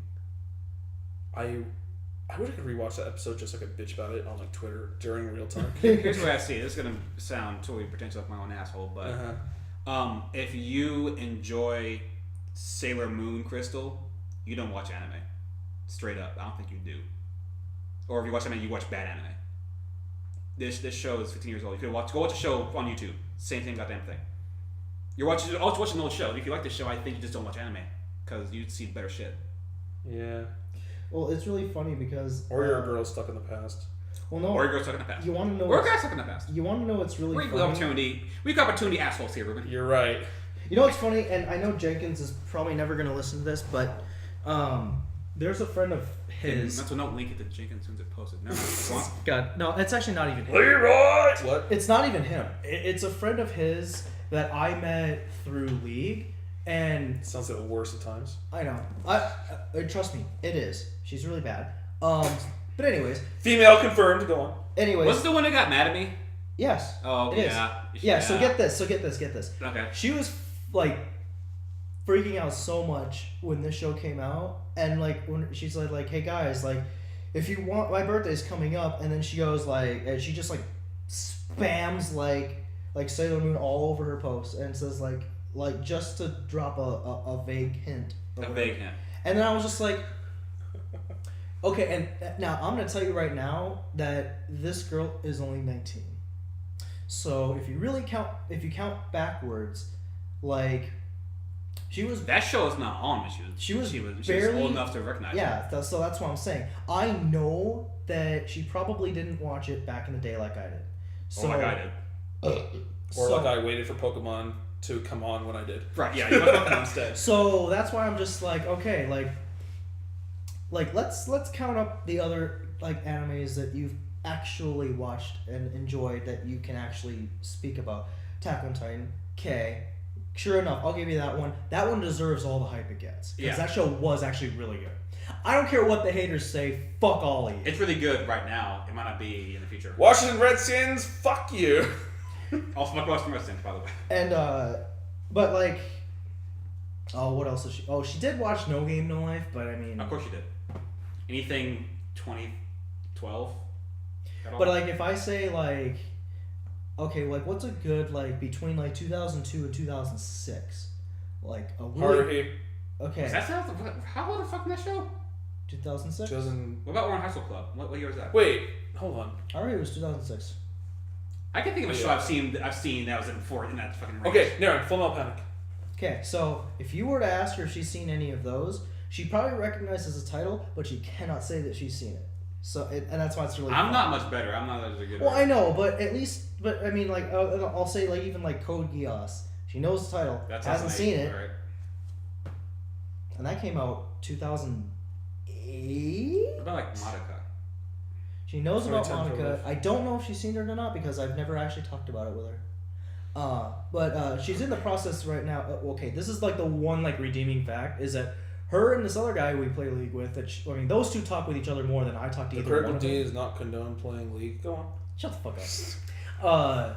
Half of it does. I found that what they do is even though he lives in another state, they both will like get on Please Skype. don't say- oh no. They will both get on Skype. Oh, don't say the rest. Go on. They will simultaneously. Are they a couple? Oh, Oh, the Shed Life. Okay. I know people. That's couple bullshit. People do this. Yeah, I was in a room with And someone I like that. know people do this. I know. And I'm just like, What? I love anime, but God, that's just Sad life. Sad life. If you're not a couple, it's sad life. fuck. And if you're a couple, it's like minor sad life. Watching a Simultaneously Yes. watching anime together over the internet. Well, Instead not of going like watch this thing, get back to me. Let's talk about it then. yeah, like setting a time to like be like on chat or Skype or something and saying we're gonna watch anime together. Like Well, I don't know if it's a set time, but I just know that they do it. it probably is. But like I said, the redeeming factor is that they're both currently watching Gundam 00.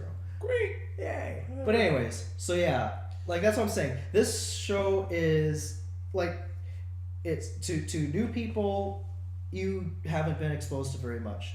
To old people, it's nothing but a nostalgia trip, and it's nothing. And it's not any better. And it's nothing more than that. It doesn't add anything to the show. It adds nothing. That's why I'm saying like I cannot agree, and like I said, it actually kind of does rustle me when people want to put this in their top anything. I need to make sure to It's link this time. It's hard to get mad because like everything they don't know. They just don't know. I mean, you're coming off as really super ultra hipsters here. Fact matter is that if this is your top show season, you don't fucking watch anime. Straight up. I mean, like it's just the fact that like this season alone, like if we just exclude like everything that's like previous, if we just only talk about like what's out this season, there are still like infinitely better shows. I took a Google fucking on board. I'm like, this is shit. I mean, like I would recommend Aardvallen over this. If I would recommend Arbon over this. If this show was the only anime being produced, I probably wouldn't be watching anime. Yeah, I'd just go watch True Detective again. True Detective. That is way better. This is better than Sailor Moon. I But, think. True Detective is a great show. But Mike, Yeah. I still enjoy it more than Space Dandy. Fuck you. Go fuck yourself. Yeah, I Space enjoyed it more than bullshit. Rail Wars. Fuck you too. This podcast is over. Fuck I gotta label this timestamp as Sailor Moon / the critical hate section. You know what we forgot, guys? What? Whoa! Oh, I never forgot JoJo's. It was something. not on the list. It's still cool.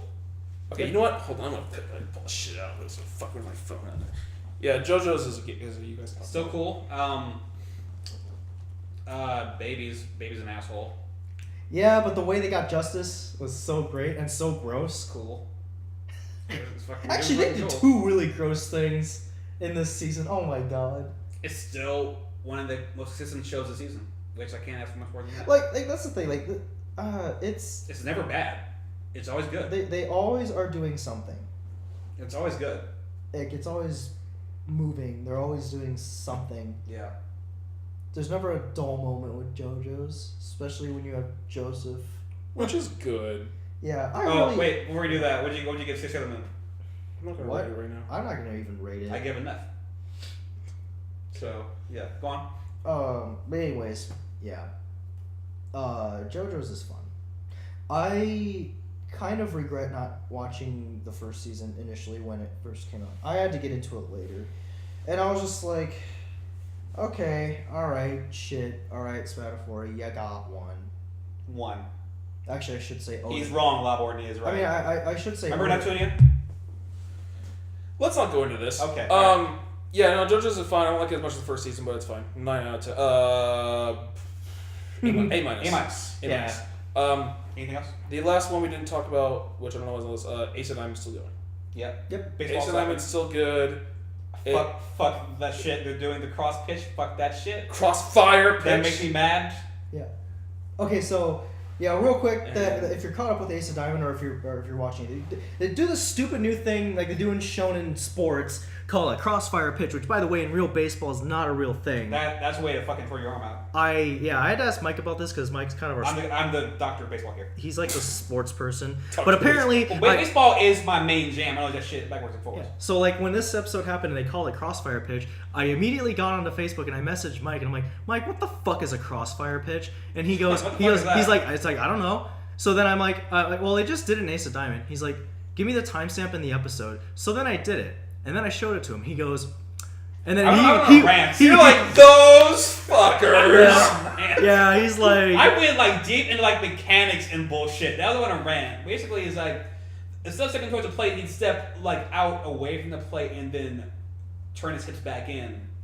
But to be boring for a minute, the problem is don't get your hips forward, meaning all the stress of that throw goes right to the elbow and the arm, makes it easier to get hurt.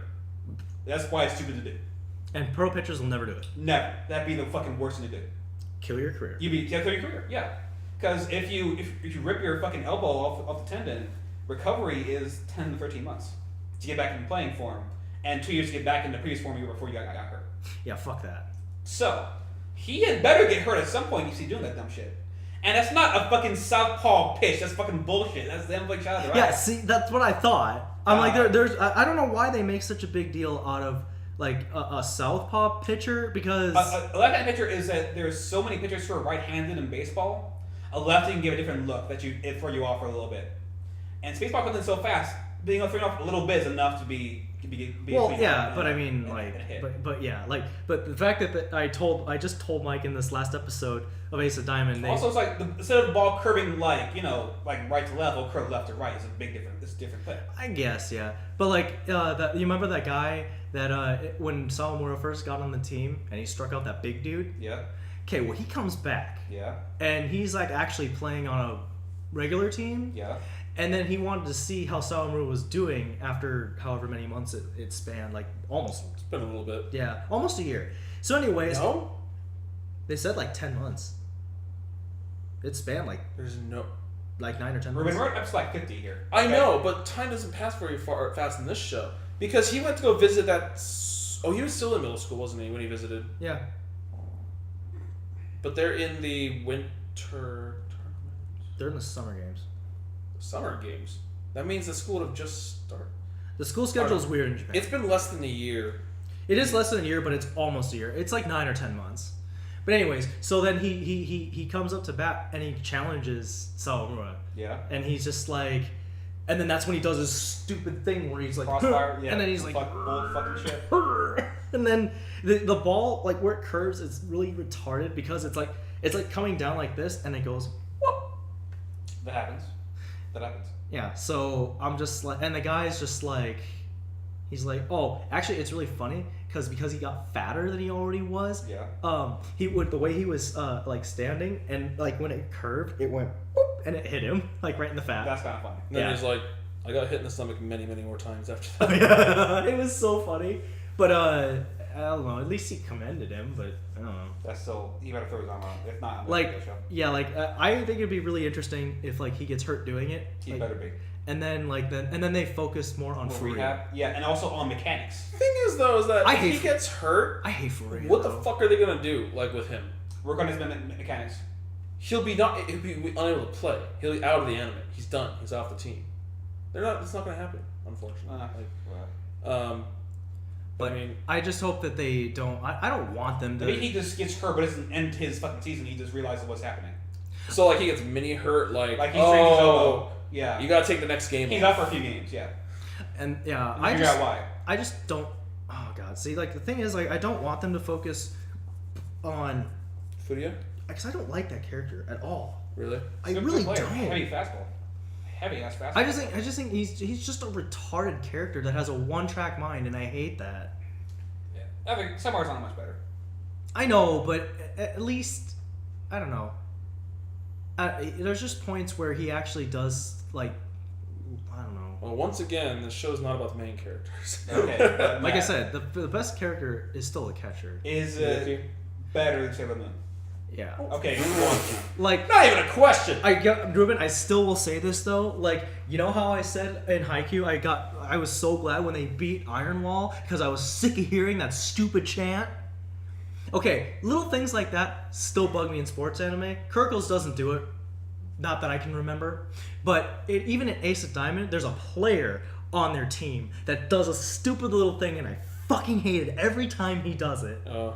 And that's the guy. I think it's the guy that stays in the same dorm that always goes yeah.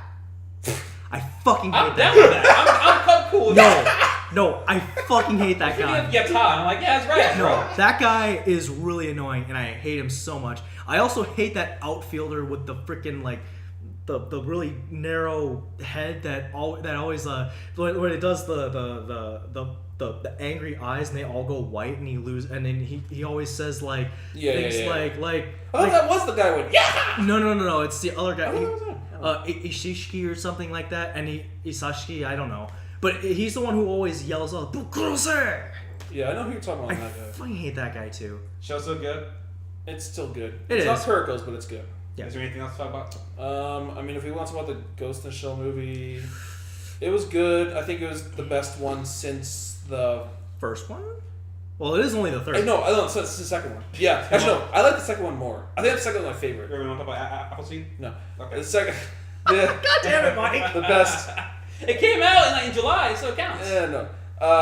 June. It was June it came out. The second movie is the one where she had her optics hacked like the entire episode, where there were people like in her room the entire time.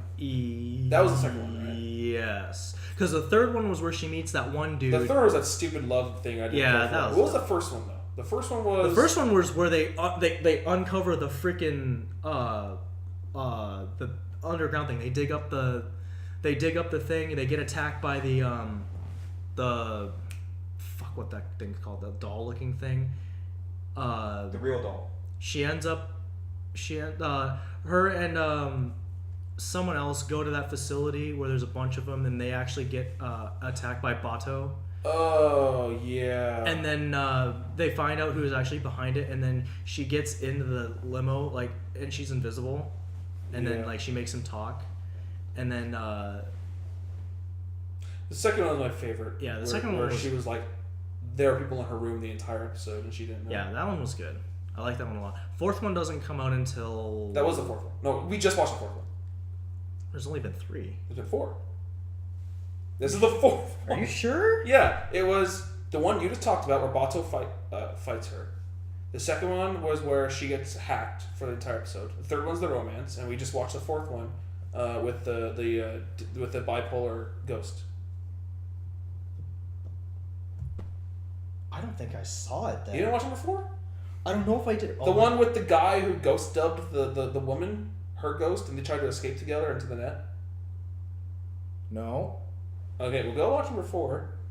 Fuck. It was really good. It was the best one since 2. Okay, because Wow, Oh, God. that just got awkward real quick. So, any ending thoughts, guys? Best music, best characters. Okay, best character. Like I said, for female, for me, it's Sonoko Momoka, easy. You said Estef from Best Hanayamata. Okay. She's best Oh, villain. fuck. Best male character. I'm gonna say 9. You say 9. I'm not sure about best male. Okay, best female character. It's actually between both ears. Fuck. Fuck. I don't know. I mean, I kind of agree that Estelle might be a better character, but Sonokawa was my favorite character. She was just the best. Like, she's everything I want in a character all the time. As far as male character, you know what's funny? It's actually between Lieutenant Marito and Shibazaki. Marito's a good character. He's a good Oh character. yeah, she was well. Shibazaki. See, I like 12 because I And feel Shibazaki like again? 12, the detective in Zokunotaro. Oh, he's good. Fuck. The thing is, I actually like 12 the most Makes in Mikey that better. because The 12 is the one that grew the most in that show. the shorter one on the bike, right? Yeah, the one that was with Lisa. Okay, the one that yeah. kind of like was getting. Shibazaki's real good. He's really Fuck me. Okay, I have to think about this. Best opening animation sequence, Zankyou no Terror. You're probably right. Best I like Tokyo Ghouls more. Oh yeah, I'm sorry. Yeah, Tokyo Ghoul. Okay, best song just to listen to though, Aldnoah Zero. For openings, Yeah, Hold I really like Aldnoah Zero. Curse Sushi. I haven't seen that yet. Well, it's only because Brandy's making me watch the actual first season of that show. Stop after that. Yeah. whoa. Best ending theme. Hold on, wait. I'm still trying to think my favorite actual. So you're talking like animation wise and like song wise. Yeah, like best Animation wise, I guess would be Tokyo Ghoul, right? Yeah, Song wise, actually, I think Sengoku Basara is opening. it's real good. Is it TM Revolution? No, it's Fear and Loathing in Las Vegas. Oh. People do Kaiji and Brynhilder's. Brynhilder's last 4, God knows why, to sell their album. Yeah. Oh, Best ending animation. Best ending animation. Rail Wars, easy. Oh, Rail Wars. Easy, Oh yeah. easy. Best ending song. Would be Now, this is a all fucking Noah ending 2. The best. I'll know ending 1. I'm not sure. Yeah, I'm sure. I don't think you incorrect. understand what you're talking That about here. it's 2. I don't know what you know music is. I don't know. Okay, wait. So, okay, wait. I'm trying to figure out which, because I know you two. One of you likes one, the other one likes the other. So which one's the one where the sequence starts out with like half the screen is like black with the credits, That's what he likes. and then the Yeah. other ones with like there's like the green little bars That's inside the fine. little. No, that is the same one. Oh yeah, you're talking No, about the same and one. then Yeah, there's the one where it's like kind of like a sky. Yeah, that's what I like. Yes. Okay, I'd have to listen to them again because I don't remember. I have one of them in my car right now. Actually, I have both, but one of them. Okay. Yeah. But no, actually, no. Like, even though I like that song more, my favorite ending was probably toss up between a Kanega Kill Yeah. and I like that one. Tokyo SP ending. Tokyo is. The Teikoku, you also take Teikoku one, the Yeah. The little unfolding rose thing and the.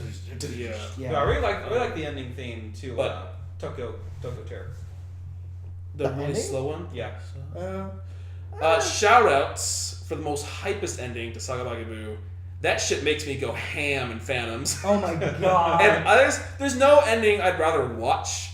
I want to make that ending my avatar on like a 4. I do like how in Jinsei they'd be like swinging back and forth so the skirts kind of flow a little bit. That's the opening. The opening, right? Something Yeah. like that. I kind of like that. The That was Jinsei ending is really cute for like 10 seconds, and then it gets kind of shitty. Also, the ending to Hanamonogatari is good too.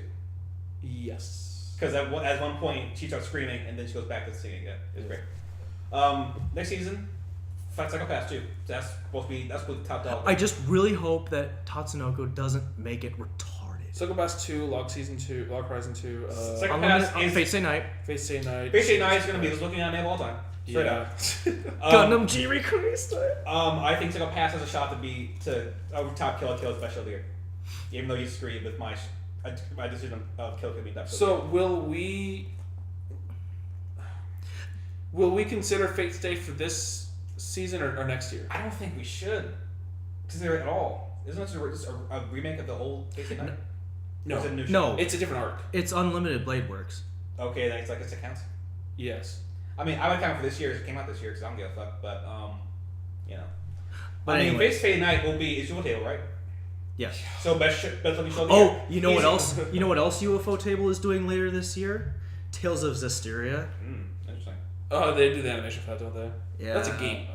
They don't have any anime for it. Yeah. Like, there's no I anime forgot. for it. Trigger has to show the season 2. There's going to be. So Trigger might have lightning strike twice. We don't know yet. Wait, no. They made the anime inside the game. I don't think there's an actual Zestiria anime coming out. Okay, well, we'll see. It's gonna be great. So whatever Trigger's bringing out, and Face 8 Night, and Psychopaths. Those are big 3. Trigger has big shoes to fill. They filled them already. No, with Kill la Kill. With Kill la Kill, yeah. Yeah, that's why it's funny because if you look on the chart and you look at the just the image they used for it, it's not the crazy wacky animation. It's actually just very modern, like what. But Trigger's working on Little Witch Academia, right? Yeah. Academia. So do they have the resources to work on 2 things at once?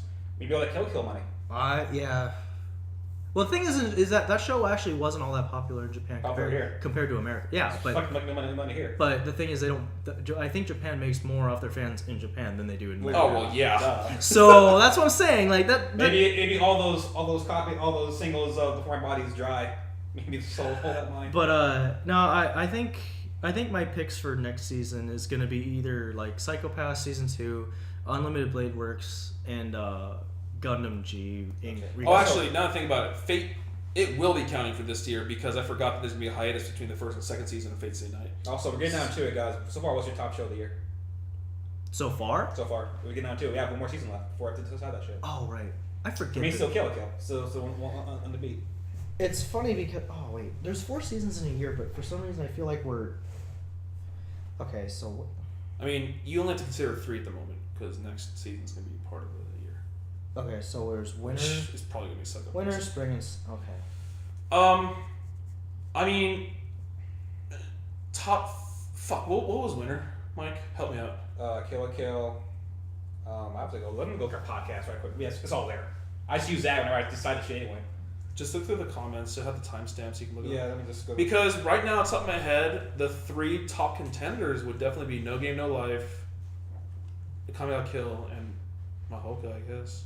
Although Mahouka wouldn't beat the other 2. So it'd either be Akame Kill or No Game, No Life. Yeah, I can't remember what winter season was. Well, actually, wasn't winter season the second season of Chinibyo? God, I think it was. Wait. Which sucks. Winter we had Witchcraft Works. Gross. Chinibyo, yes, yeah, Chinibyo. Okay. Now Rin's gonna be a top 5 for me, easy For the year? for the year. Man. That's right. I like that show, but damn. Wizard Barristers, No. Ugh. Ace of Diamond, Golden Time ended, Kill la Kill, Kurgo's Basketball ended. Long Really? Horizon. Did it really? Yeah. Magi and also Strike the Blood and Nagasakara. Strike the Blood. That was a strong season. Yeah. No, I really like Strike the Blood, but Akame Kill will most likely surpass it. And then let's see what we have. I think I think so far I just have to give it to No Game No Life. So far I have to give it to No Game No Life. But I think next season will definitely tell because Akame Kill will end and we'll get Psychopaths and Fate Stay. Yep. Yeah. I swear though, I gave Psychopath season 1 a 10.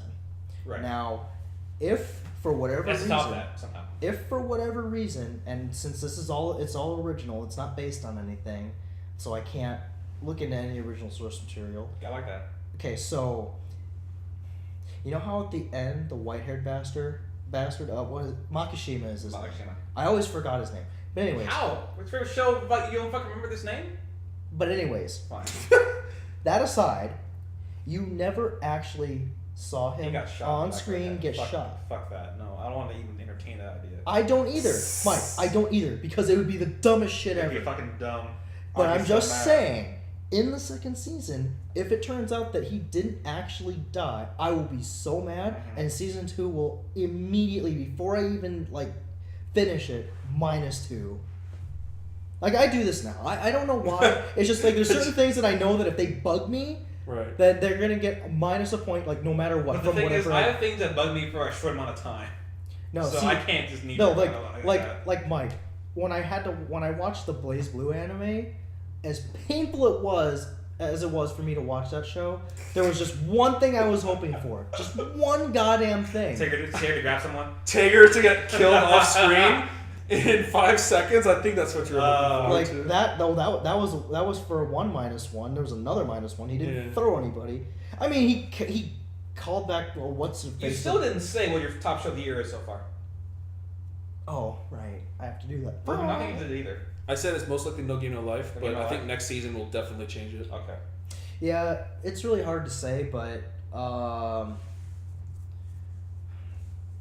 I don't want to say Kuriko's because that started the last year, so I don't really want to count that. Same thing with Killer Kill. Shit. It would probably have to be between Aldnoah Zero and No Game No Life, probably. It's between. They're definitely top 5, easy. It's between one of those two. I mean, it's like Kill Aldnoah Zero, No Game No Life, Tear, probably now we're in the top 5 somewhere in there. What was that? What was the fourth one? Tokyo Tear. Oh, Tokyo. That might change depending on how Psychopath is, how Trigger Show is, and how Space Night is. And there's Kyoto's doing one next season too. Shaft's taking a break, I think. So I didn't see a Shaft show. yeah, They didn't have a show this season. yeah, they did. Hanamonogatari. That counts. Hardly. But anyways, yeah. So look for. Oh, Isekoi as well. that. Yeah, is- Isekoi will not be It's number one in the of the mix. No. He's gonna be top 10 for me. For a show that didn't even fucking end, I can't. I'm putting top 10. Yeah. There's nowhere yet. But, anyways, yeah. So next season's really gonna. See, the thing is that all the things I'm looking forward to next season I'm expecting to be really good. Yeah. But it's just funny because all the rest of the stuff looks like garbage. You get surprised sometimes. Though. Well, know, I'm gonna but- look over it all tonight. Yeah, so you do I'll that. let you guys know. Then we got to do our ending season podcast and the ending anime of the year podcast. So Any enemy of the year. top 10. And then next March we get to do another top 10 of the year as suggested by Random Curiosity. Oh, we do. We do. I suggest. Oh, That was- damn it. that Go was to the most- AnimeNando.com and go find a top 10 list and go fuck up and shit on them if That you was- want to. I just like the Random Curiosity one. You know, I hope the season in March sucks because I want to watch basketball. Well, What? Kuriko's? March Madness. Oh. Really? I want to watch actual basketball. College basketball is fucking boring as fuck. No, not March Madness, but I know that actual basketball season. NBA. Starts this next month. Does it? October. Is that when basketball starts? Yes. It ends in June. That's right. The NBA, when we watched the NBA finals, it was in the middle of fucking hot summer. Yeah. Matt has cable. I do. Oh, yeah, basketball. I don't have well, I have cable. enough cable to watch the finals. Do you have? Yeah, we'll have a party You at wanna- your place we for could- the finals. We could hit up a Buffalo Wild Fuck Wings. that. Dude, I will always. Remember go. last time? Doesn't work out. No, Mike. What we do? Don't go to any of the ones like over there. We go to the one that's over towards like Superstition, where the clientele is over there is nothing but old people. Oh, great. Like old people. I'll go on a Tuesday. I refuse to pay those prices on a non-Tuesday. They're thievery. Yeah. It's Let's It's- have this conversation off the podcast. no. Fuck you, Buffalo Wild Wings. You charge like over $1 a wing. Okay, I'm done. This has been Critical Dcast. We like anime. We like anime too. We be back in 3 months. We do this shit over again and get mad again. Hey, we actually kept it under 4 hours this time. Yay! All right, we done. No, keep on going. Thank you for listening. No. Let's talk